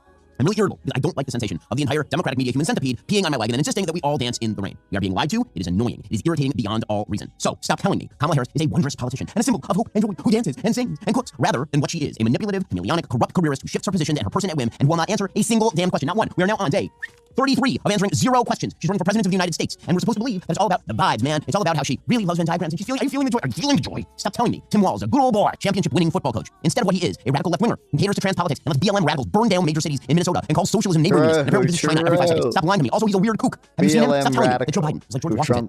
We literally have the phone call Trump saying, "Hey, I like what Tim Walz is doing." He's a man willing to sacrifice for the public good. When in reality, Joe Biden is the most corrupt politician of my lifetime. He used his public position to enrich his corrupt venal family for literally decades since before I was born, and then he was stabbed in the back by his own party and sent to political hospice. Oh man, thank God that guy is no longer running. Oh, man. Just to get rid of him. And now you're saying that he's sacrificial. He's Cincinnati or George Washington. Stop lying. Stop telling me that Barack Obama is a messianic do-gooder. He's a man descending from the clouds to bring truths from on high to all of us. Man, thank God Barack Obama isn't running either. Like, which is an ugly, manipulative, racially polarizing machine politician who's willing to claim the right to steal other people's money and spend it on his favorite people and then divide America based on race and then make off with hundreds of millions of dollars in book and TV contracts. All the time claiming capitalism is bad and America is unfree. Stop telling me that Michelle Obama is a charming figure of unity, one of the great lights of our age, when she is instead a radical racial leftist who attended America's top universities and is worth bank and complains about the evils of America for 3 multi-million-dollar mansions she earned off the back of being married to Barack Obama and then complains about the affirmative action of generational wealth while her daughters are worth trust fund $10 million apiece. Stop telling me Bill Clinton is a down home back. Oh man, that's so true, Ben. We should have an estate tax. When he's a Yale law grad who screwed every broad he could find with or without consent and stole half the White House on his way out. Stop telling me Hillary Clinton is a sacrificial public servant when she's a corrupt harridan who spent her entire career getting ahead, lying, living off her husband's checkered legacy, a legacy by the way. Okay, does he have? I feel like. And then says they haven't been in charge. Stop telling me. And Lil Jon turned down for what? He's supposed to cover for the fact benefit, continuing to use that same cell phone company. There's only one cell phone company contest. Fine, if that's the case, then we're all supposed to stand and cheer because they're singing fight song or they're bringing forth Katy Perry. I thought he's just talking about he's mad that Democrats are actually excited about a candidate now, as typical with right wingers. I feel like there's a video where he lied more about fucking economic stuff, but.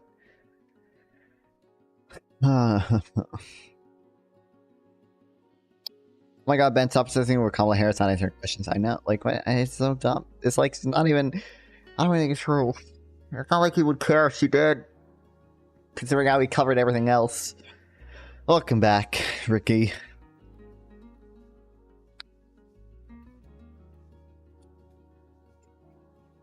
Actually, he's actually someone's name. Oh, oh.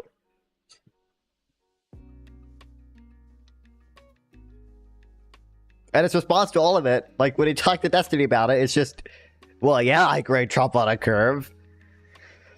Oh, it's just infuriating. Oh my god.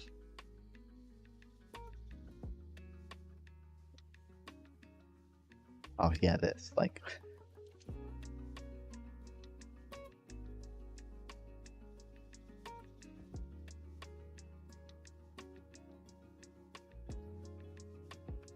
No.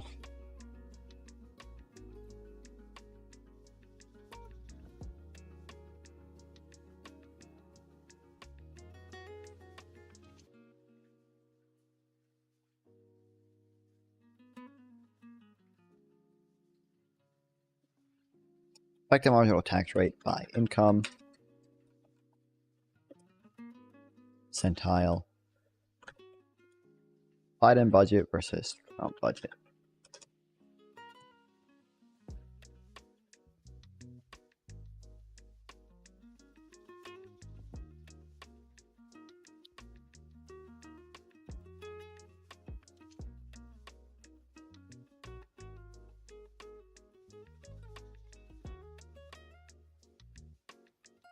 I'll combine marginal rate and individual income. Where's my... Can I separate it by income? Oh, here we go. This is the average federal net spending.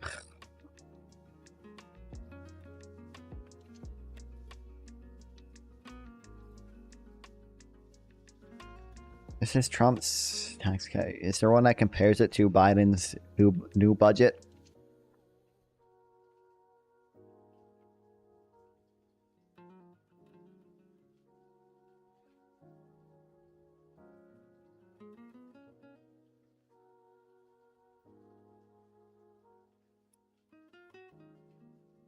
I don't care about just, I need taxes and transfers.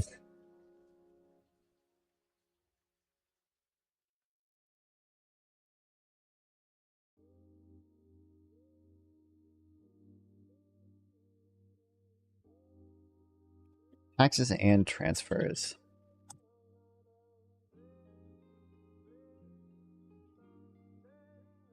This is just wait. Hold on. What if I Biden 2025 budget?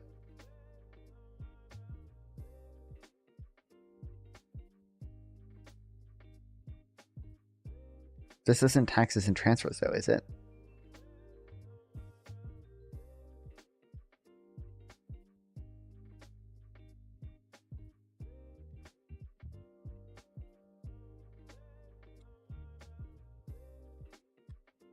It literally doesn't, it doesn't mention transfers once. What?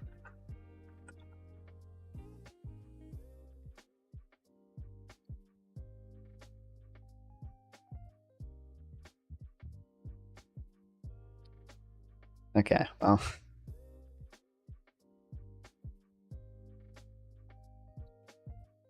Last time I checked, Trump was not in favor of expanding the earned income tax credit nor the earned income tax credit as much as Kamala was. So I would assume taxes and transfers would benefit low-income people more under Biden's plan and Kamala's plan than under Trump's plan. I would guess, although if anyone has data to say otherwise, link it.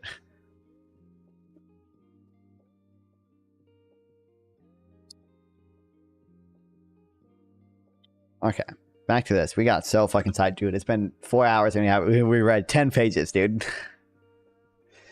We keep getting sidetracked. Okay.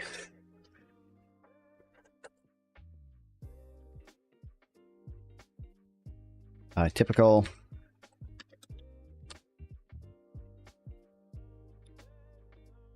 What up? Welcome back, Wampus Alpha.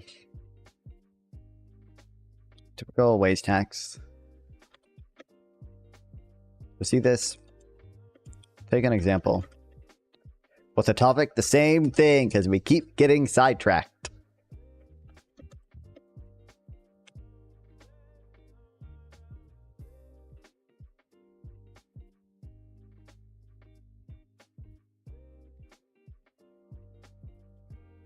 Axes. Let's go.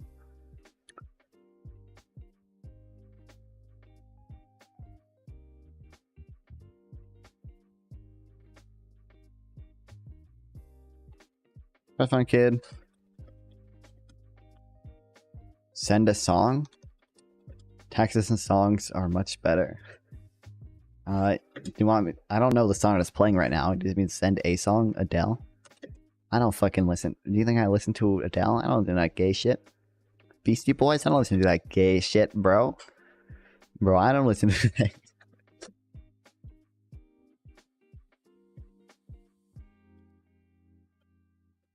Life and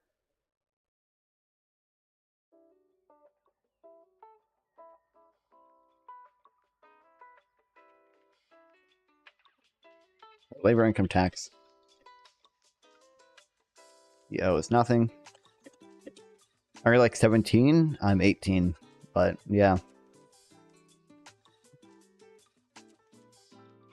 What all do you listen to? You want to see my playlist, bro? Yeah, I listen to a lot of what people consider Midwest emo music, I guess. A lot of the Front Bottom. Oh, there's Joji. Joji's not really Midwest emo. Oh no, the Front Bottoms, Modern Baseball, Scruff Puppy, Angry. I name my playlist stupid shit. If you go to my playlist, like we have Angry Birds theme song. Bunch of, this is a weird playlist. We've got a bunch of Panucci's Pizza and Cry Wink and Worst Party Ever. Worst Party Ever is a good band. I listen to a lot of Worst Party Ever. Yeah, you can see hardcore gaming playlist, and it's a bunch of like slow, sad songs. Beast Mode. Zombies on Your Lawn. See, there's a bunch of Elliott Smith. I name my playlist stupid shit. Plants vs. Zombies OST. Jetpack Joyride made me. Send anything upbeat. I don't listen to that much upbeat music. the most upbeat stuff I listen to would be like some Modern Baseball songs.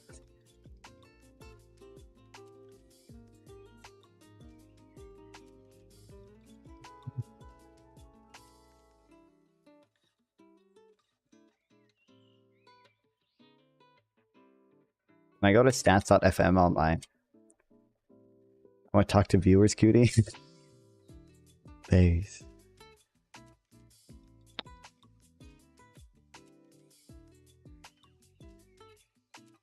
I can. Yeah, see, I've been listening to a lot of Scruff Puppy recently. So that's up there. Top part is my last 4 weeks. Scruff Puppy, Panache Puchita, the Front Bottom, First Party Ever. Maskinule, Flat Stanley.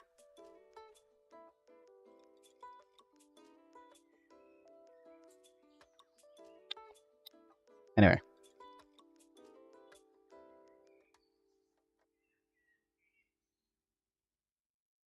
True, I fully respect your economic talks.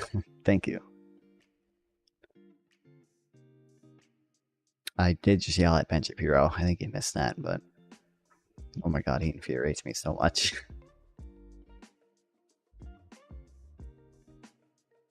They would owe much. They would owe more.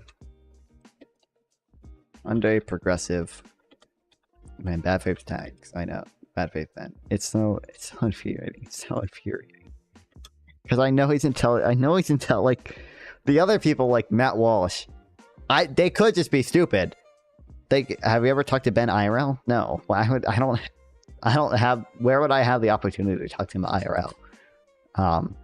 Like Matt Walsh could just be stupid. Ben Shapiro, I know isn't stupid. I know he's intelligent enough to know these things. No, a Ben fan IRL. Oh, no, not really. I don't think so. I'm in mostly left-wing circles, so I don't know. And people my age aren't as interested in like. Oh, Nikki Raider, 13 viewers. Thank you, Nikki. Thank you. I appreciate it very much. Hope your stream went well. Welcome all the raiders. Oh shit, Russia invading? True.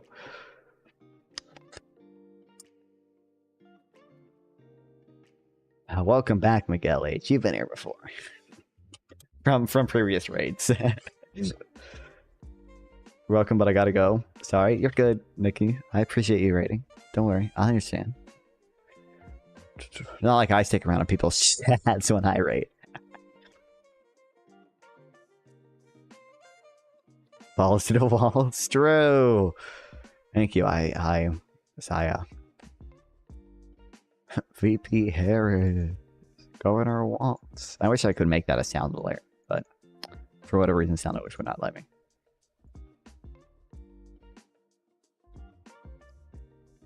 When you raid, because you raid when you gotta go. I know, yeah.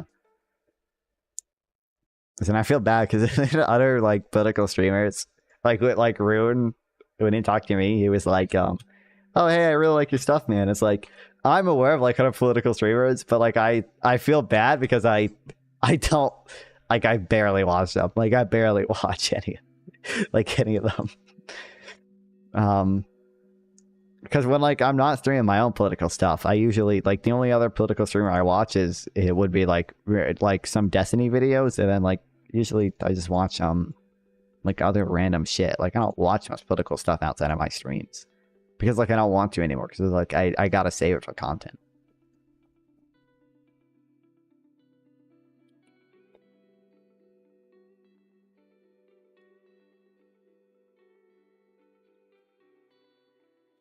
More. Oh wait. As he sells his stocks and bonds to finance consumption, his cash inflows would be record the sale assets. Because there's no corresponding saving deduction, his taxable income would correspond to his asset sales. Most citizens believe that people who enjoy high consumption should pay high tax. A graduated personal income tax shows us that wage tax does not. Thus, when it comes to fairness, a progressive personal consumption tax differs dramatically from wage tax. I feel bad when I raid with 8 people low. It's more like a aid than a raid. What? Dude, I raid people with 2 people because I read economic stuff. Like I just read like economic papers like this, and I have like 1 view. It's like me and Cope okay, like at the very end, and like I raid like a random person. Do you ever talk about or follow the Ukraine war? I mean, I've done a few like sort of surface level debates about it, but I don't follow it closely anymore.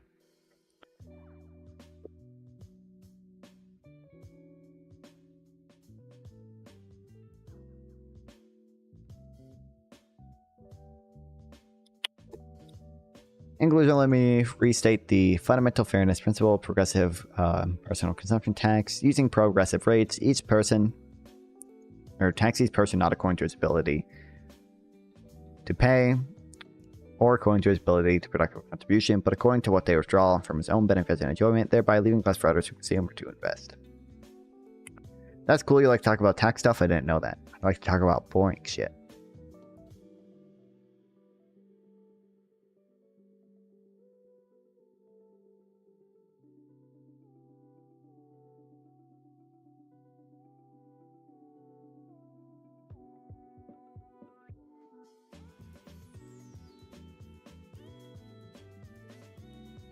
How some Ukrainians get resettled in Canada? It's fucking bullshit what Ruz has done.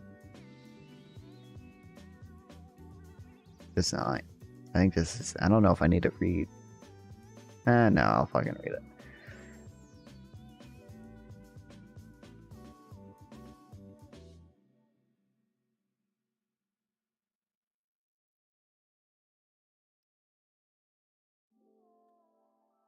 You don't need to more about the tax code. True.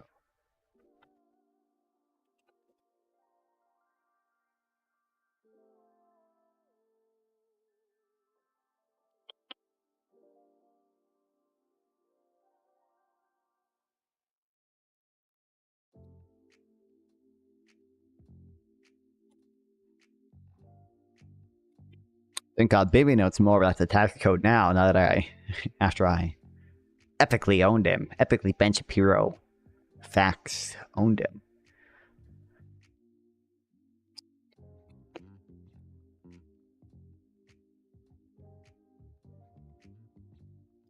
Hey friend that entertained my thoughts, can I ask what your parents did / do? My mom is I don't remember my mom's exact title. I never do. I should. People ask, but I don't remember. She's some executive at a hospital. I don't remember what exactly she does. I always forget. And then my dad is a project manager at FedEx. So he manages projects for FedEx.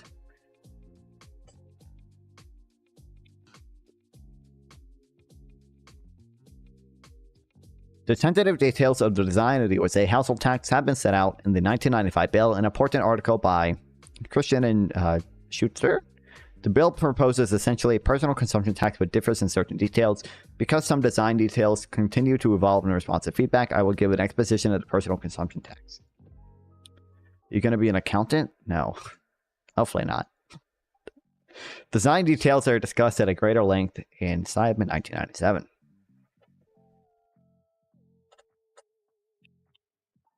I'm clearly going to be a streamer. I'm manifesting.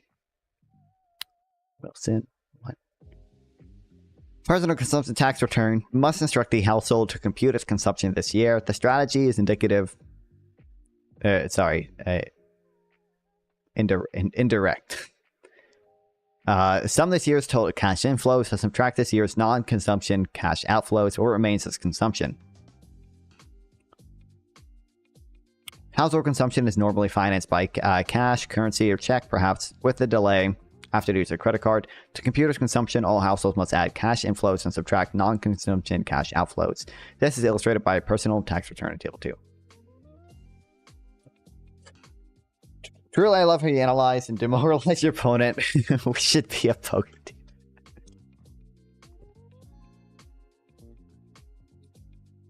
True.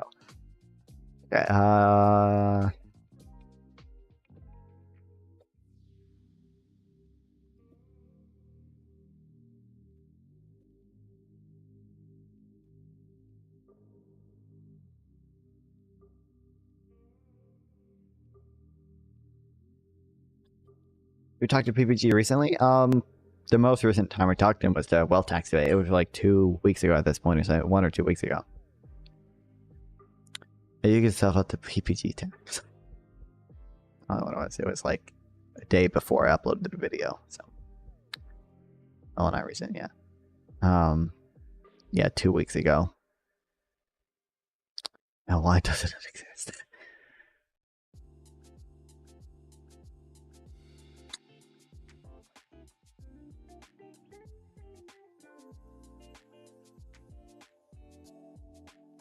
And I need your take on what? Vegan also asked me if I talked to him recently. Has he been saying dumb shit or something? People, like, I don't know. I don't know why people keep bringing him up. What's from talking about when he talks about Hannibal Lecter? I don't know. He's a dumbass that got banned from Nicky's. Based.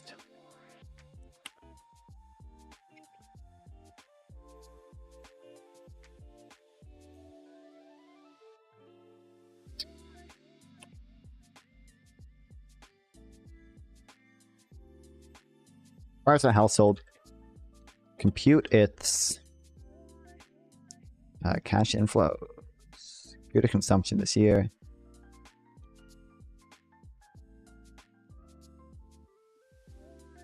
By summing for crazy hate speech. Summing cash inflows and subtracting this year's non-consumption cash outflows.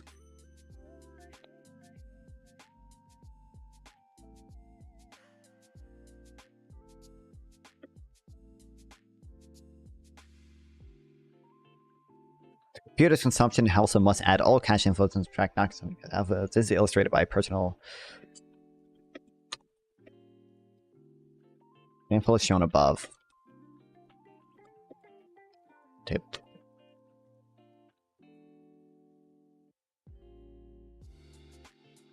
The key point is what matters is not whether an item is income, but whether a cash inflow must be included in order to yield an accurate computation of consumption. Lines 1 and 2 are the same as under income tax, but line 3 is not. Withdrawals from saving accounts. Withdrawals from saving account or an investment fund are cash inflows, not income. On line 4, revenues from the sale of stocks and bonds is cash inflow, not income, which would be require the subtraction of cost of purchasing assets. On line 5, a loan is cash inflow, not income. I thereby recommend that the term cash inflow replace income on the household tax return and the description of USA tax. The terminology should convey the fact that the USA tax is not a cash flow consumption tax. Sorry, it's a cash flow consumption tax, not an income tax.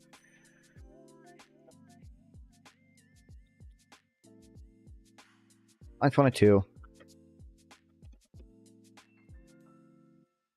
The same.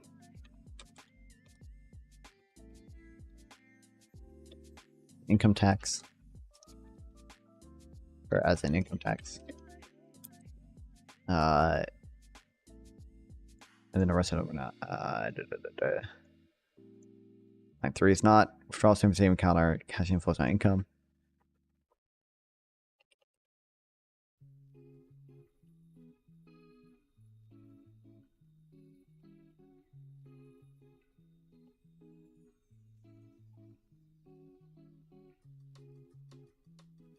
Does he go through its does he go through 8? Let's go through. On 4, revenue from the sale of stocks and bonds, cash inflow, not income.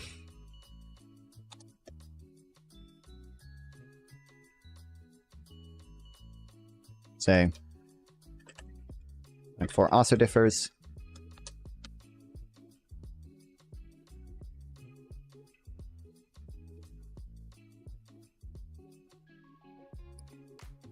Line 5, cash inflow is a loan.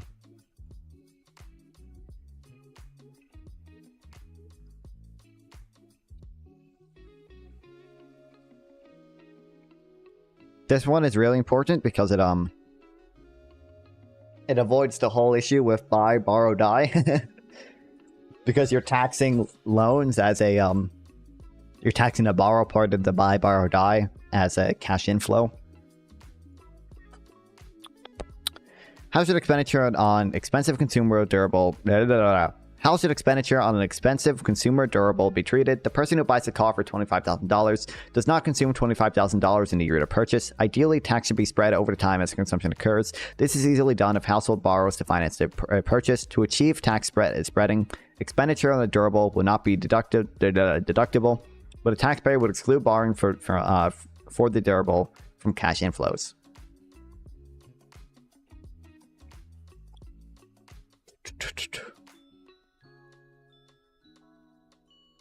Consumption on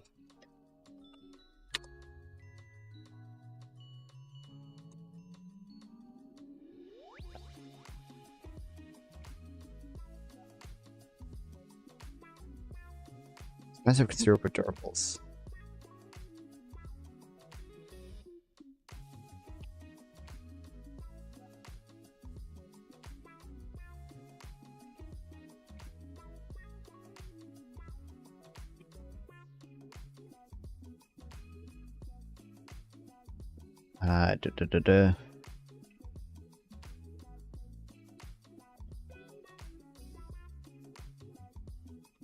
Be spread out.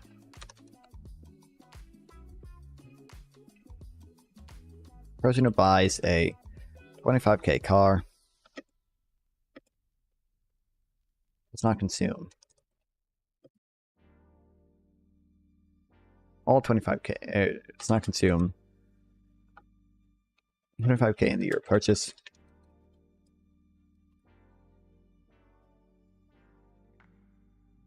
Ideally, tax should be spread over consumption occurs. This is easily done. To achieve tax spreading, expenditure on the durable good would be non-deductible.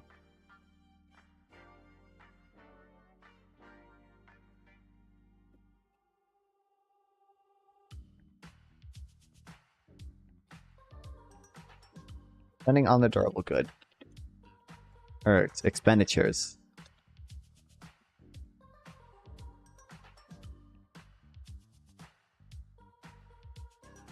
Would be non-tax deductible. But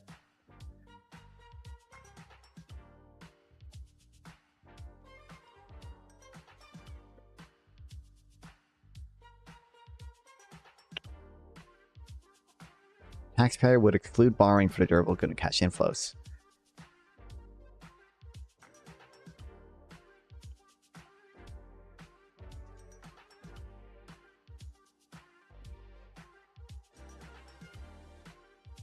In turn, the loan repayments, principal and interest would be non-deductible, so the household would implicitly be taxed on each repayment. For example, suppose a car purchased with the help of a $25,000 loan.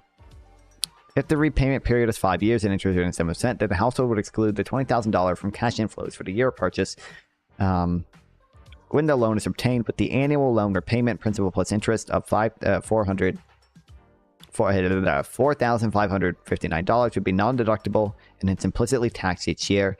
This treatment can be applied to owner-occupied housing. If a house... Okay, hold on.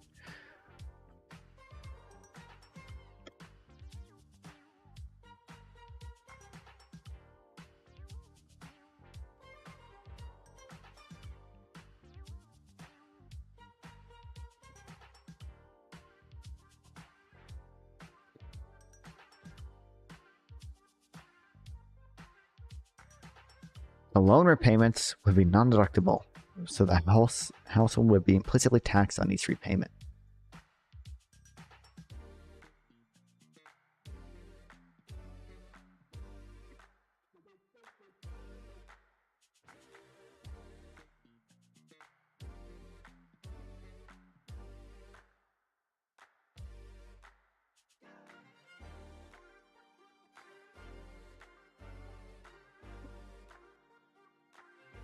Implicitly pay tax on each.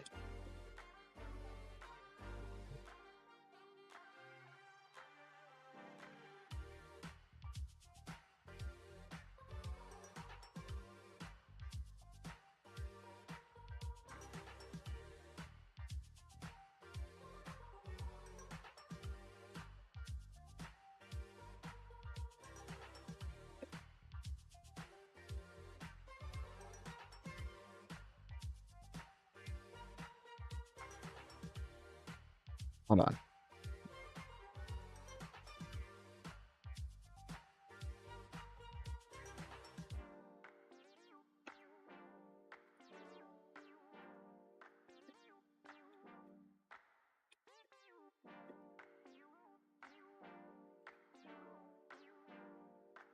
For example, if a car is purchased with help from a $20,000 auto loan,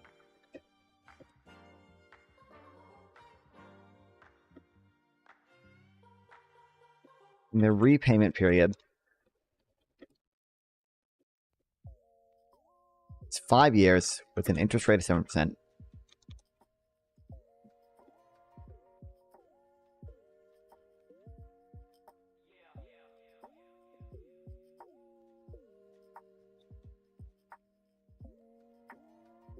The household would exclude the $20,000 from the cash inflow, from their cash inflows.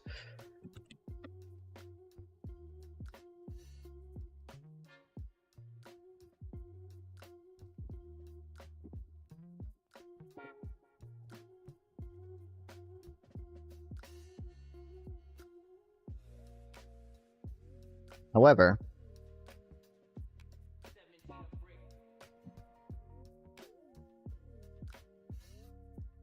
the annual loan repayment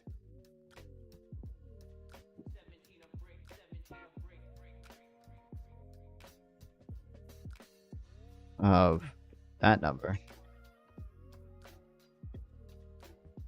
would not be deductible. Hence, implicitly taxed each year.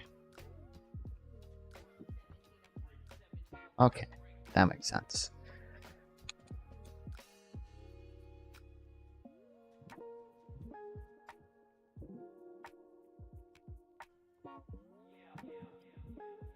This treatment can be applied to owner-occupied housing. If a household buys a home for $165,000, the expenditure would be non-deductible, but if it obtains a loan mortgage of $150,000 with a repayment period of 30 years and interest rate of 7%, then household would exclude the $150,000 in the year of purchase when the mortgage is obtained, but the annual loan repayment, principal and interest of $11,000 would be non-deductible and hence implicitly taxed. Expenses for maintenance, repairs, and improvements would all be non-deductible because these costs would be reflected in the rent of the owner-occupied house. If the owner would be reflected in the rent if the owner rented the house out. Okay. For the same reason, property taxes would be non-deductible. Note that a major home renovation is financed by a loan. The tax would be spread over the time. The loan would be excluded, and repayments would be non-deductible. How should gifts and bequests be treated? Under personal consumption tax, in contrast to consumption/gift bequest tax, a household is taxed according to the resources it actually withdraws from the economic supply for its own consumption. A donor does not consume resources when he gives a cash gift, request, or charitable contribution. Hence, the gift, request, or contribution would be tax deductible. It's non-consumption cash outflow.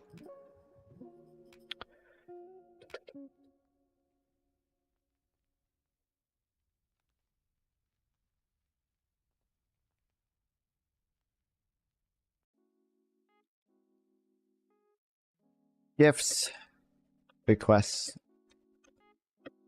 and donations not be taxed as they are a non-consumption cash outflow. Read something less boring next.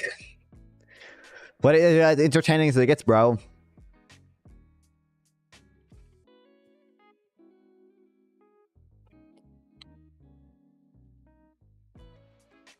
Alright, I should just say it would be tax deductible.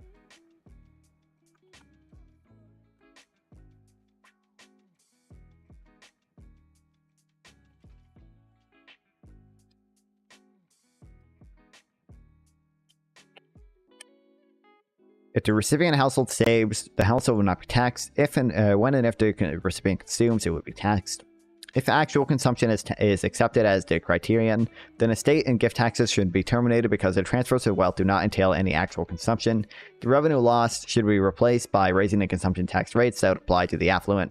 From this perspective, a donation should not be taxed under any tax because the donation is not actual consumption. This treatment of gifts and requests gives each person an incentive to preserve their wealth that is accumulated rather than consume it. It should also be emphasized that the incentive to work and save is stronger if tax can be permanently escaped as long as one never consumes the earnings.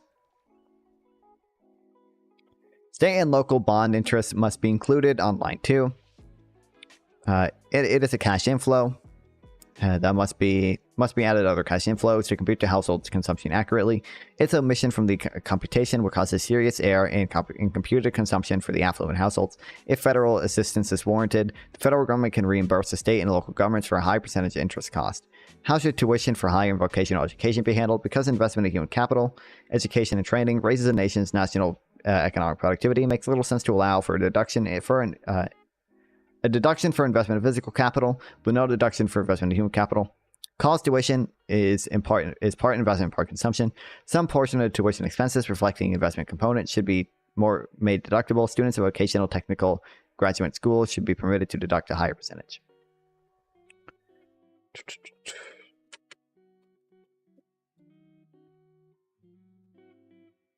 Some parts of tuition for education should be deductible.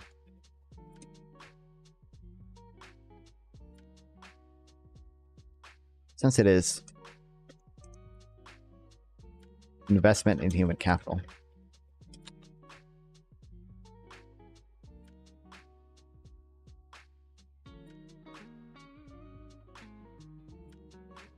To compute household consumption accurately, cash benefits must be fully included in cash inflows in line 7. Pension, Social Security, unemployment insurance, and life insurance. If these benefits are saved, there's a corresponding non-consumption cash outflow with a progressive tax schedule, including these benefits, result in literal no tax for low consumption recipients. Cash benefits should be included.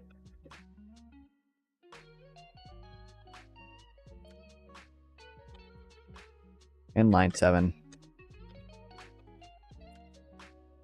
as a cash inflow.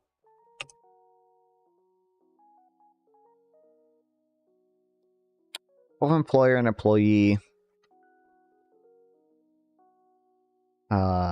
purchases of life insurance are treated like savings. The purchase is deductible, but the benefits from life insurance are included in a recipient's cash inflows. If the recipient initially saves the benefits, there would be an equal deduction. So the recipient initially pays no tax. The recipient would pay tax only as he uses the benefits for consumption. Note that while averaging is necessary for a large lump sum payment under an income tax, it is necessary under a consumption tax. Sorry. While averaging is necessary for a large lump sum payment under an income tax, it is unnecessary under consumption.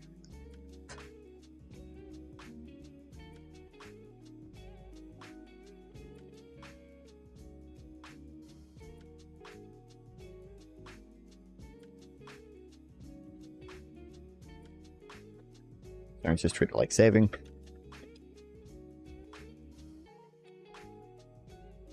Benefits consumed. I shouldn't say, but benefits consumed is confusing. Benefits received. Treated as cash inflows.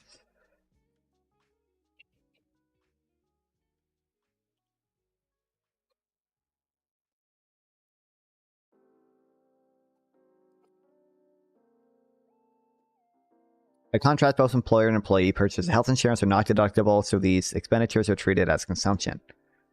Alright, hold on.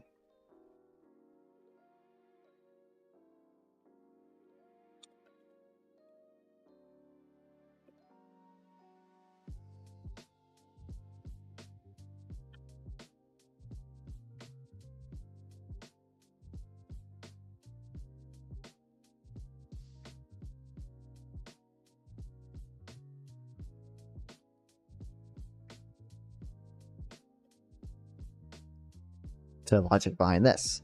In turn, payments by health insurers, private companies, government to medical providers on behalf of households are excluded.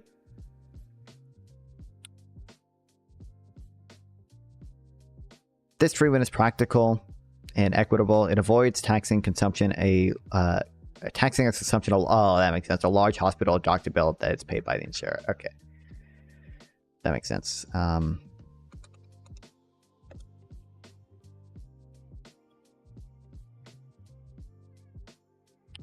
Payments by health insurers, private companies, government to medical providers.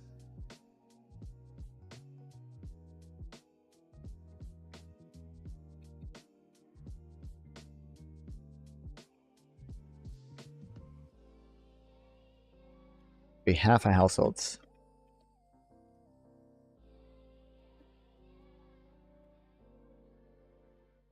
Excluded. To avoid treating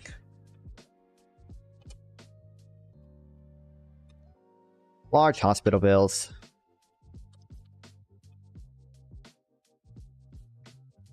as consumption.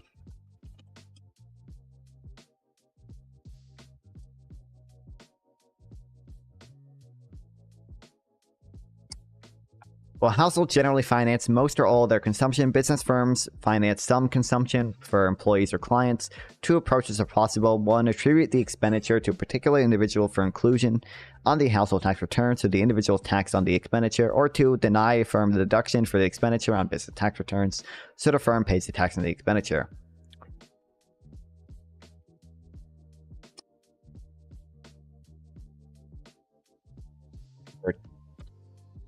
Two potential ways to deal with business consumption.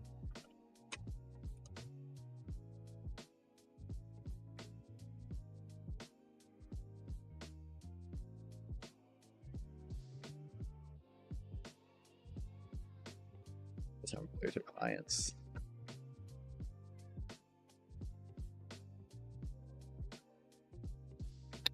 Capital income should be triple taxed. Well, it's already a double tax, but yeah.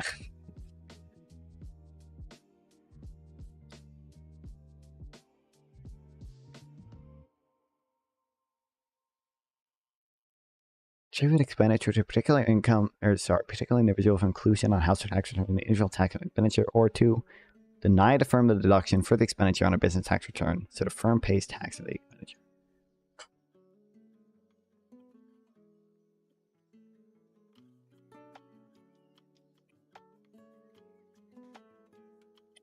One individual.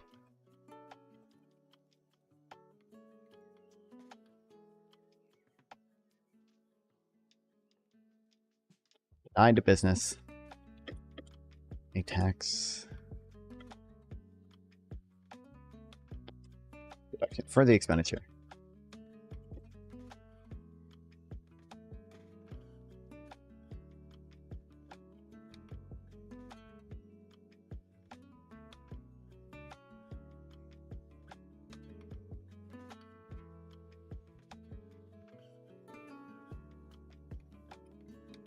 What should be done about old wealth acquired before tax conversion? Conversion from the income tax to any consumption tax creates a double taxation problem. People who accumulate wealth after paying income look forward to consuming their wealth without paying a second tax. Suddenly, conversion occurs with the laudable objective of promoting saving, but people often have the right to object. It's unfair to tax me when I consume my old, previously acquired wealth. You are taxing me twice.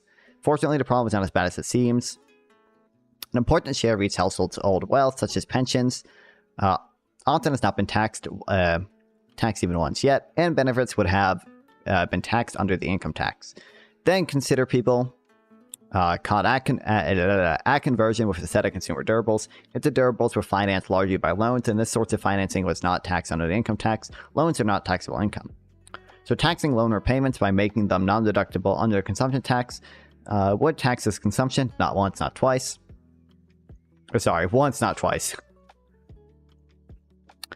If the durables were bought without borrowing, the source of financing was generally taxed under the income tax, but the flow of consumption services will remain tax-free. It is impractical to tax these flows for most durables under either a income or consumption tax, so these durables will also escape double taxation. Thus, no matter how old durable wealth was financed, it will generally escape double taxation.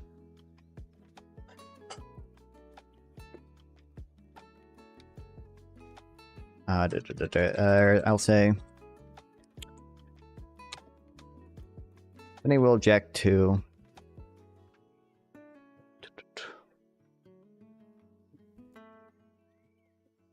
taxing consumption on wealth acquired before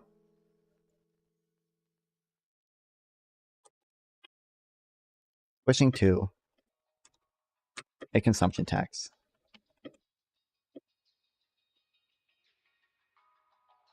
Once it will, in effect, be double taxing them.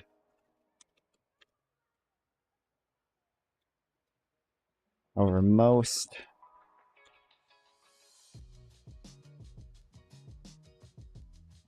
durable goods, should I say, but also pensions and shit.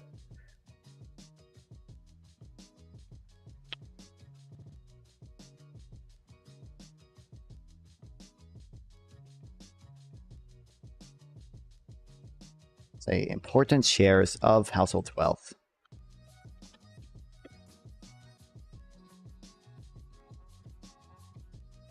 And durable goods will escape being double taxed.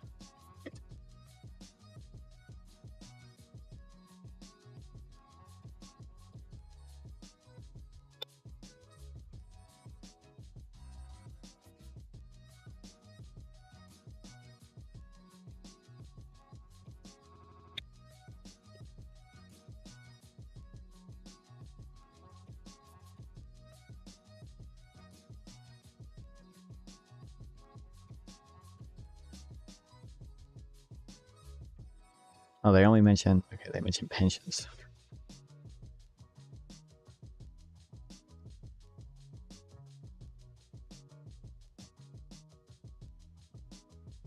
So pensions haven't been taxed once yet.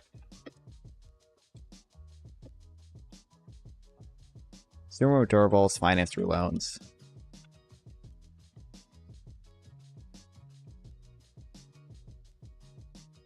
Also avoid it.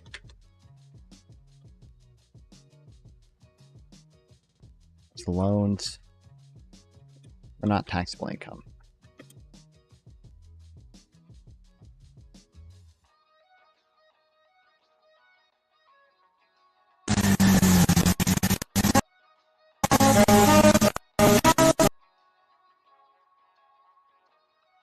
Why did I get... Oh, Discord doesn't let me fucking open it.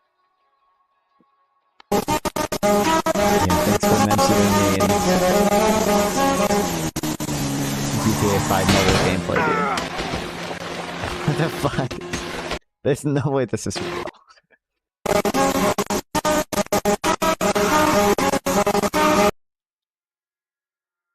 Fire.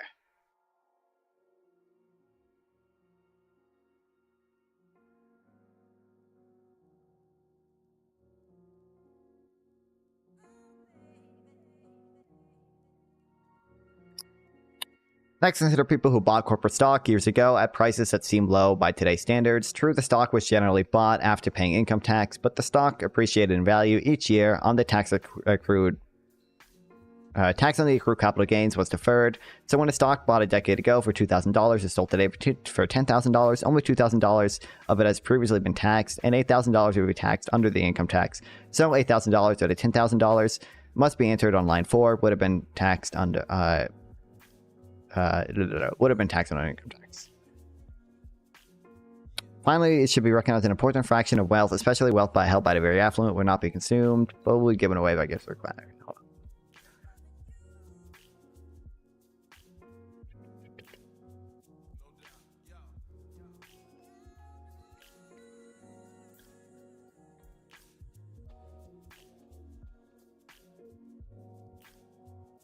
Most corporate stock, or I should say most of the value? Most of the value?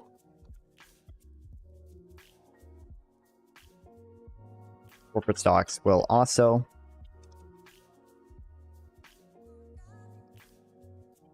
avoid double taxation. If a stock was bought after paying income tax for $2,000. It's sold today for $10,000. Only $2,000 of that is previously paid income tax, and $8,000 would be taxed on income tax. So $8,000 to the $10,000 must be entered on line 4 would be taxed on income tax.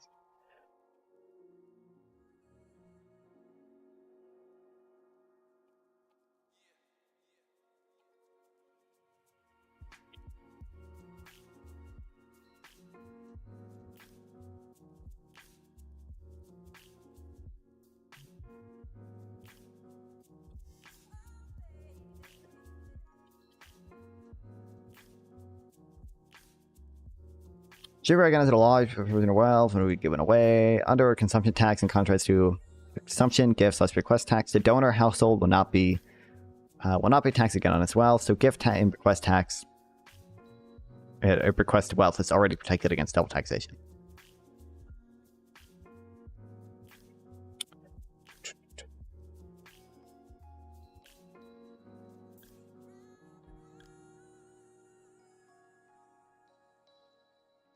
Consumption taxes will also avoid.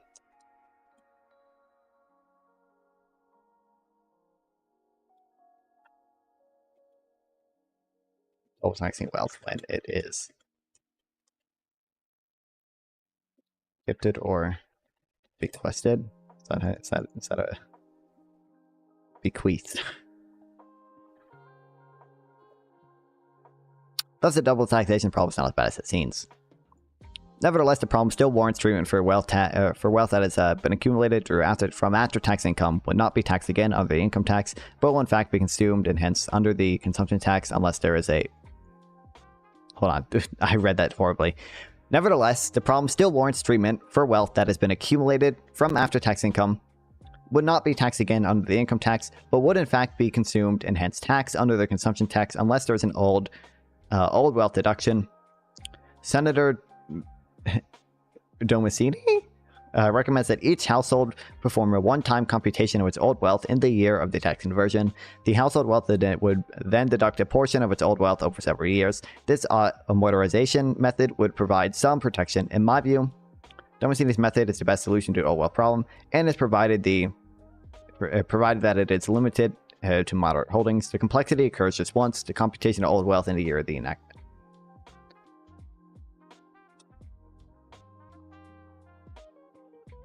Here, we should do this.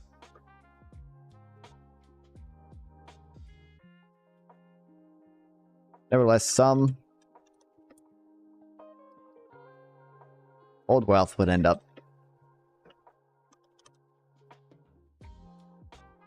being taxed twice without a deduction.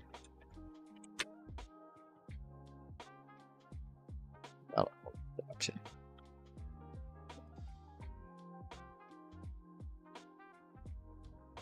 Is that one word?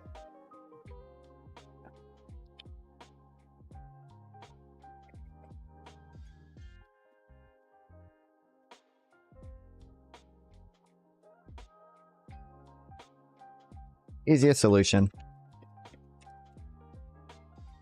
is for households to perform a one-time computation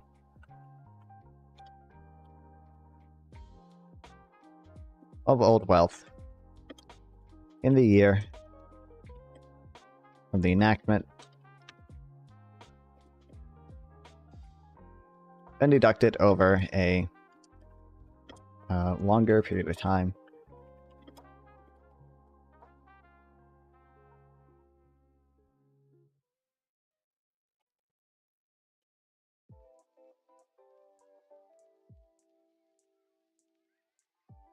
Okay. Thereafter, the household is taxed on its consumption computed by cash inflows, except that it can deduct a percentage of its old wealth, computed for an enactment, until it uses its deduction. For example, the household cumulative deductible old wealth might be 80% of its first 50,000, 40% of its next 50,000, 0% thereafter. This would be deducted evenly for over 5 years. I recommend a moderate ceiling for 3 reasons. First, an apportioned share of the wealth above. Such a ceiling would not be consumed, but will be given away as gifts and bequests, so it will not be taxed under the personal consumption tax.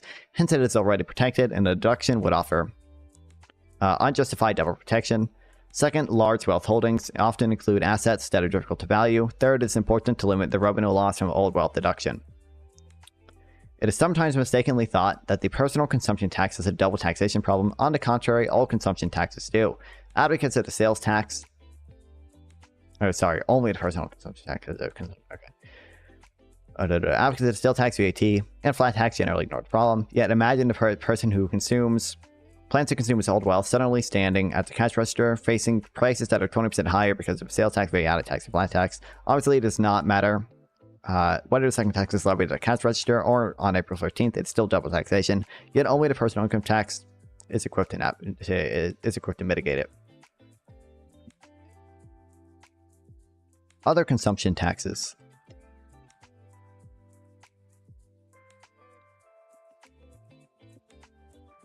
Like excise taxes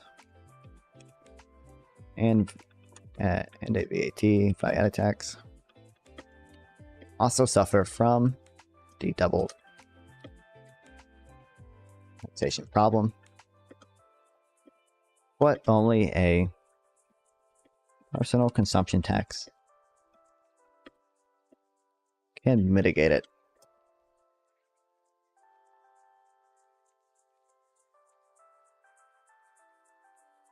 Another transitional problem concerns hoarding cash just before tax conversion. Suppose a household sells financial assets or withdraws cash from savings accounts or investment funds and hoards cash in their home, buried in safety deposit boxes or in foreign investment accounts that do not report cash withdrawals to the IRS and so on. Then after tax conversion, it can finance consumption without paying tax by using its hoarded cash. To contain this problem, in the year of the conversion of each household would be required to list cash held prior to December 31st and include this amount in cash inflows on its first year tax return. I have no illusion that experienced evaders would comply. However, it seems likely that households too honest or too risk adverse to evade under income tax would generally be deterred by this requirement from attempting significant evasion through cash hoarding. Another potential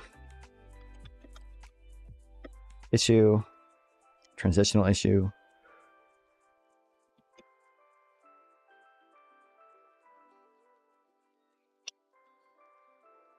is the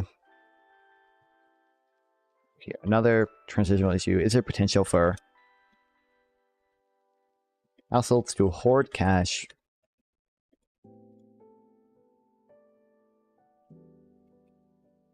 before the tax is implemented.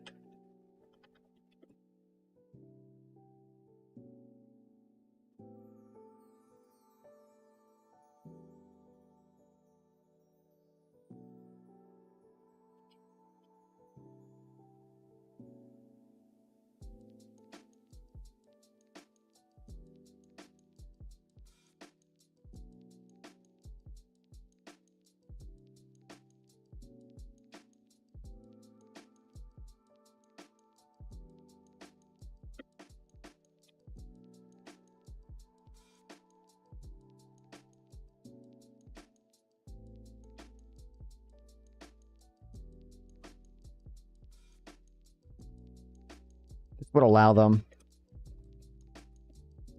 to use this cash.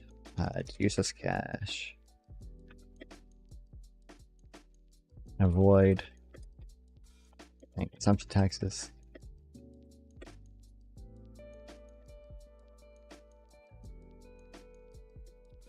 Mitigate this. Household should compute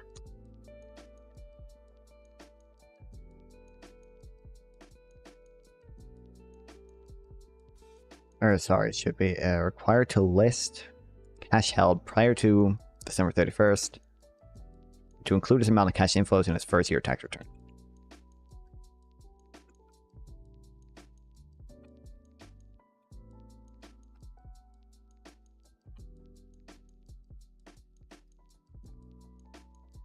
Experienced evaders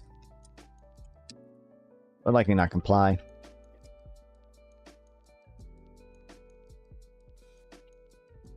But many honest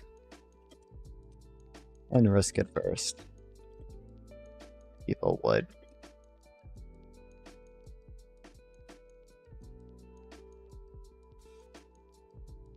Because no one can be sure how much people will reduce their consumption following tax conversion, and it's prudent to phase in the population over a half decade to avoid a temporary recession. The method would be cross-section phasing. I mentioned this earlier, but tax should be, since it's unknown,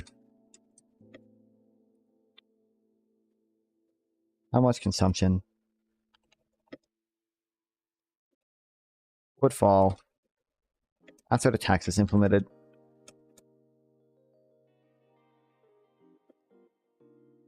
It should be phased in slowly. To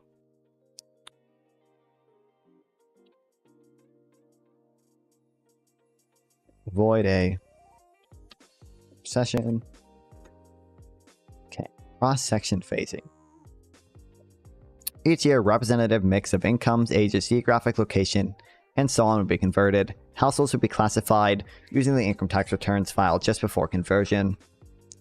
The particular household chosen to convert each year will be selected by a random drawing. Cross-section phasing has several advantages. First, no one can object that a particular income or age group is being favored or penalized. Second, converting a cross-section of the population each year will limit the harm to any particular industry.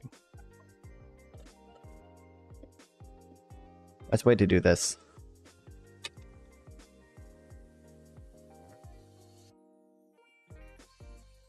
is with cross-section phasing.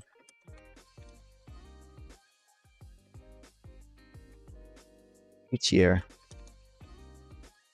a representative sample. Is that what they use? A representative mix of income, age, geographic location, and so on would be converted. what's up, Ranger and Rogue?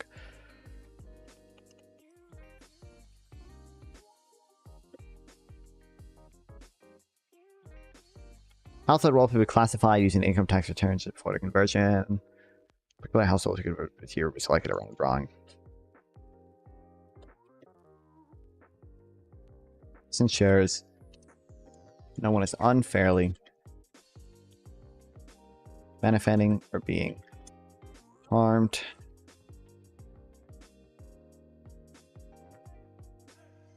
by the tax, and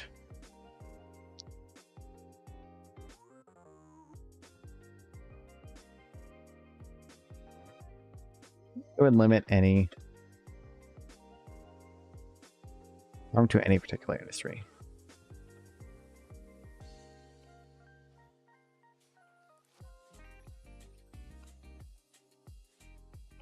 It would limit the harm to any particular industry.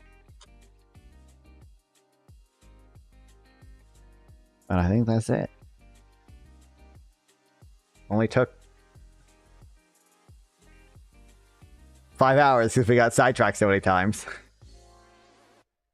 Whoopsie.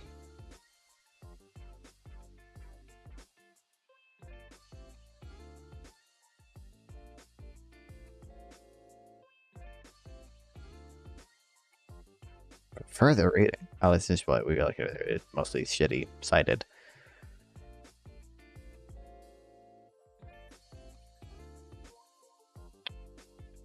I really wish it should be under new heading.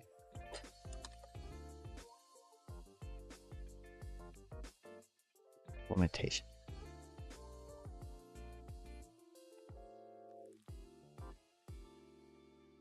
Oh wait, this really? It's not, hold on. This is under new heading. I'm assuming design. Okay. In hindsight, I should have maybe made these toggles. Because it's kind of... it's fine.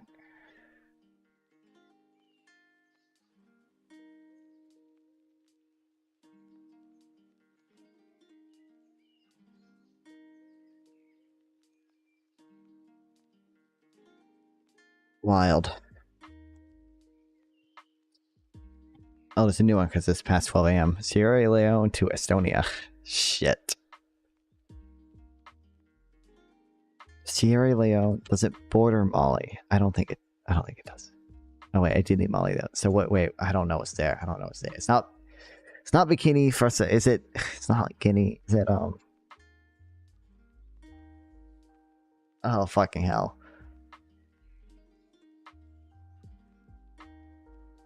Okay, hold on. Algeria, Libya, Egypt, Israel, Syria,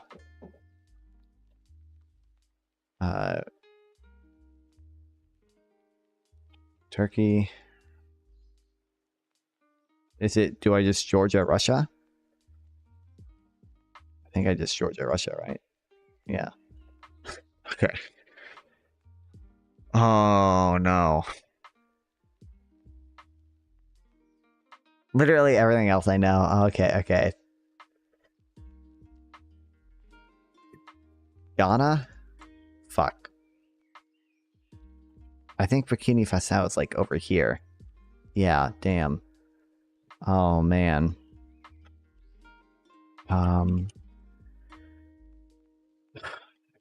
Equatorial Guinea, I think, is above it. Oh no, that's way. No wait, I'm not thinking Equatorial Guinea. I'm thinking of is it Gabon? No, that's the country that surrounds that. Liberia?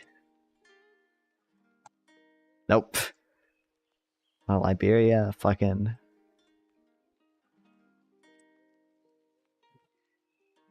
It's not Mediterranean or whatever, is it?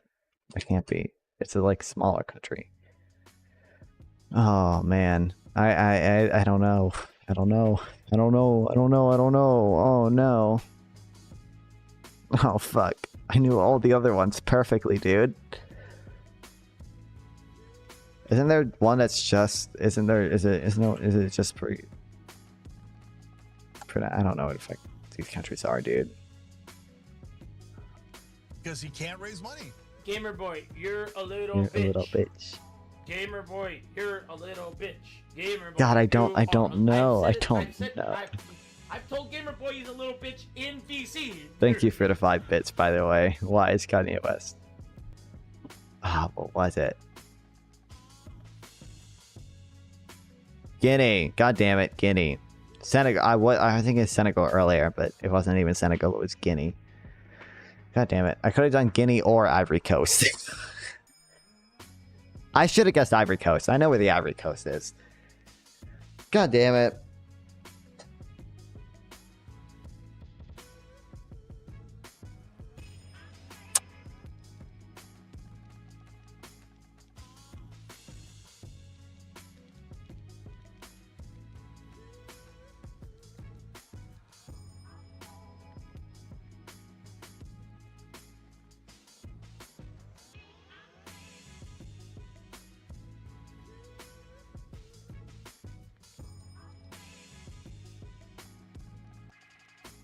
How long is this?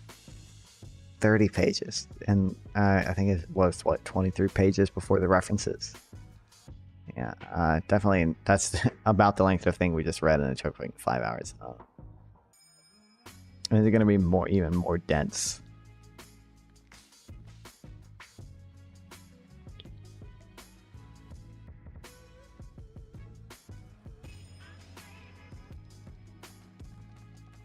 Maybe eventually.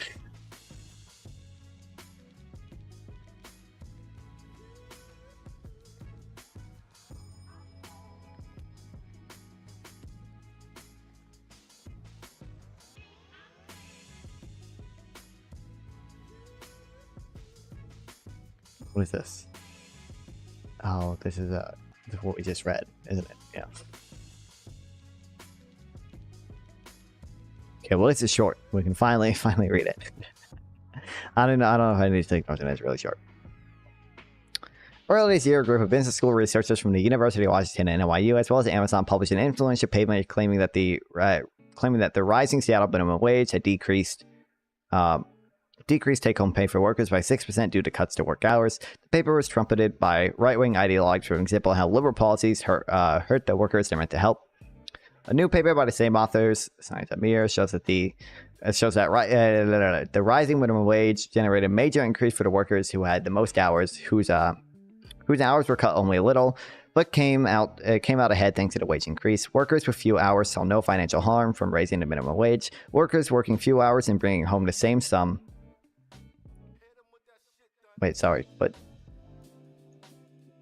Workers with few hours saw no financial harm from the rising minimum wage, working fewer hours and bringing home the same sum, and they found some harm to people. They found some harm to people who had the smallest number of hours, which may actually reflect stronger demand for workers and fewer workers in this category. Fewer workers in this category of very low hour work. Study's author explained the findings are all consistent with one another, but people who found the methodological flaws in the first study say that the reverse is inevitable. Here's Barry Ritzel's previously in Bloomberg. One thing about the impact of the rising minimum wages, one can't simply omit the biggest minimum wage employers in the region, such as McDonald's and other fast food chains, or Walmart and other major retailers. These are the very employers where the main target of the minimum wage law.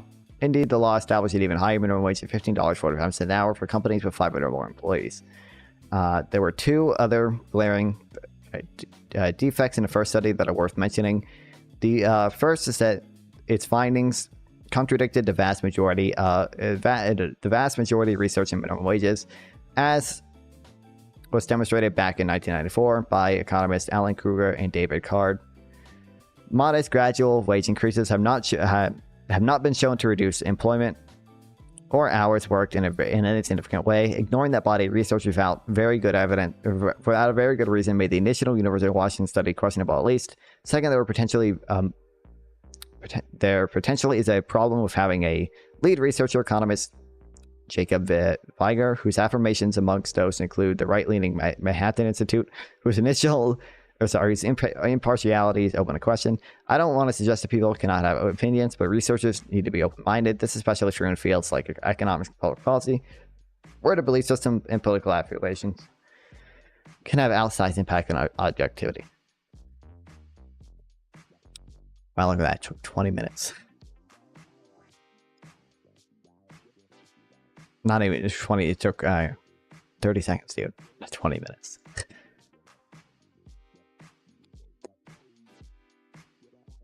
Maybe we should make a notion. Well, hold on. If I make a page for minimum wage, I should probably have that on it.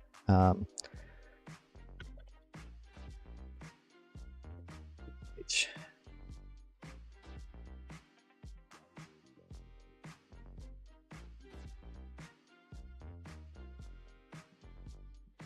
Hold on. If I hold that down to do, I can. Let's go. Event. Or change block.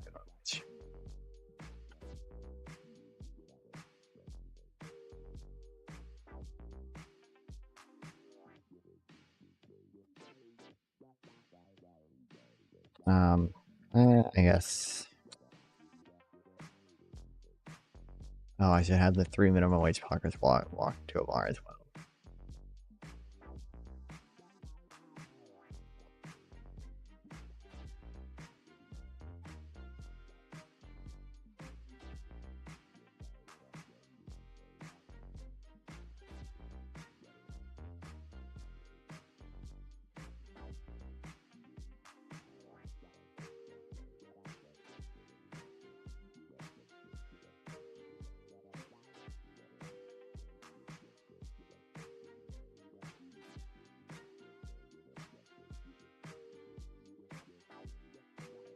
Really? I can't. Oh, there we go.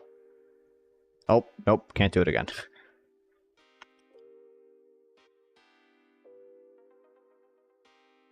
Why? Why can't I? Why can I only do it when it feels like it? Oh.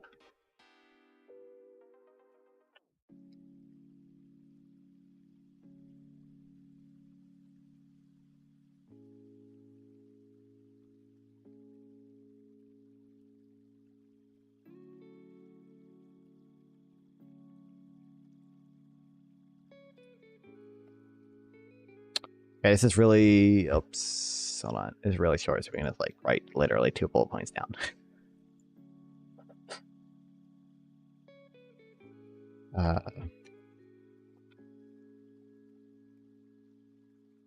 Early, and when was this written? 2018. Study from University of Washington, NYU as well as Amazon.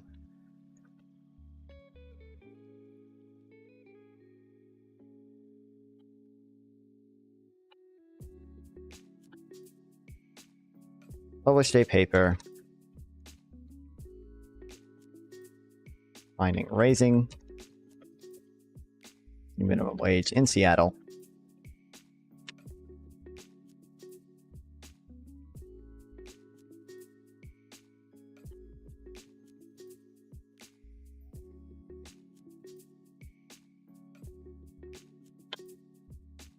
Decreased take-home pay for workers by 6% due to cuts in hours. A new paper published by the same authors shows the raising minimum wage generated a major increase of workers who had the most hours, whose workers were only cut a little, but okay.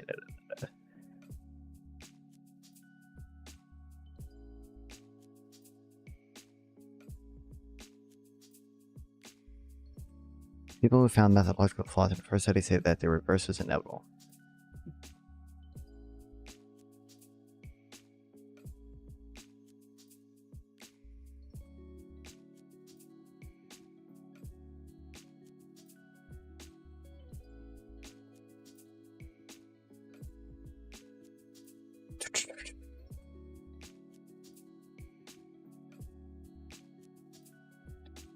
Vaughn, good to see you back. A little disappointed to see you stream in the past few days. I know. Listen, they fixed Minecraft Realms and I got distracted, okay? I'm human, okay? The ADHD is not not healthy. I'm thinking maybe you could have streamed in DNC, get more viewers. Maybe I could. I don't know if I would. Like, the issue with that is, well, I don't know. I'm conflicted because part of me is like, well, if you're interested in watching the DNC, you're probably either just gonna watch the DNC or watch a more popular stream to DNC. You're probably not gonna watch me. So there's part of that, and secondly, a lot of that stuff I don't really care about. Like, I watch the presidential debates, but like a lot of the other shit, I don't really, like. I don't watch much of the DNC. Like, it's just not like something I care about like a ton. It's just like a happy vibes like speech giving thing. It's like, it's fine. It can be entertaining, but like my commentary on it would not be it would just be me like react farming it for viewers, and like, I don't know. I probably would have streamed some of it, but again, I got distracted on Minecraft Realms. I don't know. But a part of me is conflicted because I did stream the presidential debate, and like that live stream did really well. So that makes me think that that it does work. If we go to my, or we don't even need to go to my YouTube studio. We just need to go to my channel. Like, go to my live streams. But also, I'm glad I miss you. Miss me. That's so nice. You see, I mean, the first live stream that is Yoshi screaming for 24 hours, 7 days a week. So you know, this got 20,000 views. And even I got like 2 subscribers the entire time. Phenomenal.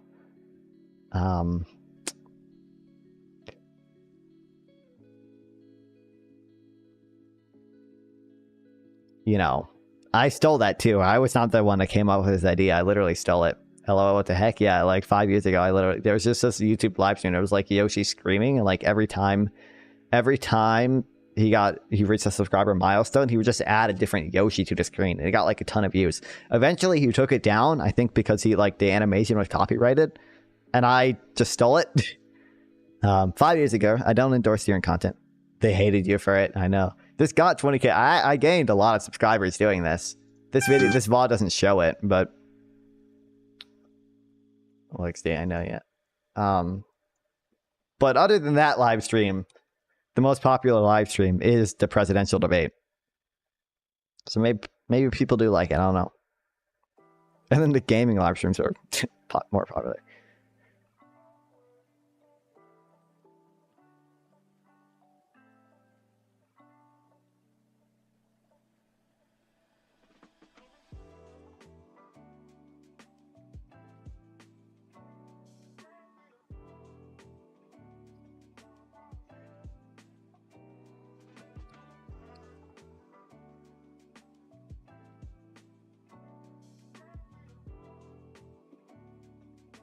Wait, is this bold? I don't want it. Oh, why is it? Wait, look. Oh, what's up, Miguel? Welcome back.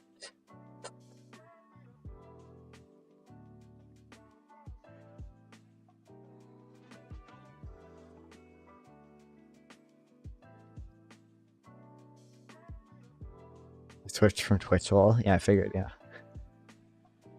Now you're giving me that sweet YouTube watch time. I love the YouTube watch time. Hell yeah. Hell yeah. Make sure to like and make sure to smash that like button. Make sure to smash that like and sub button, guys. Make sure to smash.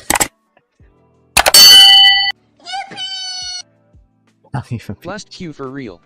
In econ philosophy circles, people put way too much emphasis on ideals and underweight practical or historically probable outcomes.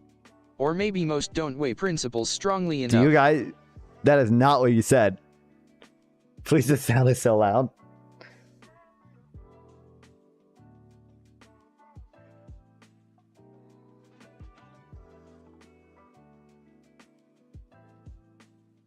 Wait, am I? Hold on.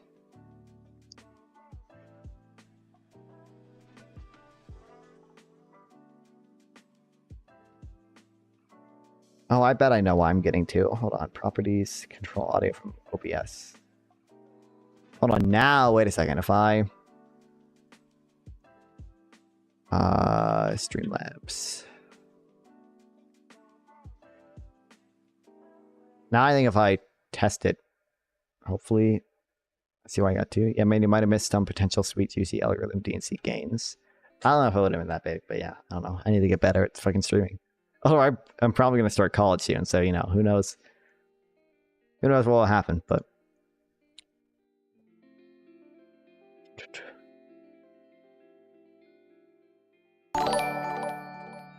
This is a test donation This for is $64. a test donation for $64. Yeah, that's why I'm getting two.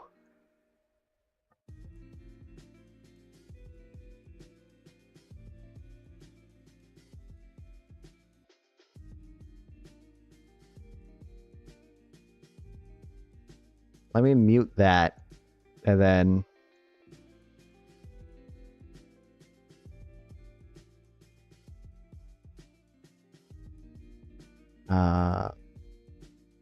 monitor and output. Hold on. Tell me if you guys hear this. This is a test donation for $43. You guys heard that, right?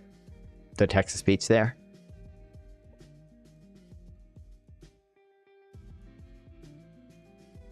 Yes, okay, good. Thank you, guys. Okay, I fixed it. I did like I heard it through $33 test donation. Yeah, okay, good. Wow, Kevin, thanks for the $43. Wow, that's crazy. I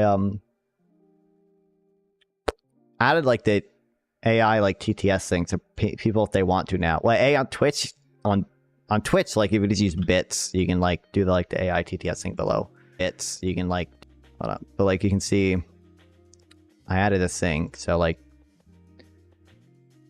it technically, I think you guys can use this like AI TTS thing. On Twitch, you can use bits as well. I think I set it up so you can do that. Yeah, you can see there's this, which you can use to do stupid shit, and then this stuff as well. This is sound alerts, but this is We're no strangers to love, you know the rules, and so do I. You can do random shit here as well. The lyrics of the song sounded like fingernails on a chalkboard. Yeah, anyway. Well, also Twitch added this new, you can see this, they added this new knock feature thing. Like you can see like on streamers that I think if we like mutually follow each other, we can like knock to collaborate. I don't know exactly how it works. I'm gonna knock kid. I don't know, I can test it with Grumple. Don't forget to smash the like button. Don't forget to like and sub, and smash that like button. It's free, and you can always undo it. And only 5% of the viewers who watch my content are subscribed. I don't. Please don't go there. I'm not smart enough to get into that. You're gonna upset Effigy. Okay, well, let's try this again. Nice sub, thank you, Miguel. I think I know it did say I had 796, which I assume was you. The YouTube like sub thing does not work as well as the Twitch follow thing. It'll kind of just randomly update. I might even hit the. It'll kind of just randomly update. So like, you know, maybe next time I stream, it'll pop up and say Miguel sub. We'll find out. Howdy. Oh, that's a Mortal Kombat reference. I understood that reference. Yeah. So. No, wait, is he in a panel? Andrew should be yes, it's ethical. Was anybody saying what? Was anybody else saying yes, it's ethical? No. John Smith. The robot consciousness for transhumanism. Yeah, essentially. the question was, is it ethical if we could upload our consciousness into a machine to achieve some type of immortality? Is this ethical to do so? Yes. There we go. That's what I was trying to do. I don't know how. I don't know if it opens like the dumb like Twitch. Work, then? What if you just like The dumb Twitch thing. Recycling bin and delete them forever? Murder would work the same. Yeah. Just clear cookies and there goes Dan. Well, wait a minute. Hang on. Just, What is the standard for murder in that case? but you're. Also, His stream is so delayed. Dean just wants to add to the convo. There's no break because Don't the care enough. biological and the mechanical. We'll test it out with somebody later.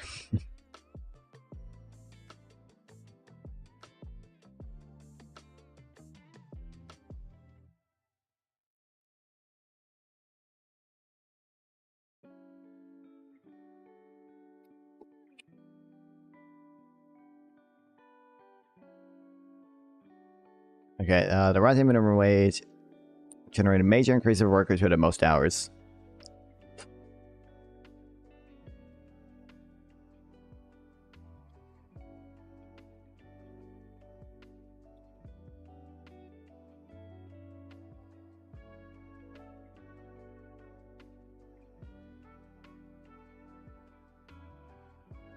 Whose hours are over quite a little.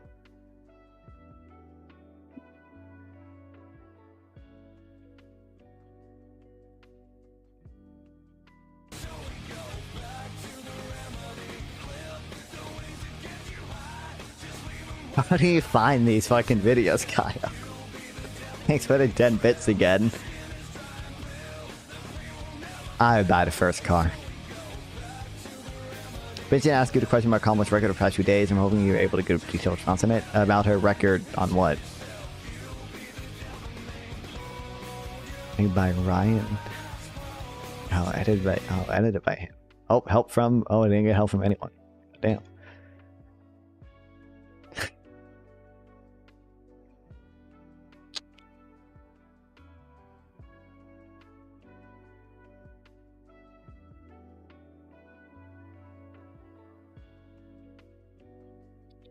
Working a few hours saw no financial harm from raising the minimum wage, and working a few hours bringing home the same sum. They found some ordinary people at the smallest number of hours, which may actually reflect stronger demand for workers and fewer workers in this category of very low hour work.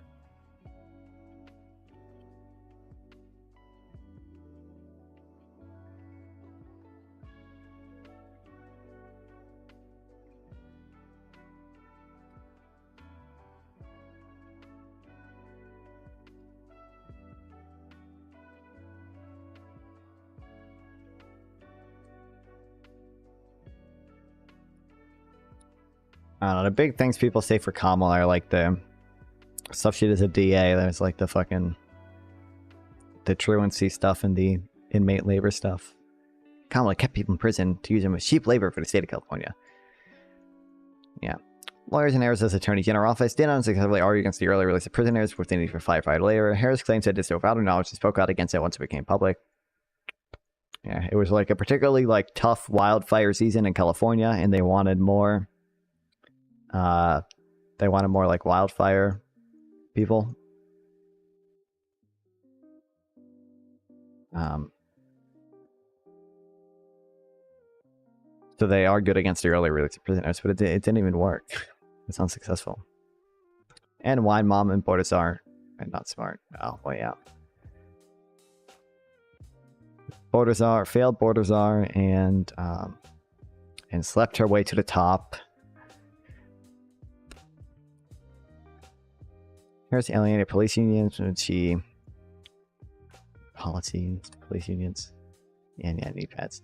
Police unions when she refused to seek a death penalty for a cop killer. Harris was also the first state right implicit bias training for law enforcement personnel. Harris refused to prosecute an individual for licenses if their third crime was nonviolent.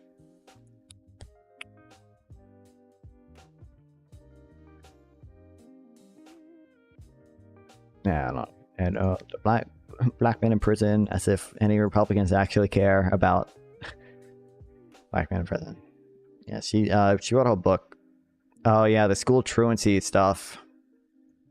The reason like she prosecuted people for school truancy is literally, it's all part of her. Kamala Harris has always been the like smart on crime person. Oh, thanks for the follow, Ranger and Rogue. Appreciate it. Like the reason she did it, truancy is a rough one, no problem. Because she found out 94% of homicide victims were high school dropouts. So like she used her powers as a DA to try and do something about it, which was prosecuting parents for truancy. I don't know. It was like only for imprisoning parents if their children missed 10% of the school year. It was only if the parents made like literally no attempt to contact the school for like anything though. Like there had to be like some level of like neglect from the parents there. Which I don't. It's like if you're not sending your kid to school, you are absolutely setting that kid up for failure.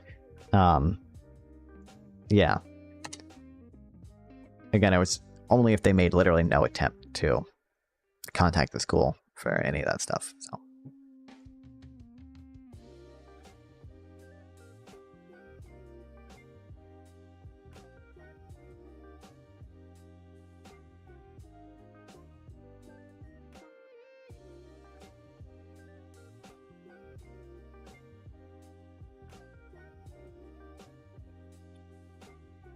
Okay, easiest argument for minimum wage. I find it endless debate about merits of minimum wage tiresome, mostly waste of time. Why? Let me put the case in a minimum wage easier form can imagine.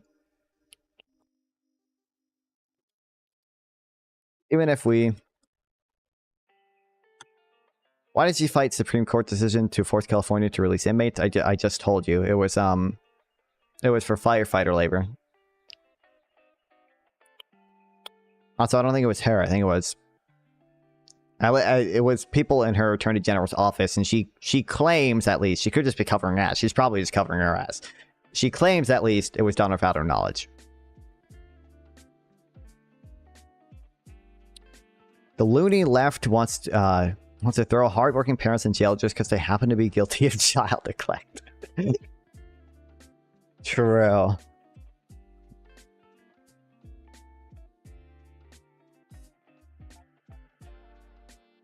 Like, I don't even think, again, like, it was literally, I mean, it was putting parents in jail for, like, 2 days or whatever. Like, will they work out, like, sending their kid to school? Like, it's probably not that bad.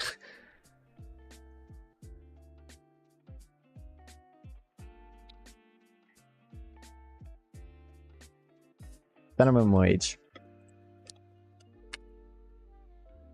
Will cost a significant degree of unemployment.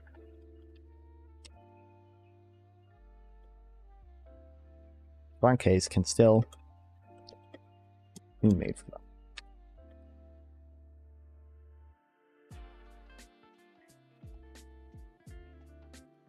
Then later dismiss the charges. Dismiss the charges for what?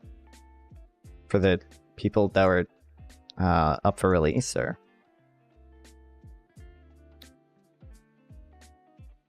The only we sort for the complex Supreme Court stuff, yeah, it's this Mercury article goes over it. Back in like 2020.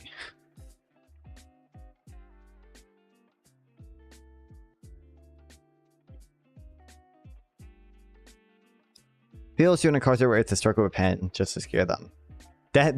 You know that quote. I can't tell if you're trolling or not. Do you know the actual context of that quote?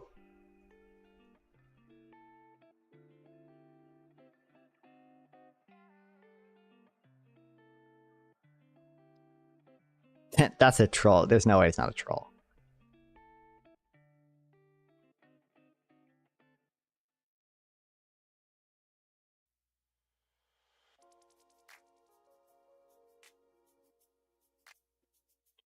Then a K YouTube channel. Oh, fuck. Sorry. I was not thinking.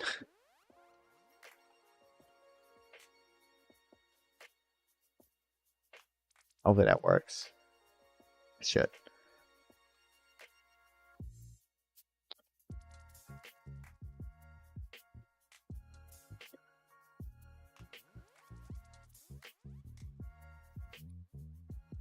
Miguel, I don't know if you know that source of the quote. You're either trolling or uninformed. That quote, she's specifically talking about like how easy it was to like abuse her power, and like it was like in the context of like a negative taking Trump. Hold on.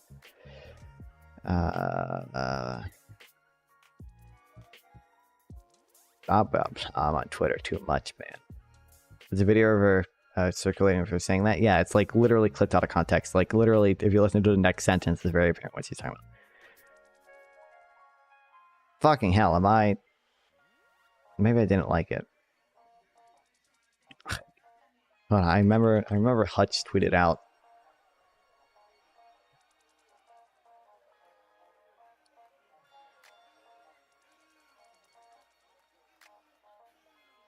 God damn it, Hutch is on Twitter too much too. Fucking hell.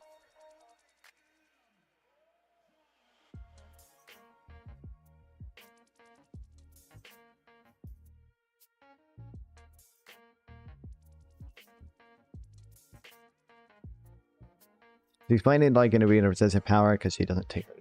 Hold on, let me. Doesn't take her job lightly. Yeah.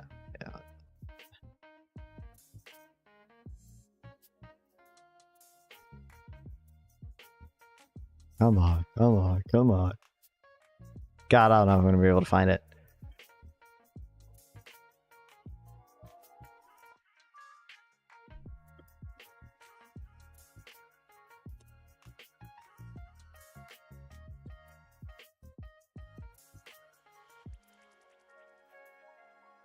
It's a full video.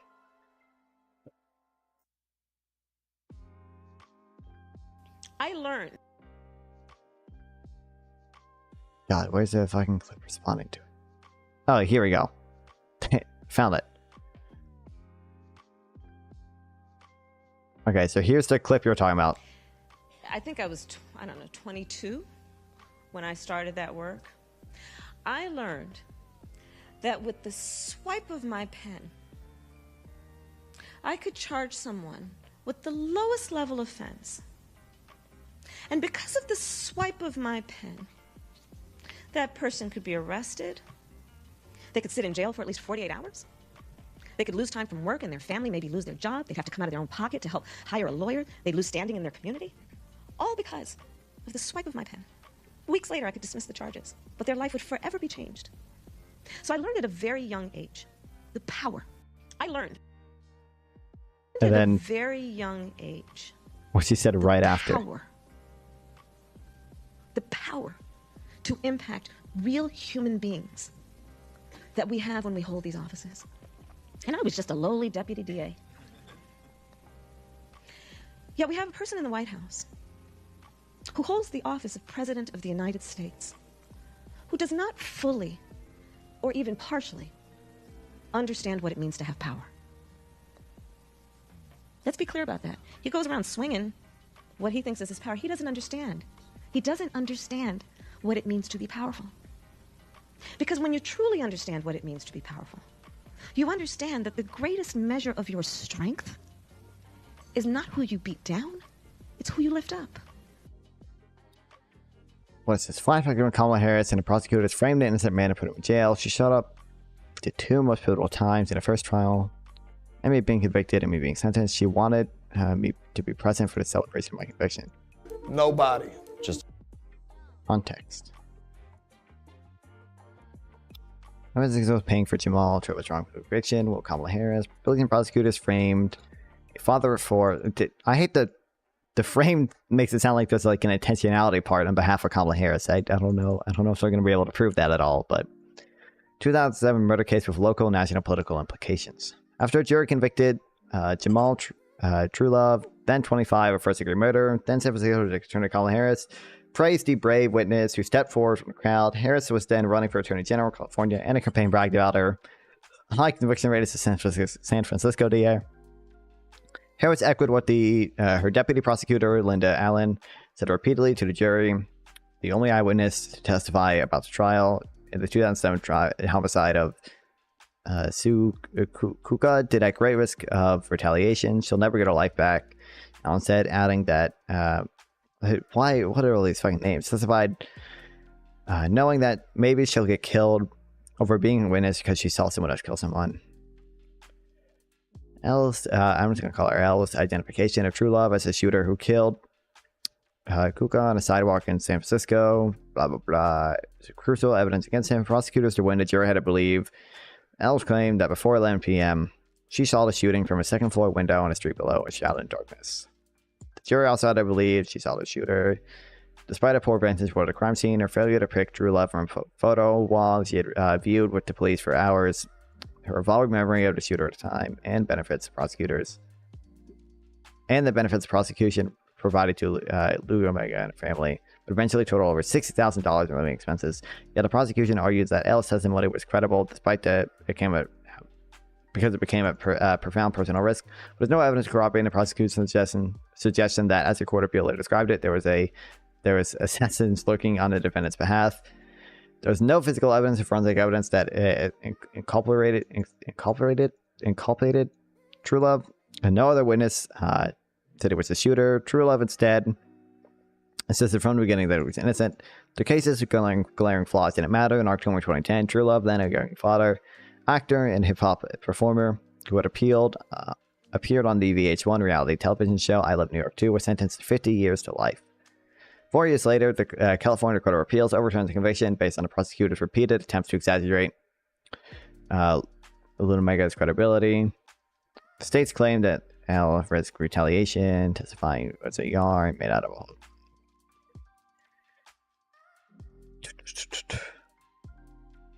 wrongful convictions are commonplace in the criminal legal system. In June, prosecutors in Wilson County, North Carolina, dismissed all charges against 81-year-old Ray Charles. Okay, don't care. True Love's unlawful prosecution stands out for its immediate and political implications under the local and national level. In November, there'll be elections to replace George. Okay, blah, blah, blah. Are there any...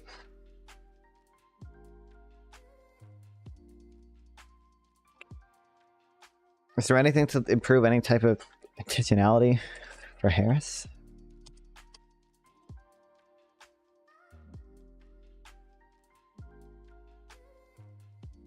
Kamala Harris, president of Cobain's, leans into a record as prosecutor. Despite the criticism, she allowed police and prosecutor misconduct to flourish when she later served as California's attorney. Harris recently dismissed the critics as self-appointed political validators.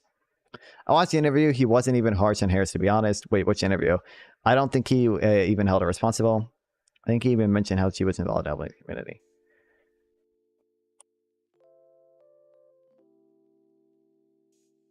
These documents show that both the police and prosecutors, including those at the highest level of the DA's office, employed odious tactics to form Lula Umaga into a credible eyewitness.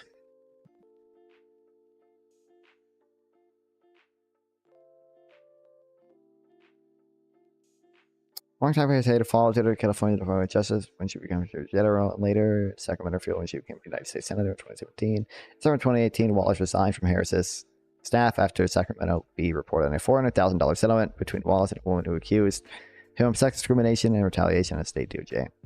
The interview with the guy who was wrong with being convicted. Okay.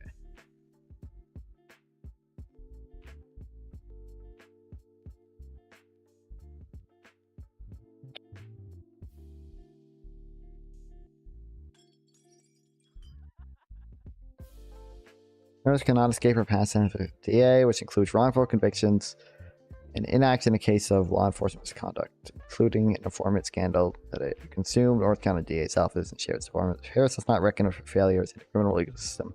She can find herself in minor positions in the next debate, defending the indefensible.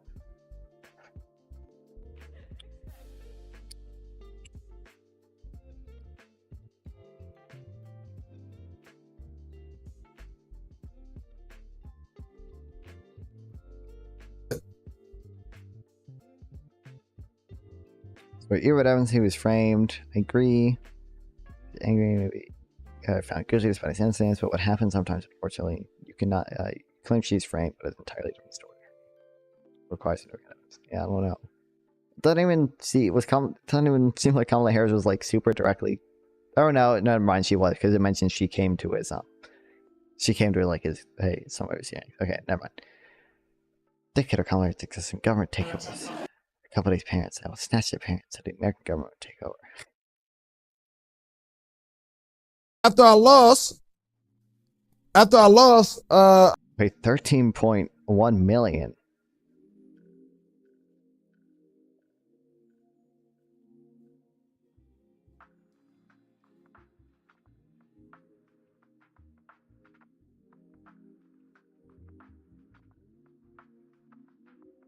Damn sure I didn't to know that it's commonly used to charge someone for a offense they did not commit in the first place. How is she supposed to know that? The point of the court system is to determine if they did commit the crime. You can never make it to court and jury. Next time, it makes sense to research how a corrupt American judicial system would be.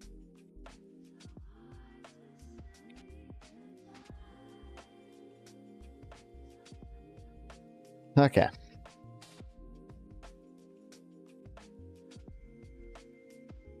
Labor, anti-war, free healthcare, college for all. I want a pathway to citizenship for immigrants. I want my tax up to go towards fixing the road to school in my country instead of lining up the pockets at MRC XX. Common speech seemed hostile. All of that. Did it though? Did it really though? Did it though? Did it? Did it? Okay. I don't know. It seems like she. Oh wait, this is Snopes. Oh wait, this is swipe it a pen thing.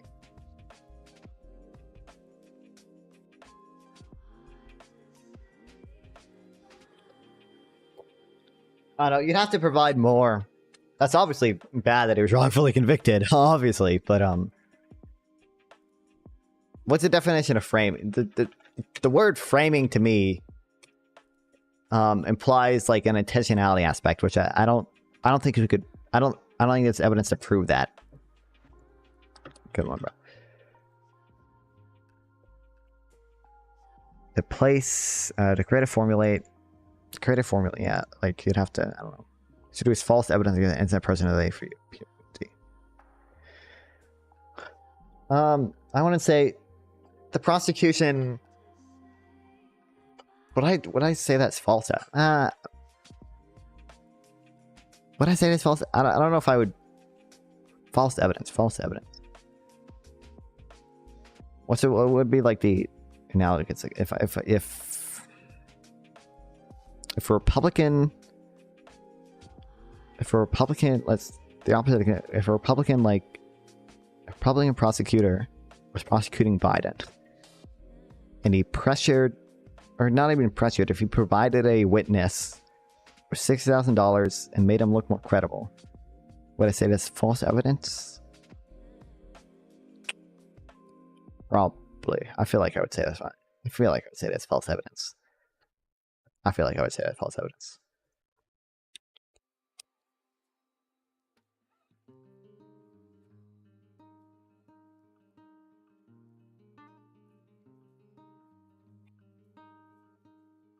Wait, was she? Hold on. I learned. Hold on, what's the think I was fucking? Was she running for? She was running for the DEA, right? 2007. He was convicted in February 2010. Harris was then running for Attorney General and campaign bragging about her high conviction rate. Okay, yes.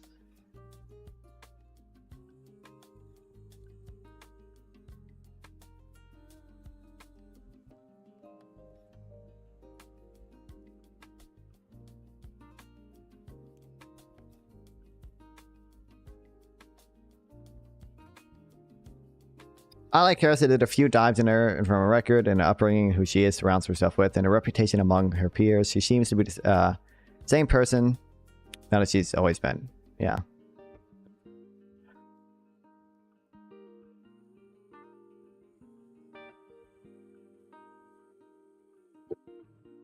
Wait, she was running for Attorney General or whatever. What positions did she hold at the time in 2010? Was she still San Francisco DA? I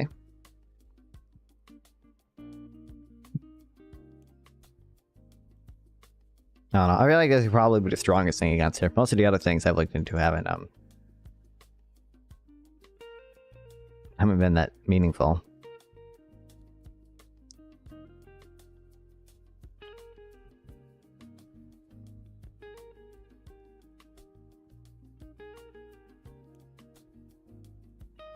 Yeah, let me paste it as a mention.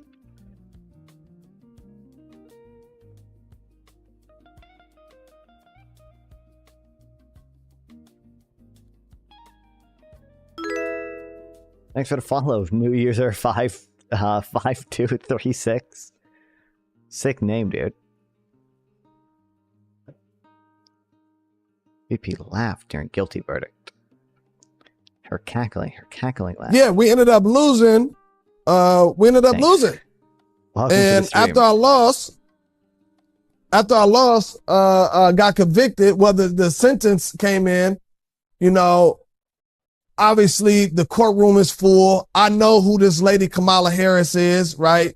People in the Oh, wait, it's 3 minutes projects long. knew who she was because she was a black district attorney. And we thought that we had a black district attorney in office, right? And who we perceived to be black, Are you right? MAGA? That will No, have that's not. from Oakland. And that's all we kind of knew. So, you know, I'm convicted. I'm wondering who I'm voting for. Kamala laugh and lie Harris. No. Donald Trump. Big Trump. I'm rocking with Trump. That's kind of understandable.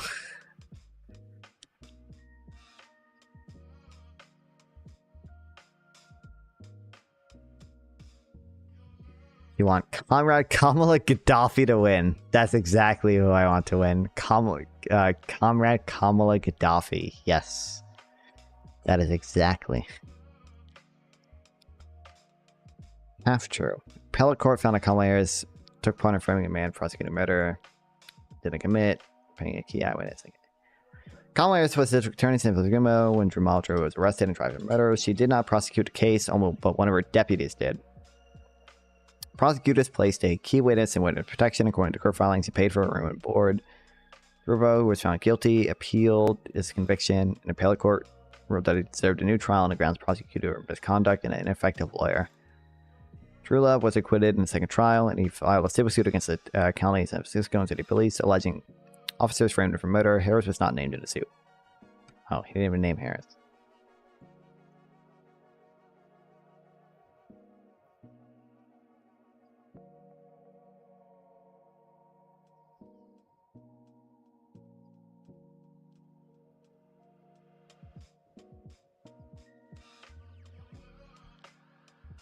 Why are they shouldn't be here. They should be, I think I have a healthcare thing.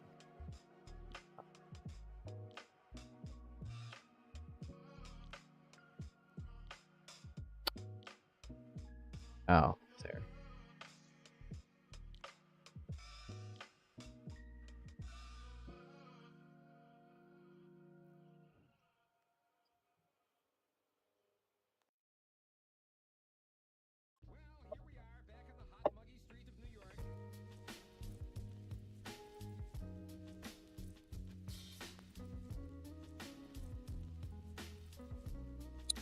Okay, there's a moral argument. We got so sidetracked. People should not be working for another people.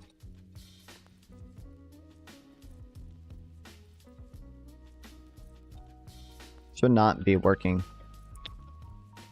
for wages under the poverty line.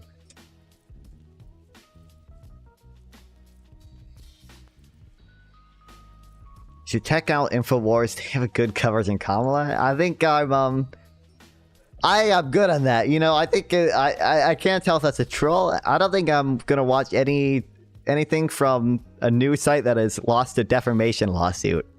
Or did InfoWars use, or was it just Alex Jones that lost? I think the Supreme Court X her is the strongest argument to have against her. Truthfully, Fawn, I read the article, but I remember reading her team was saying they needed to work. What Supreme are you talking about? What was the Supreme Court thing? Supreme Court. Okay, wait. I probably have it written down. It's probably in here.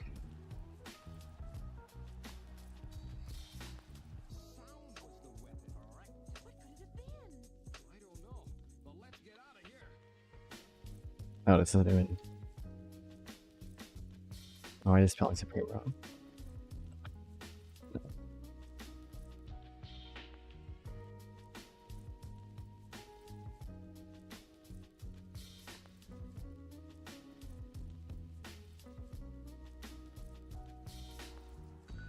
You're just using globalist news sources. Based. I love globalism. Based. Unironically love globalism. Are you kidding me? They are fabricating your reality. I don't know. If you want to look up Alex Jones, Sandy Hook defamation lawsuit, it takes a lot to lose a defamation lawsuit in the US. You have to prove actual malice. There's a really high standard for losing a defamation lawsuit. They were able to prove Alex Jones had actual malice when it came to his Sandy Hook coverage. I don't think I'm going to be trusting anything from them. Yeah.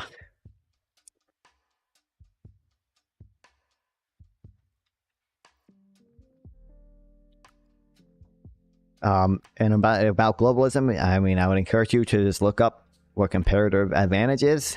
I don't know if you know what that is, but it's actually pretty basic, pretty cool. All I would say is that you should look into the judge. Yeah, true, dude. Were people outside the judge's house threatening him?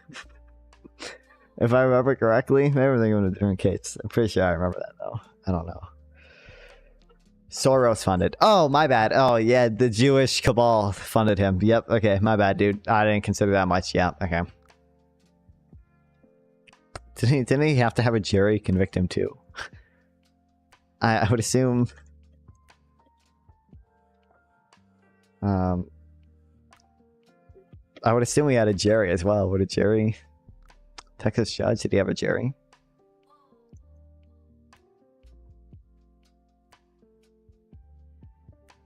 Yeah, jury awarded them. Would a jury? Soros funded too? Were they all Jewish secretly?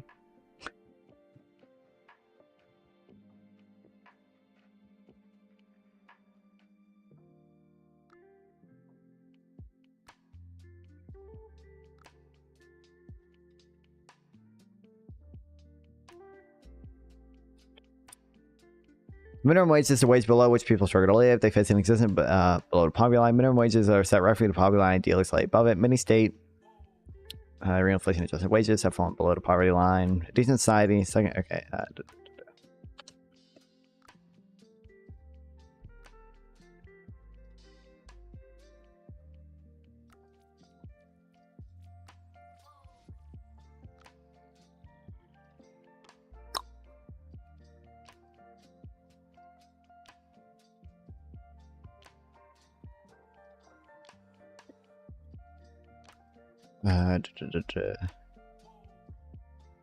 The wage below which people start to struggle to live. They must face an existence below the poverty line. Second, any decent society does not let its unemployed people starve. It gives them ideally a decent unemployment benefit. This means higher unemployment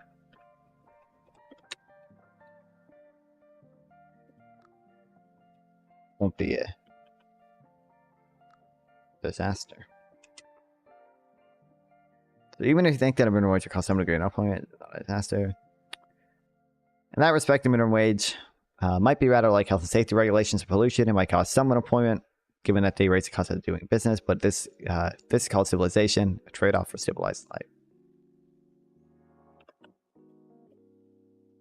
I don't think my comments are going through. Hello? Sometimes YouTube doesn't. YouTube's a little hard to censorship sometimes. It's not like, I don't really know. Like, sometimes YouTube's a little strict on the spam, but I don't have as much control over it as Twitch. As, I'm sorry, I can't do anything about it, but.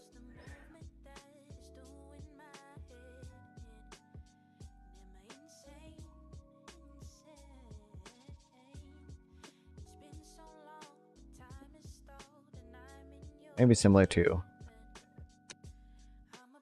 regulations on pollution. Do you support Azov and Androidites? No. But I do support Ukraine's right to self-defense.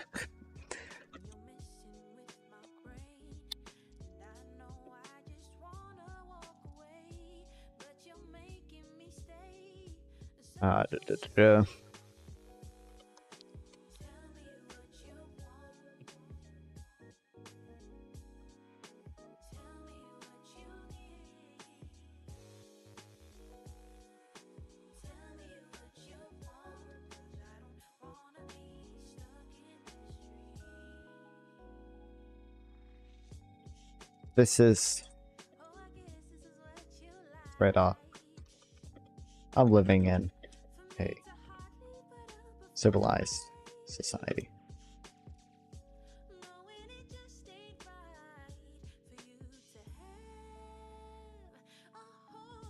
Have you new user, have you looked up comparative advantage yet? I'm just super curious if you have looked up comparative advantage. It's just a really interesting concept. It's like a really nice interesting concept that I think you should look into. I think you should do a quick Google search. And then also after that look up Iowa car crop. That's another really cool thing. You should check out Skade stream. Very knowledgeable in Ukraine. Don't worry, I've seen some of Skade stream before. Don't worry, bro. I'm aware.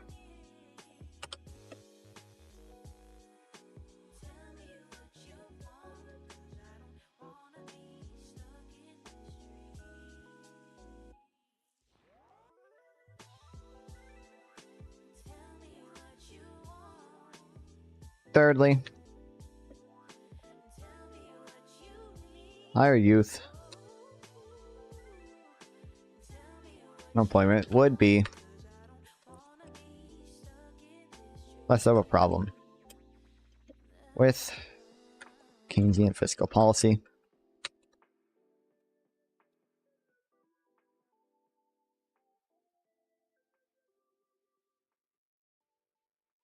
Whatever unemployment results from minimum wage would be swamped by the effects of massive government fiscal policy. Unemployment would be low.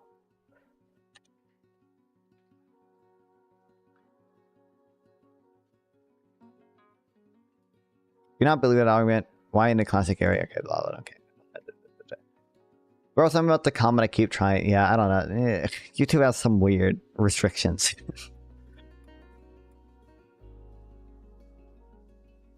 But YouTube isn't like transparent about it. Like Twitch at least gives me a thing like, hey, this message didn't go through.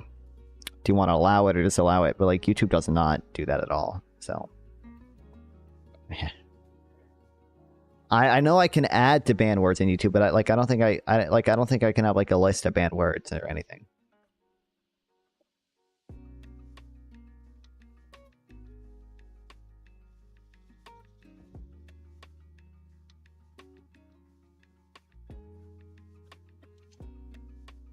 It'll come through in chat, but it won't show up on your screen. Wait, is it?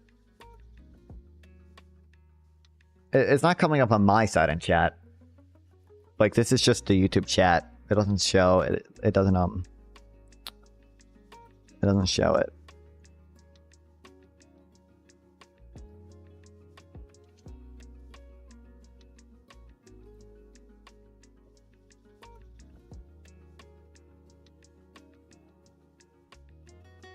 Evidence suggests that the effective minimum wage is not coming through at all yet on unemployment as well. I don't know if you're into Discord. You can do exclamation point Discord in chat, or I'm gonna send a link or whatever. But you can like link me stuff there too if you want. It's in the description as well.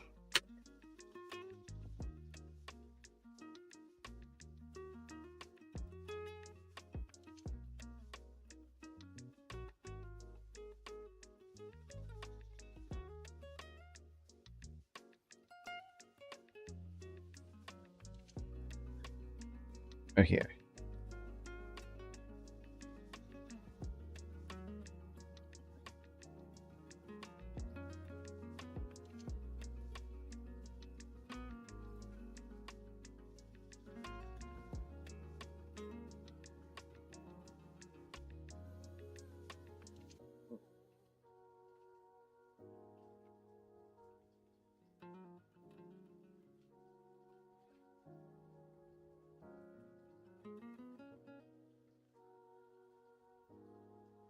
Hopefully this is still up.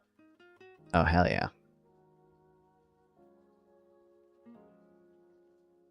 Fuck your British ass spelling. Laborers for the fires without her knowing she was tasked to fight the Supreme Court. Yeah.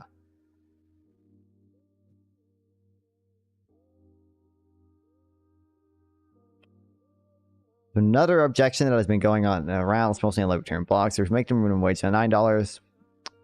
Why not $900? That's quite frankly brainless. The minimum wage is a floor concept. The floor is roughly the poverty line or slightly above it.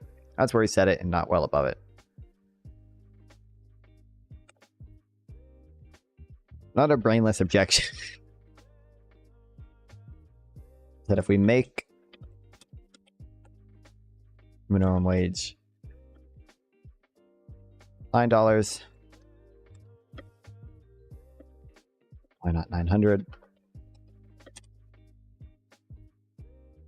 Not even post-Keynesians deny that excessive minimum wage can feed the cost push inflation, wages being a big factor in input costs, but a rise from, say, $7.25 to $9 is quite small. In the real world, Washington market or corporate. Okay.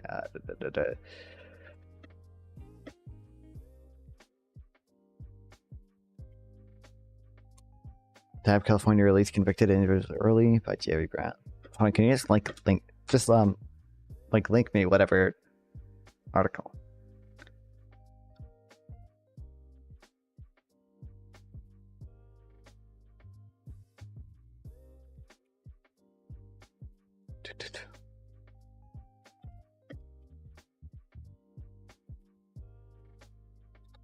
Minimum wages can factor into cost push inflation.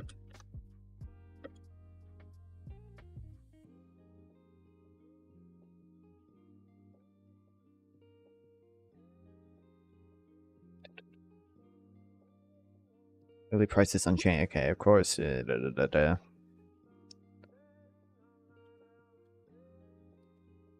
Also be said,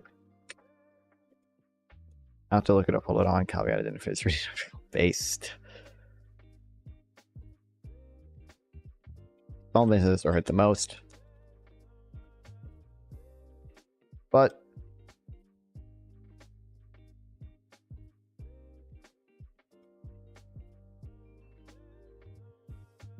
small business is not really a source of most cost push inflation.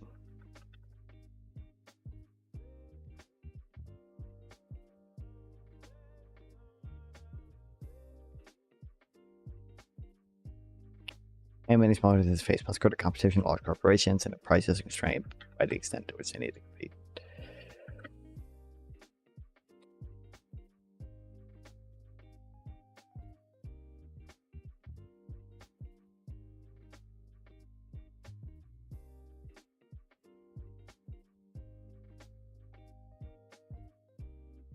Okay.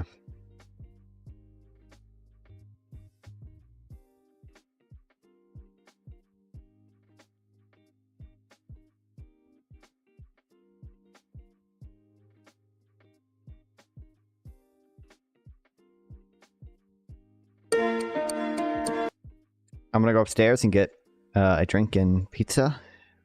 I'll be back in a second. Here, let me...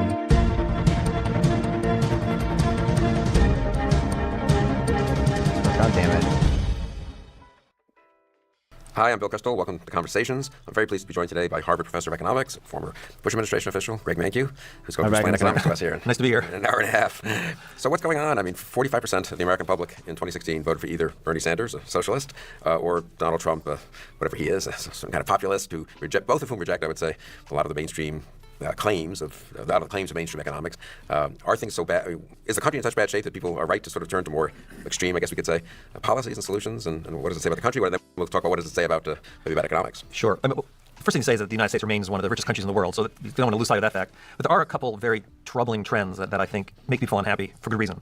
One is that if you look at growth rates, they've been slowly trending downward over time. So the past, say, 15 years is the lowest 15-year growth rate that we've seen since World War II. So you have to go back to the Great Depression to really find a period this bad. So we have very low long-term growth rates. In addition, we see rising inequality. So the growth we have seen has accrued to people at the top of the income distribution. And people who are less educated, people with, say, high school degrees or high school dropouts, have seen really very little advances in their wages in 20, 30 years.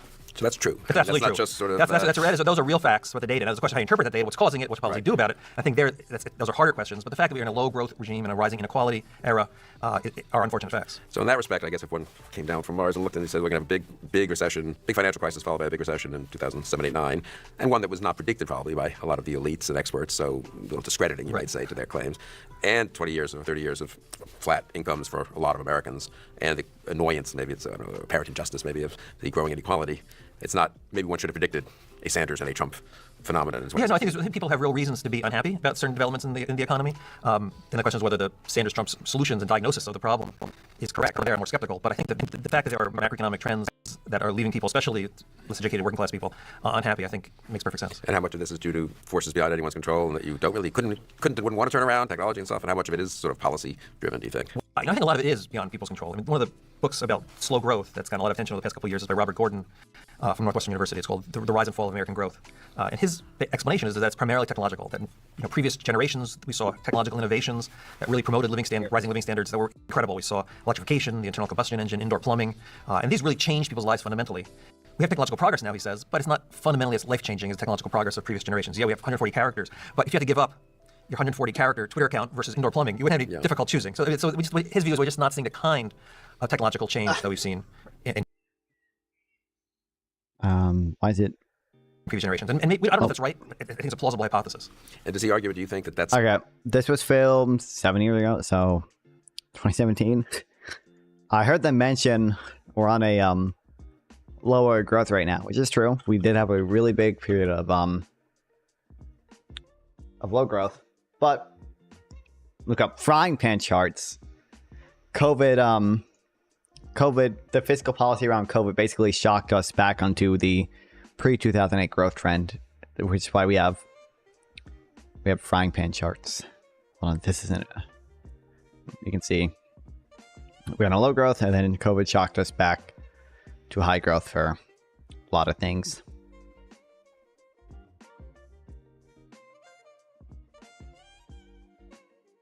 I love frying pan charts. Hell yeah.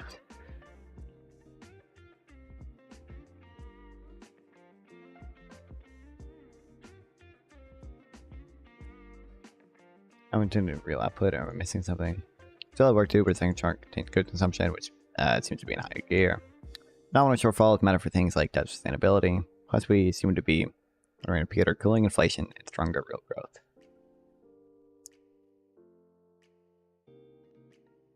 Reviews. He need not be doubtful. The other was a dream.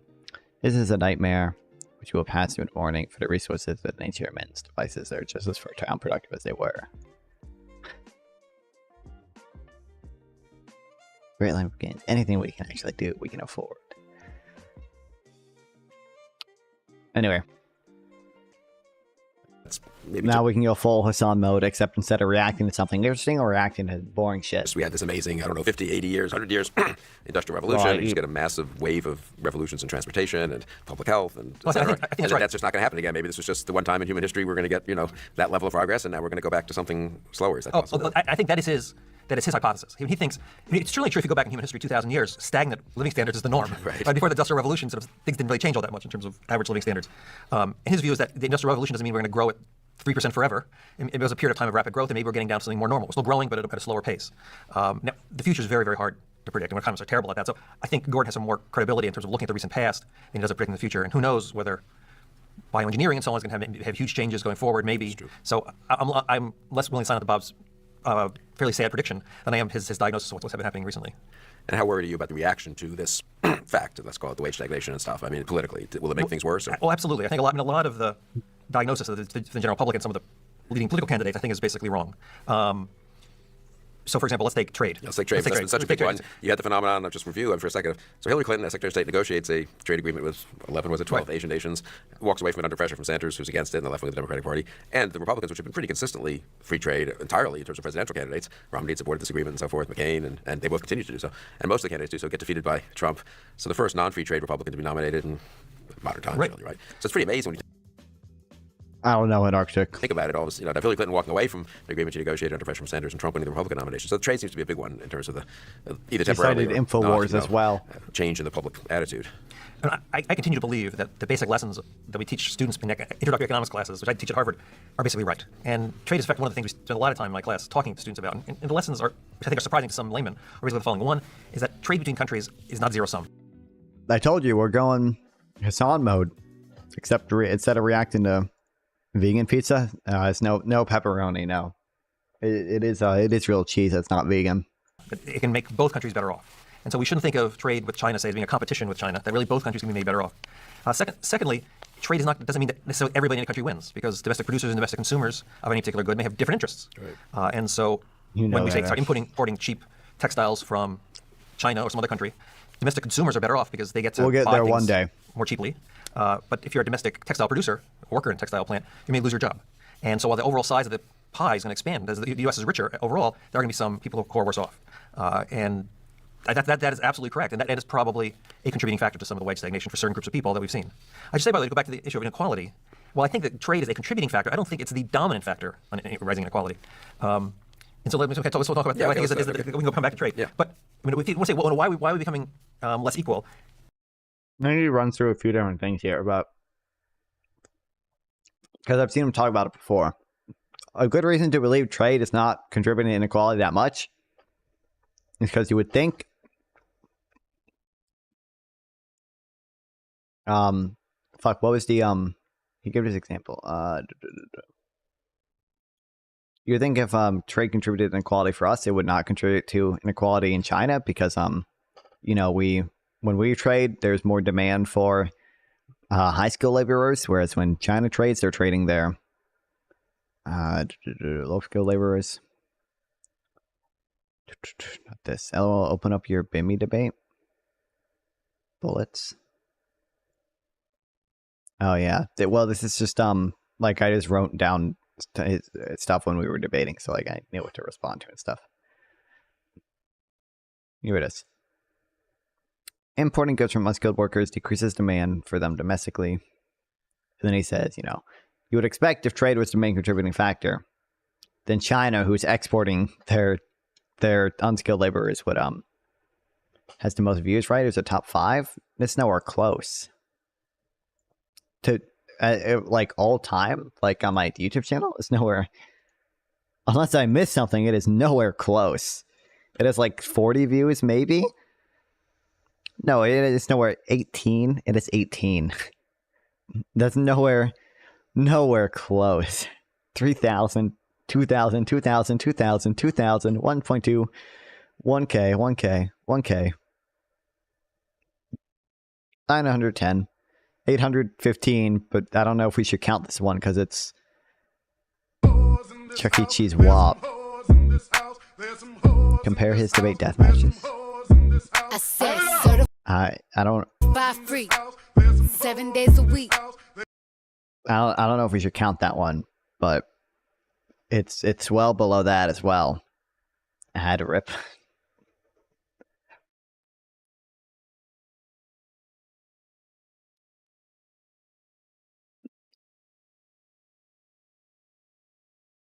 This is why Twitch invented the Prime sub.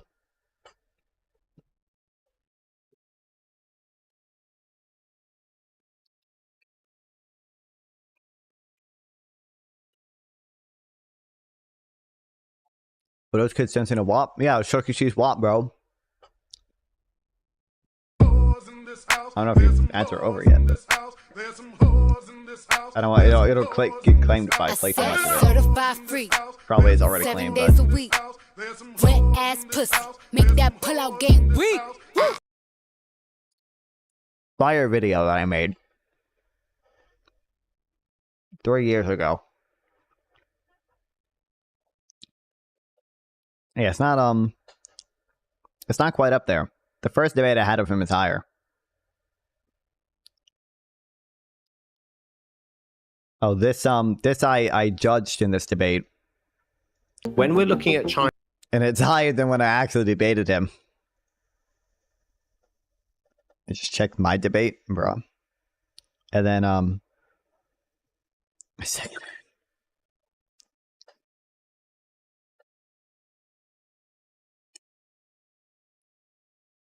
Well, my first debate I did with him has 100 views. I think it was like 50% of people. I think he probably tapped out and tapped back in. That's why he got another ad. Anyways, I was looking at a TV vids. My debate is 5 entire views. Vegan is not on a rise confirmed. Oh, the boss has a fucking... Okay, hold on. It's like that.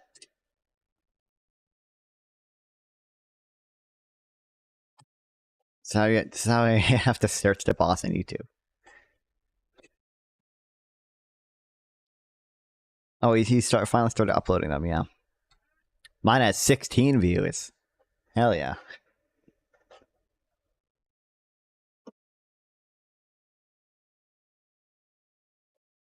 Bro, that haircut? Who is my old one or the boss's one? Pretty sure my abortion debate has more than that.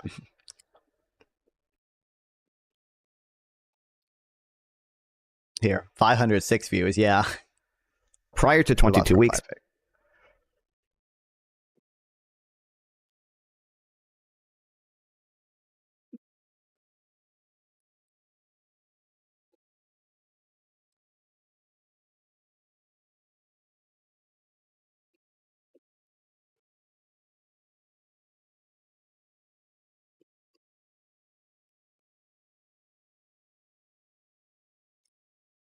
Did it die? Is that a... What the fuck is that?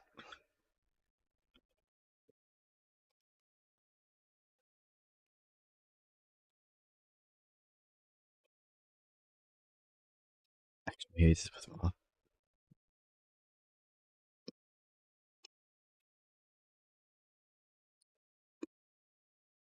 Gluten... Did they make a non-gluten-free version? Gluten-free food sucks, okay. Hate to break it to you guys. It's ass. There's some vegan shit that's good, but gluten-free stuff? Ass.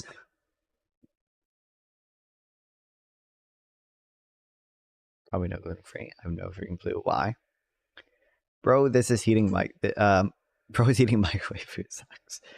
Are you vegan? Well, food is gluten-free. I don't go...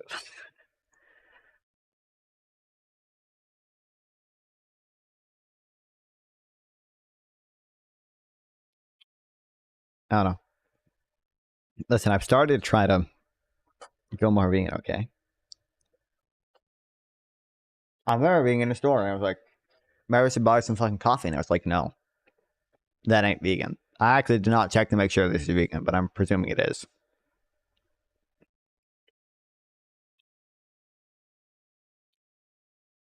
%, sure this is vegan.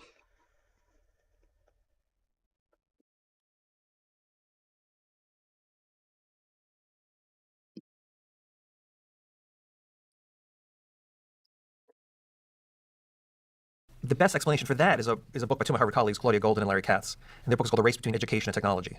And their story is that there's basically two forces driving inequality. Technology tends to exacerbate inequality because when we invent new production processes, that tends to replace unskilled workers and makes the skilled workers more productive. And education is the other side of that ledger, where it turns unskilled workers into skilled workers. And their view is that up to the 1970s, say, education was winning the race. We had this big advance in educational attainment, things like the GI Bill generation. And as a result, while technology may have been increasing the demand for skilled workers, the educational system was increasing the supply of them even faster. Since then, things have reversed. Educational attainment has plateaued. We haven't seen big advances in educational attainment since the 1970s. And as a result, technology has been winning that race. So it's been increasing the demand for skilled workers and increasing inequality, leaving a lot of unskilled workers behind as they get replaced by machines. Now, to get back to trade, trade is a little bit like technology, right? If you're a factory worker with a high school degree, right, it's kind of the same thing whether you're replaced by a Chinese worker overseas or replaced by a domestic robot here. They're both basically producing something more cheaply that you used to produce with unskilled labor before. I mean, economic theory, obviously correctly, it would be that, well, but there's more net, there's a net benefit to the economy. There's more, consumers are all saving money on this cheaper textile, to get back to your earlier example, they're buying. So some textile workers are put out of work and there's a temporary dislocation, but that money... Peace out, vegan. Thanks for stopping by and watching ads, giving me that ad revenue.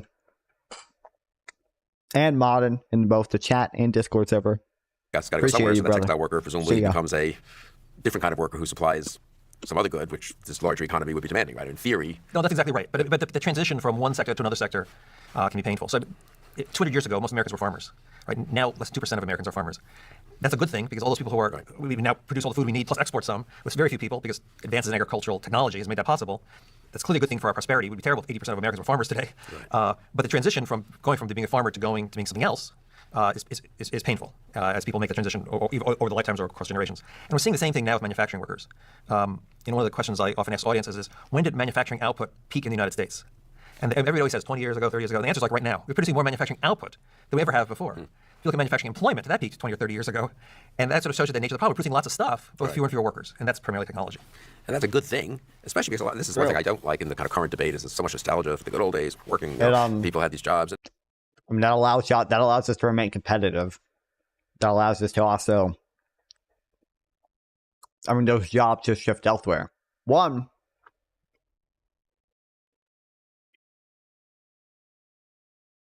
that's always a win for consumers. That means lower prices for consumers, which actually then frees up their income to buy other things, which drives up demand for different products, which then creates jobs in those industries as well. And two, that allows us to remain more competitive in export markets as well. We're producing more for less. Yeah. And there's some truth to that, especially the union. And that exports are part of GDP. That increases GDP. Jobs paid well, and they were stable for maybe 20, 30 years and so forth. Although we're not really that export competitive in manufacturing for getting sick at age 43 with black lung disease. And I seem to remember, I'm old enough to remember whole literature about how alienating working on assembly lines was. It wasn't stupid literature. It's not great. It's not either physically great for you, but also sort of spiritually maybe to be putting some doing the same thing for 8 hours a day. So that was sort of an old-fashioned view that had some credibility, that it was not a bad thing that we were inventing technology that was liberating people from these jobs. But I guess it didn't work out quite the way people hoped in terms of them being able to easily get other jobs. Are there problems in the labor market, do you think? What could be, done about that? I think the real problem is in the educational system. Because I think what we need is more skilled workers, because that's where we're transitioning to, is a more skilled economy. If you look at sort of growing sectors, and manufacturing shrinking, what's growing? Higher education is growing, healthcare is growing. But to get those kinds of jobs typically require more years of schooling. And so what we need to do is think about education in order so that education can start winning that race between education and technology.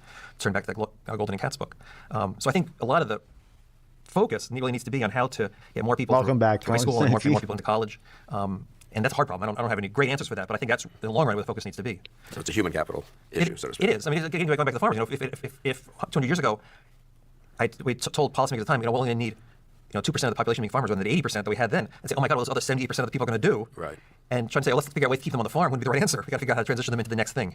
That's easier to do in the long run from generation to generation. Right. It's much harder to do if you're the 50-year-old worker who's had a job that you thought was going to be stable, and all of a sudden you're replaced by a robot or a cheaper worker abroad. And I suppose the unhappiness compounds if you yourself don't have great prospects and you're going to work at a job you don't like that much for the next 15 years of your working life, and you're worried that your kids aren't going to have better prospects, right? Yes. You can, in a way, absorb the hit perhaps to your generation if you're confident that the farmer was confident that his kids who would move to the city were going to do better or something like that. We need to get the kids ready for a different kind of job. One thing that's going to happen fairly soon, I'm guessing, is driverless cars and driverless trucks. Imagine you're a truck driver, you spend your life as a truck driver, you're 50 years old, and all of a sudden they say, we don't need you anymore, we have a driverless truck.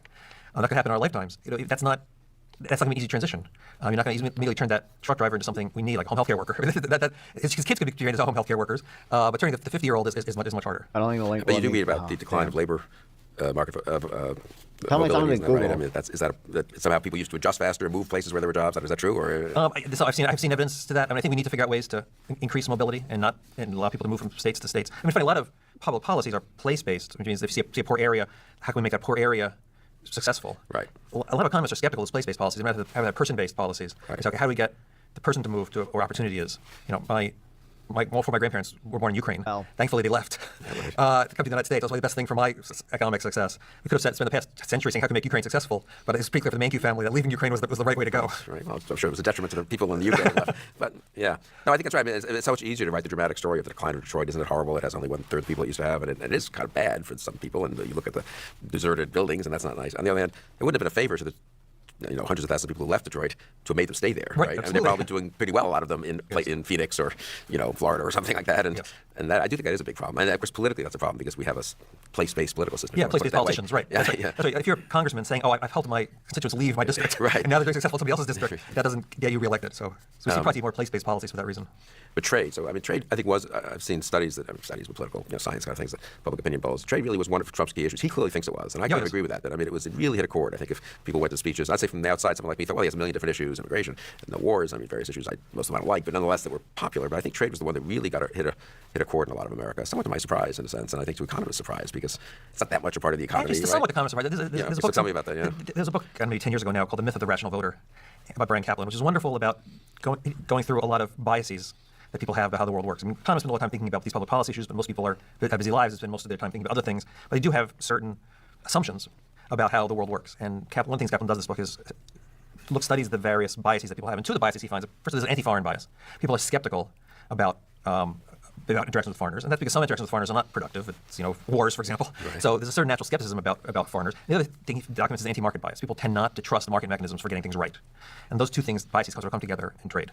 So people sort of look at China, which is doing very well in the past 20 years, and say, China's doing great. They must be doing great at my expense. And economists don't think that, but it's not a crazy thing for a layman who doesn't spend time thinking about these issues to believe to be true. Yeah, I always sometimes say in speeches, that it's a problem that China's growing so fast. It's a geopolitical problem in some ways, strategic problem, but also it could be an economic challenge. On the other hand, we would prefer a world with a China that's doing well than a China that's doing horribly. I think that really is a recipe for disaster, right? Same with Mexico. Absolutely. I mean, do we want Mexico to be falling apart? Do we want to be doing relatively well? Yeah, this is why Trump's stuff actually is so crazy with respect to Mexico. It's that's the country we have a very concrete interest in not having severe recessions and unemployment and so forth, right? But it's hard to explain that, I think. Yeah. While we've been living in the United States in a period of increasing inequality, and therefore poverty rates in the United States have been fairly flat, really, for 40 years. But if you look at poverty around the world, it's actually a very different story. If you look at people living in very deep poverty, less than $2 a day, it has plummeted over the past 20, 30 years. So anybody who's worried, takes a global perspective and is worried about deeply poor people, the past 30 years has been a great time. Now, why is that? Well, it's mainly Asia. It's India and China to a large degree. India and China are doing fine, and they have a lot of people, and they're pulling a lot of people out of very deep poverty. So anybody who's really worried about the human condition should applaud the growth in India and China. The median working class American is not going to take much solace in the fact that there's a lot of Chinese workers being pulled out of poverty. But if you take any humanitarian impulse at all, it's not that bad a time for the global economy. And not just humanitarian impulse, but Americans could take national pride in the fact that that's made most of it's due to India and China, of course, that progress, but a lot of it's made possible, let's put it this way, by an American-led world economic and political system that has mostly preserved the peace, that has mostly allowed for the relatively free flow of capital and investment, which has made possible this massive movement of people out of poverty. So there's a way in which an American politician, I've always thought, and I think Clinton and Bush tried to do this in a way, more mainstream politicians, say this is something we should be proud of. It's not, and it is in our long-term interest not to have these countries collapsing, and it's something that's a matter of mix of humanitarian and self-interest and just national kind of leadership pride. Absolutely. We should feel good about. But that disappeared in 2016. I think. I mean, it does. And it's funny. Having a president who's in favor of trade has a long tradition before this current election. Barack Obama was a senator, wasn't particularly free trade in his voting record, but then he got in. He negotiated the Trans-Pacific Partnership. And my guess is if Hillary Clinton got elected, she would have pivoted toward being more free trader than she actually talked about during the campaign. So while there's always been a lot of angst about trade, and particularly in Congress, the president is usually the grown-up in the room who sort of sees the bigger picture and can be counted on to promote a free trade agenda, and that goes across party lines. It's still be seen what Donald Trump is going to do. I mean, it's just still early as we speak, but so far it looks like he's much more skeptical about free trade than any of his recent predecessors. And how worrying is that to you, just as a pure kind of economics matter? I mean, how much damage would lack of further progress or some regress on free trade bring? I think it'd be bad for the U.S. economy. It'd shrink the U.S. economy. I really do believe that trade expands the size of the economic pie. It might even be worse for some other countries because they're smaller and we're kind of big. So we can nobody's threatening free trade among the 50 states. Right. So we can benefit. The trade is what, 10, 12%, something like that of GDP. Yeah, so. Exactly. So it's small compared to in the U.S. compared to smaller countries. But to the extent that we shut off smaller countries from trade, and to the extent that some of these populace in smaller countries follow our example by becoming more isolationist, that could be very bad for the developing world. So. There's a lot of history of sort of countries looking inward and suffering from it. Argentina being the famous example. But I think it's particularly worse when the United States sort of starts looking inward and stops engaging in the rest of the world because people are going to look at us as an example, and sometimes we can be either a good example or a bad example. And if we look too inward, then that can provide a bad example for a lot of economic policies worldwide. And some people say, well, look, we're not going to become a real protectionist country. We're not going back to the 19th century. We're not going to have massive tariffs. Probably. I think that's probably correct. Congress, that I think there wouldn't be support for. And American business would rally against that and so forth. I mean, probably. And so we're just talking about some individual, industries and goods and sort of a little bit of showmanship by Trump to please the people who voted for him. And don't worry too much about it. It's a small percentage of the economy. Is that right? Or is there kind of a ripple effect, though, where even a little bit of that can go a long way in terms of doing some damage? Well, I'm naturally an optimist, so my feeling is that this is going to be lots of some bread and circuses, and but at the end of the day, the grown-ups in the room will get together and sort of recognize that really, if you want to preserve the success of the U.S. and the world economies, that sticking to free trade principles is a good thing. On the other hand, the world's very hard to predict. A year ago, I didn't predict that Trump would end up president, so I'm perfectly ready to be surprised and to find a more economic isolationist view. Some things requires congressional approval, like you really have massive tariffs everywhere. But some things can be done with through enforcement. I mean, there's things like anti-dumping rules that the president can enforce more vigorously and slap retaliatory tariffs on when he views foreigners as selling too cheaply here. And my own view about anti-dumping is the laws are just terrible laws. And so if he's going to more vigorously enforce bad laws, that's not a step in the right direction. I've written in the past about how I'd really like to see the anti-dumping laws eliminated or radically reformed, because a lot of the cases of anti-dumping are just really protectionism by another name. And so I'm kind of nervous that this Congress has over the years ceded so much authority to the president, who now seems to want to use it in a more protectionist way than previous presidents. I guess the idea was, in a way, that Congress would get credit for protecting its local businesses with these anti-dumping laws, and then the president would not really enforce them the way Congress intended. So everyone gets, so Congress gets to say we did our best and blame the president, and the president makes sure the economy isn't. That's right. The president's supposed to be the person who has a bigger picture, and traditionally, both under George W. Bush and Bill Clinton, that was a more internationalist picture. Right. It's not so clear whether that's going to be true now. We don't know. It's still be determined. And do you think there's some, I guess what I'm struck by some, like TPP, the Trans-Pacific Partnership. I mean, a lot of intelligent economists thought the deal was kind of a mixed bag. There's not really that free trade. There's like thousands of pages of specifications, and we already have massive trade with most of these countries. And all we're doing is keeping the status quo. After all, we're not putting up tariffs.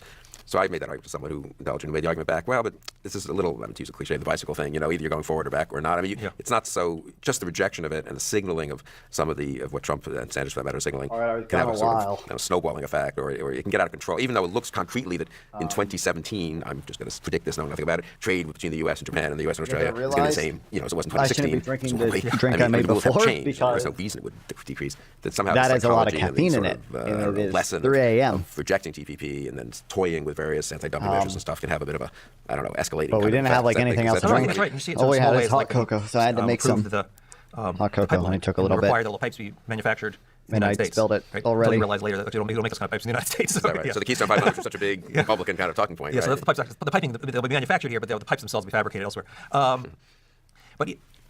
And I also worry that the Trump administration is always, to the extent they were negotiating with foreign countries on trade, is often focused on the wrong things. So let's say China. He spent a lot of time talking about China's currency manipulation.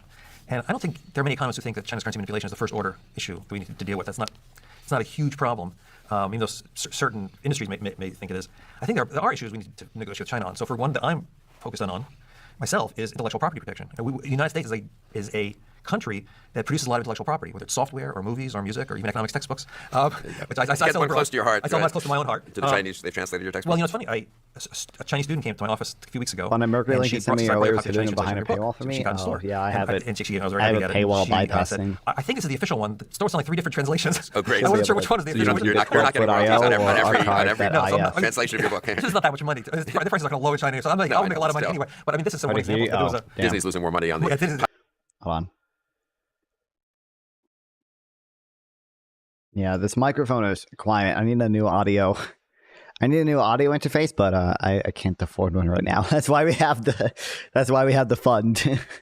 Pirating of their films, and you're losing on the pirating of your textbook. Exactly. Yeah. Well, there was a story in the New York Times a few years ago when the authorities raided some Apple store in China, which turned out wasn't an Apple store at all. They were selling fake Apple products, and the fake Apple products were so good replicas that even salesmen in the store thought they were working in a real Apple store. They didn't know they were pirated products. So we just produce lots of stuff that's heavy in intellectual content, and it's very easy for a country like China to free ride. We're not going to recognize your copyrights or patents and sort of get stuff for free. And that really, to me, is just like theft. I mean, if you're just not paying for, if you take stuff for free that other people are producing, that's a silly theft. So I think that's something we do need to deal with China on. The currency manipulation is a secondary one.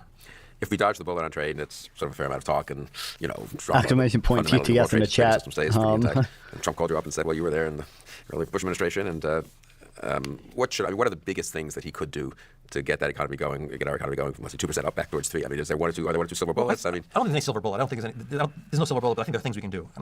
I think a lighter touch on regulation would be a good thing. He's talked about that. I think his saying he's going to eliminate 2 regulations for every one he adds is a little simplistic, but it's in the right direction.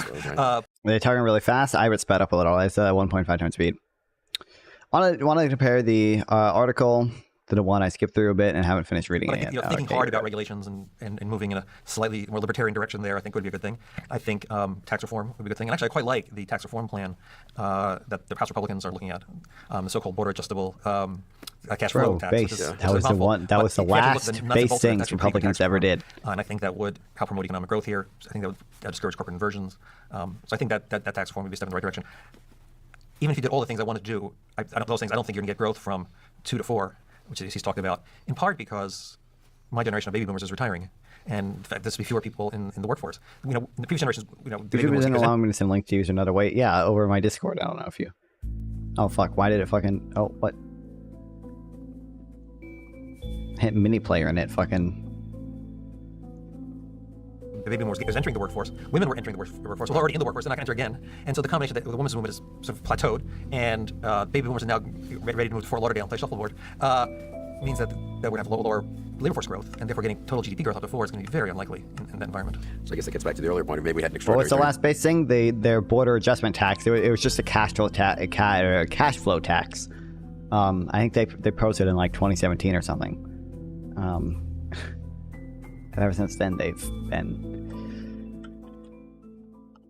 a little wonky. It was proposed.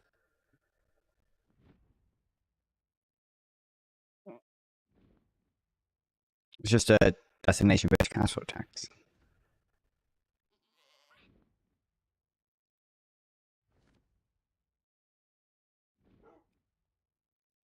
40 years of yes. Baby boom, why base? Because it extremely doesn't have well-educated, it only the burden only falls on like super normal returns. It doesn't it allows for the immediate expensing of all capital expenditures. So it only places the tax burden on super normal returns. It doesn't decrease like capital investment in the same way that regular corp taxes do.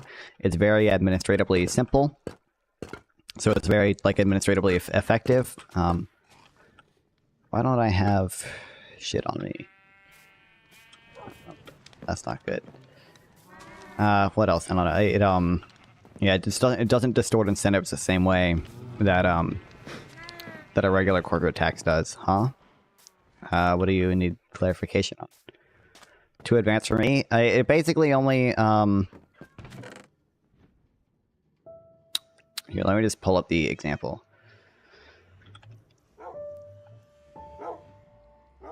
Yeah,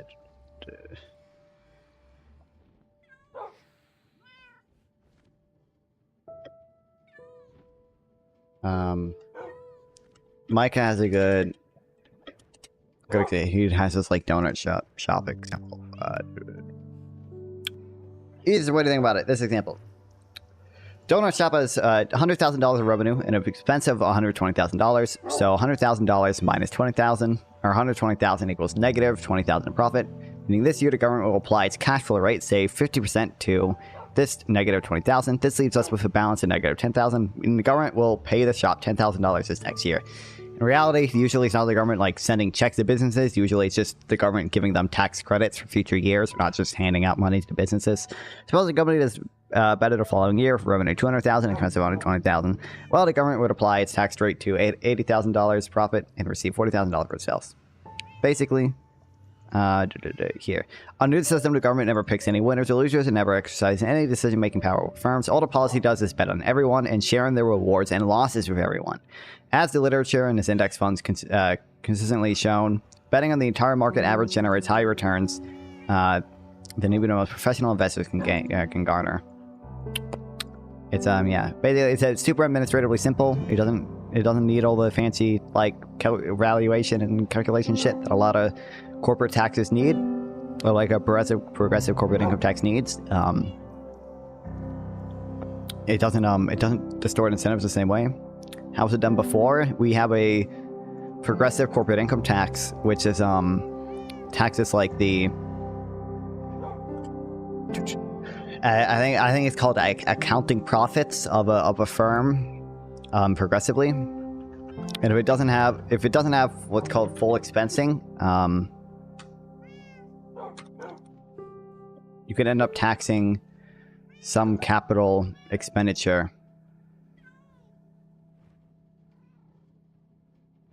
which is not good because you're probably decreasing investment.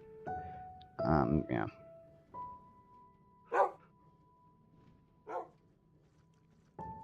If you want, actually, I think there's a good...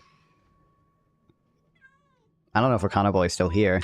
3 wonks. 1 regulation? I think it was in this video. I think Wakanda Boy actually has a good explanation here.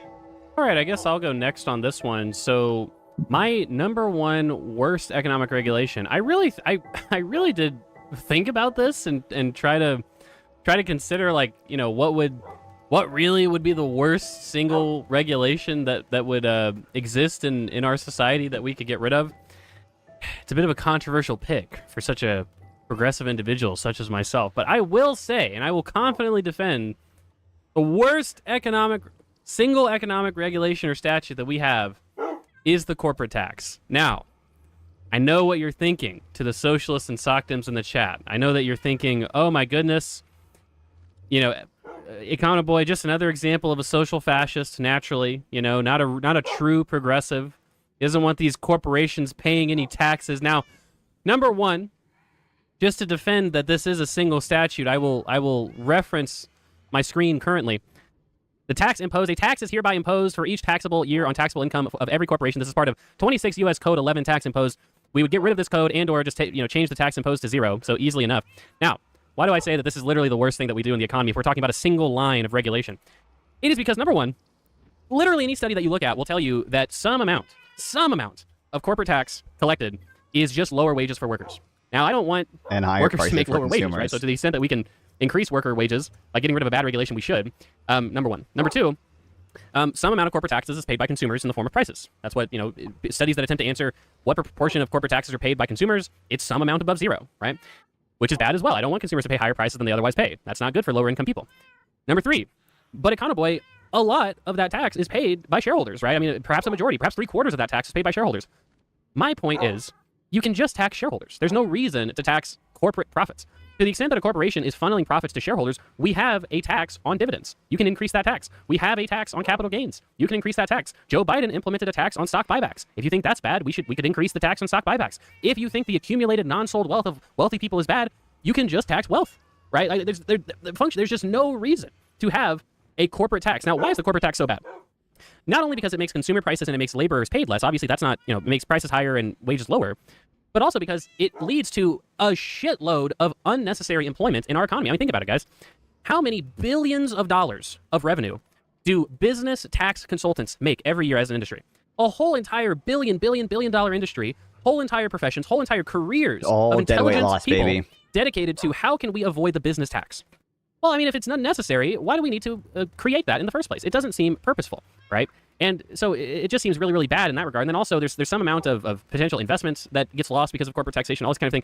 So if your big concern is, well, we should tax wealthy people, and so that's why it's important to have a corporate tax. Well, there's just so many more direct taxes to do that are less distortionary anyway, and it doesn't lead to some tax consultant getting paid $500,000 a year to tell Exxon how to avoid taxes, right? It's just not really a great... There's some, honestly, like, the issue you should... why didn't the Democrats do this? Because it's so hard to like do this type of messaging, because like all like the Democratic messaging, which I think is fair messaging, it's to like make corporations pay their fair share, which they should. It's just like so hard to like explain. Guys, I want to get rid of progressive corporate income tax. I don't want corporations paying this type of tax.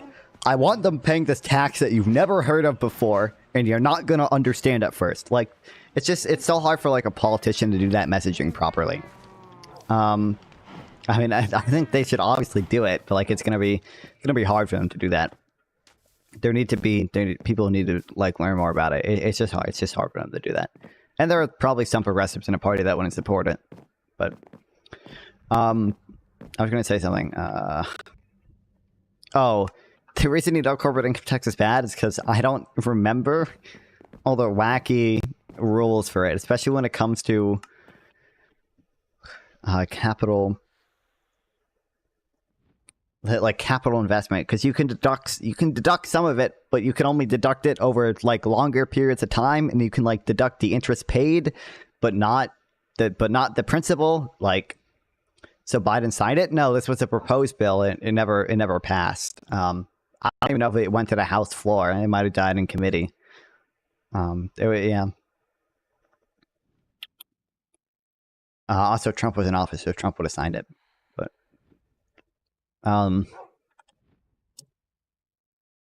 I like it. Yeah, I don't remember. The corporate income tax kind of has some like wacky rules to it, so it's kind of hard to.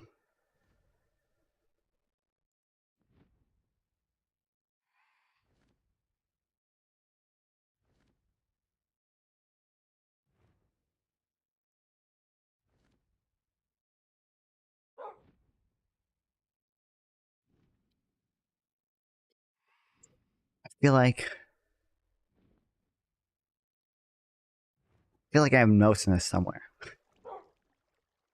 I just don't know where. It wouldn't be there, but I feel like it would be here, but it's not there.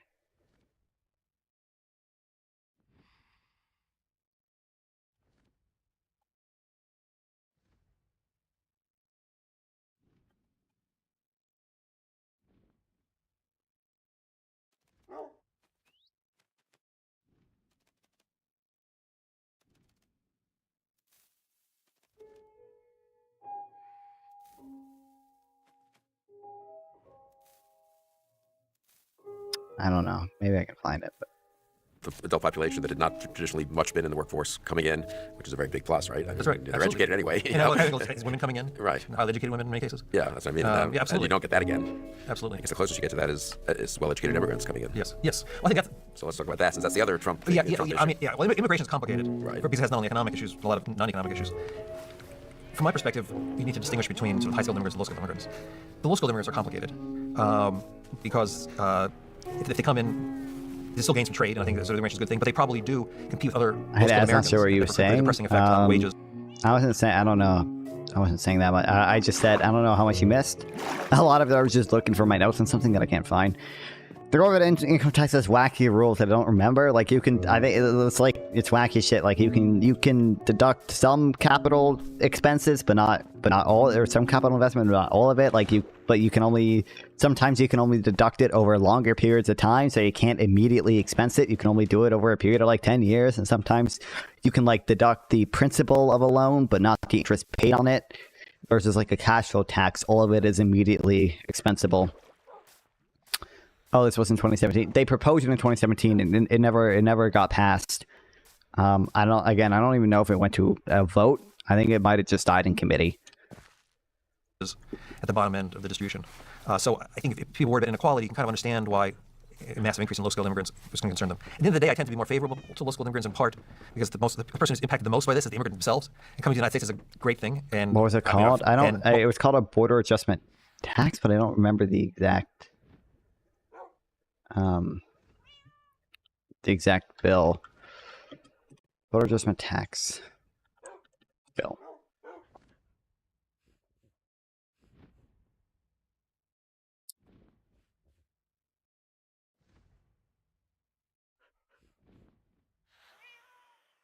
(2016) included blah blah blah policy paper was promoted as a debate. I'm willing to plan to fight the tax. I don't know if it ever. I don't know. Did it even get to a committee? It might not even have ever gotten proposed in Congress. I don't actually know. How Kamala Harris fought to keep nonviolent prisoners locked up.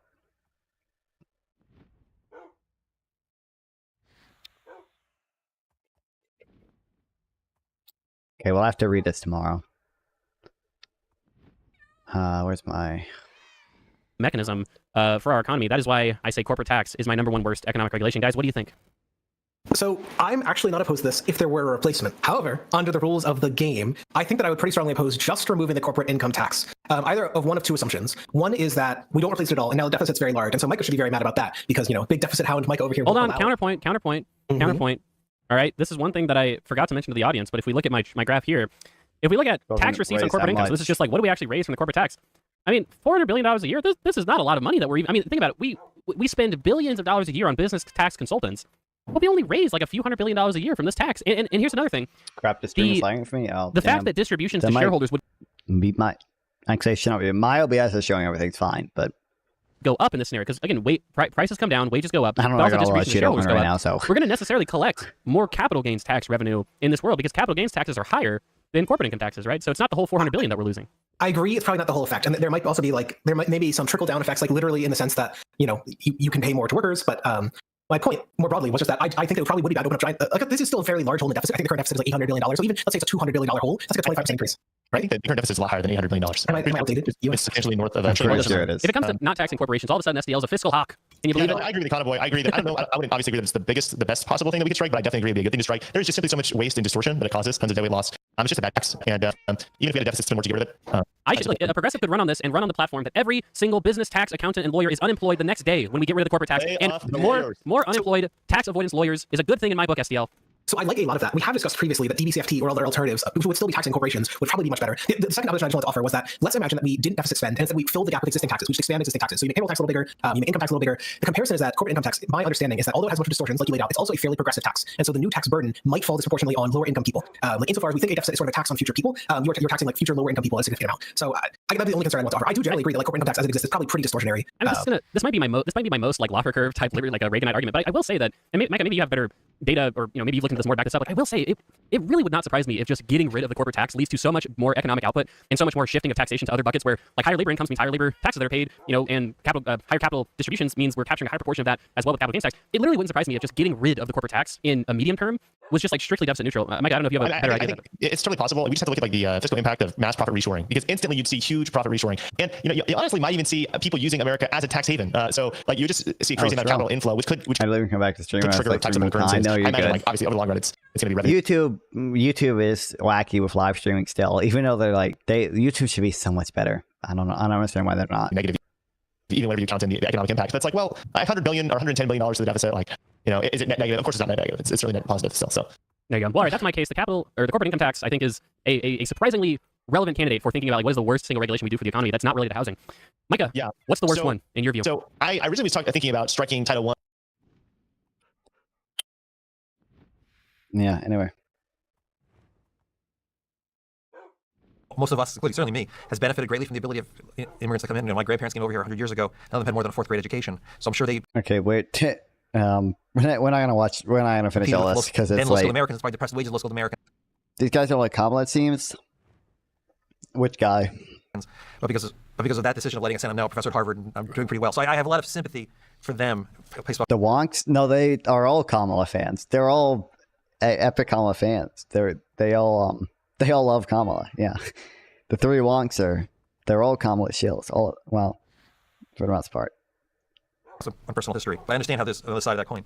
The high-skilled immigrants is a completely different story. It's like nuts to me. I mean, they just don't like that one corporate income tax thing. But I don't even know. I think Kamala Harris is proposing raising it to like 28%. But Trump's economic policies are a whole lot worse. If you think raising the corporate income tax by 5 percentage points is bad, wait till you hear about how much Trump wants to raise tariffs. Me that. We don't let as many high-skilled immigrants in as want to come. I mean, as long as we do sort of the proper vetting, make sure they're not terrorists. They're going to come here, and they're going to certainly pay more in taxes than they're collecting in social services. They're going to create firms that will then hire a bunch of Americans. So if you hire a bunch of engineers from India, come here. Yeah. Oh, you were behind, so I put it in my thing here. We'll read it tomorrow. They're going to create a new firm, an engineering firm. They're going to hire janitors today, and that's going to bid up the wages of the janitors, or presumably Americans. So letting more skilled people in here is a no-brainer to me.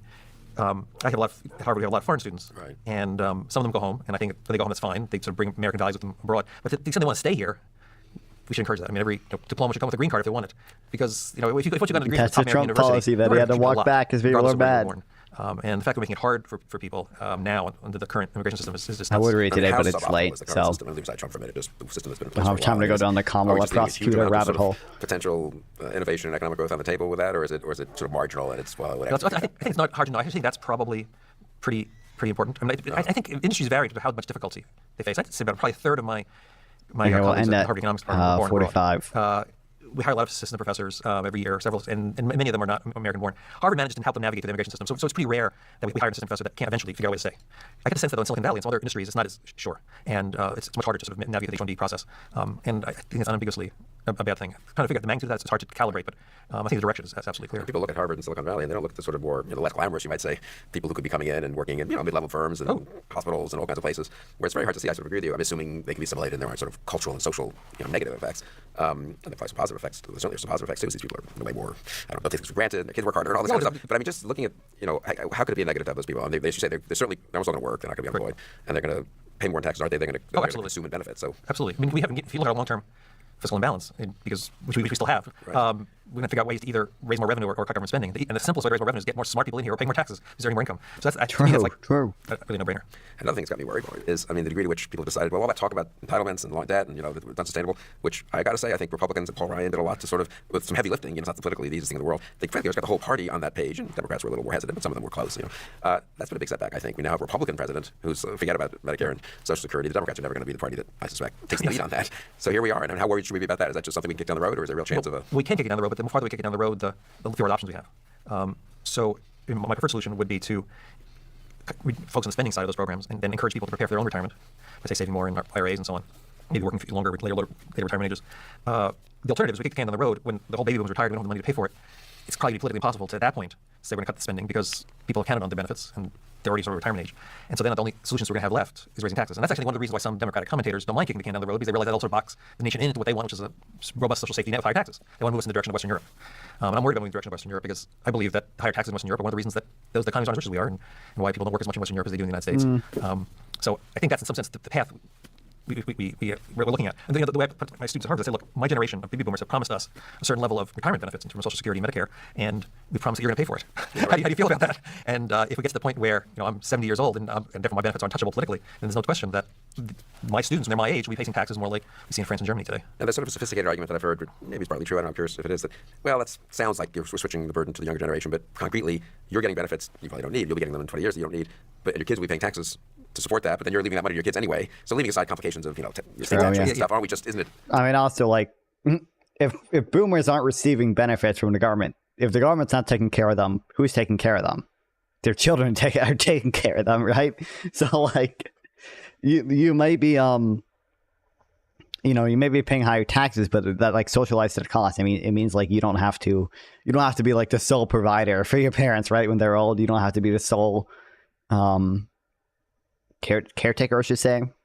Doesn't really matter that much. Aren't we just sort of recycling the money? I think for people at the top, that's right. For people who are leaving bequests to their kids and inheritance are a big thing, I think that's right. Because the whole theory called reparting equivalence is all about how these things don't really matter because families can make transfers among themselves across generations and so undo whatever the government does. That's I don't think true for the vast majority of people. I mean, inheritance is a big thing in my family and your family, but it's probably not for the median American who's not getting a lot from their parents' inheritance. So it's probably there is sort of a very important issue of how we share the fiscal burden across generations. And so the working class family is in a way right to be worried that either the pension and Medicare and stuff they were hoping for is going to get more constrained or limited or cut, or their kids are going to pay higher taxes for it. But one or the other. Yes. And if I had to guess, to be honest, it's probably higher taxes because we haven't really shown the political will to ask people to get ready for themselves for their own retirement. In fact, that Donald Trump decided to run on I'm not going to touch Social Security and Medicare does sort of indicate that that's the politically winning position right now. Among economists, by the way, when I poll people about different solutions, later retirement ages poll pretty well among professional economists. Among the general public, it doesn't poll very well at all. People hate the idea of later retirement ages. In my view, since we're living longer, asking people to work a few years longer seems to be the most humane way.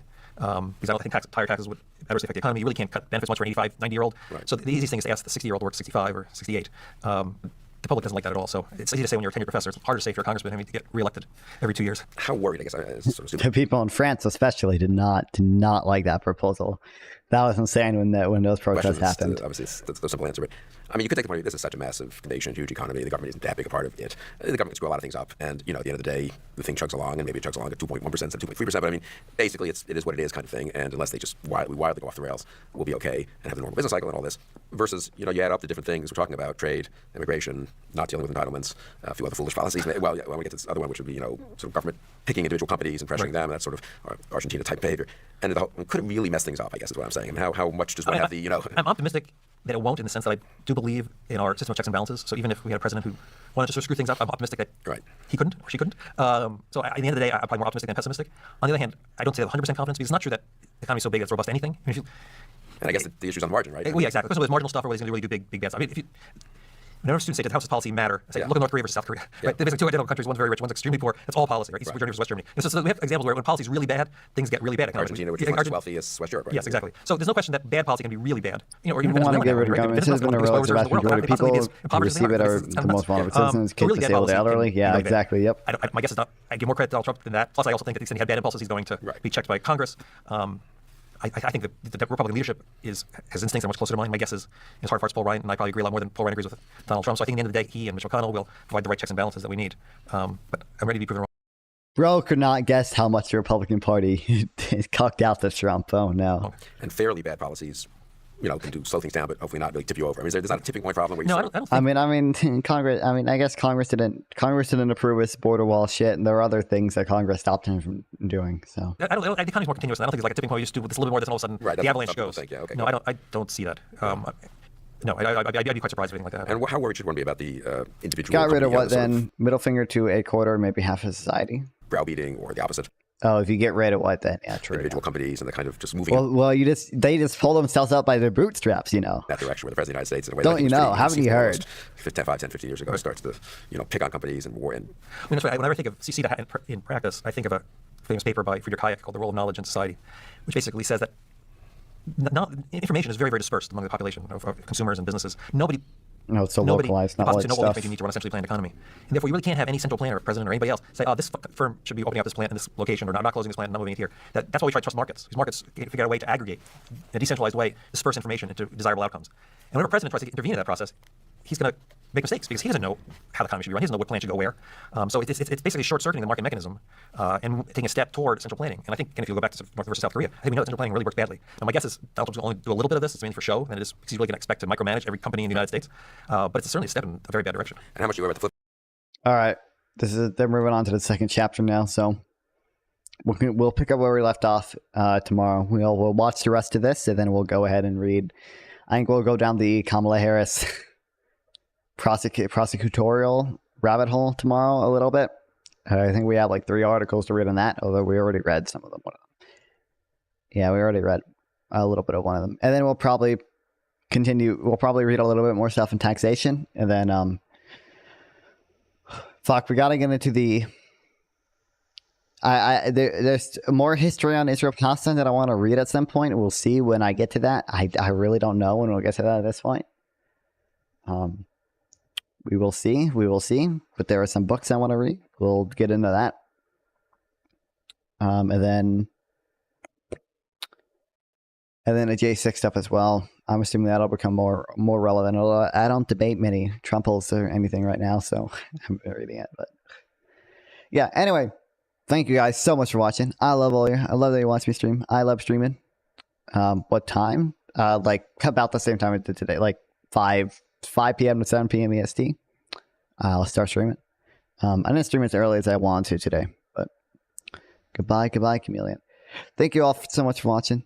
I appreciate all of you watching me stream. I love streaming. Love that people watch me. Love that I can entertain and educate people. Well, I entertain and educate myself streaming. Yeah. I'll see you tomorrow, somewhere between 5 p.m. and 7 p.m. We'll see. Maybe I'll stream earlier. Maybe there. I don't even know word CF on. I don't even know if I can rate people because I don't have any viewers. Can I send you to Gortz with 2 viewers? Okay, yeah, there we go. Don't worry. Oh, 1 viewer ready to rate. Oh, god damn it. The Twitch viewer left. Oh no. Oh no, it's over. Oh no, I'm gonna rate him with 1 person and the 1 person is me. Oh no. Yeah, I ain't doing that.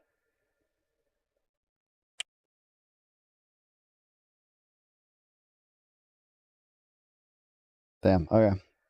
Well, see you guys. Thanks. Goodbye. Goodbye, chat.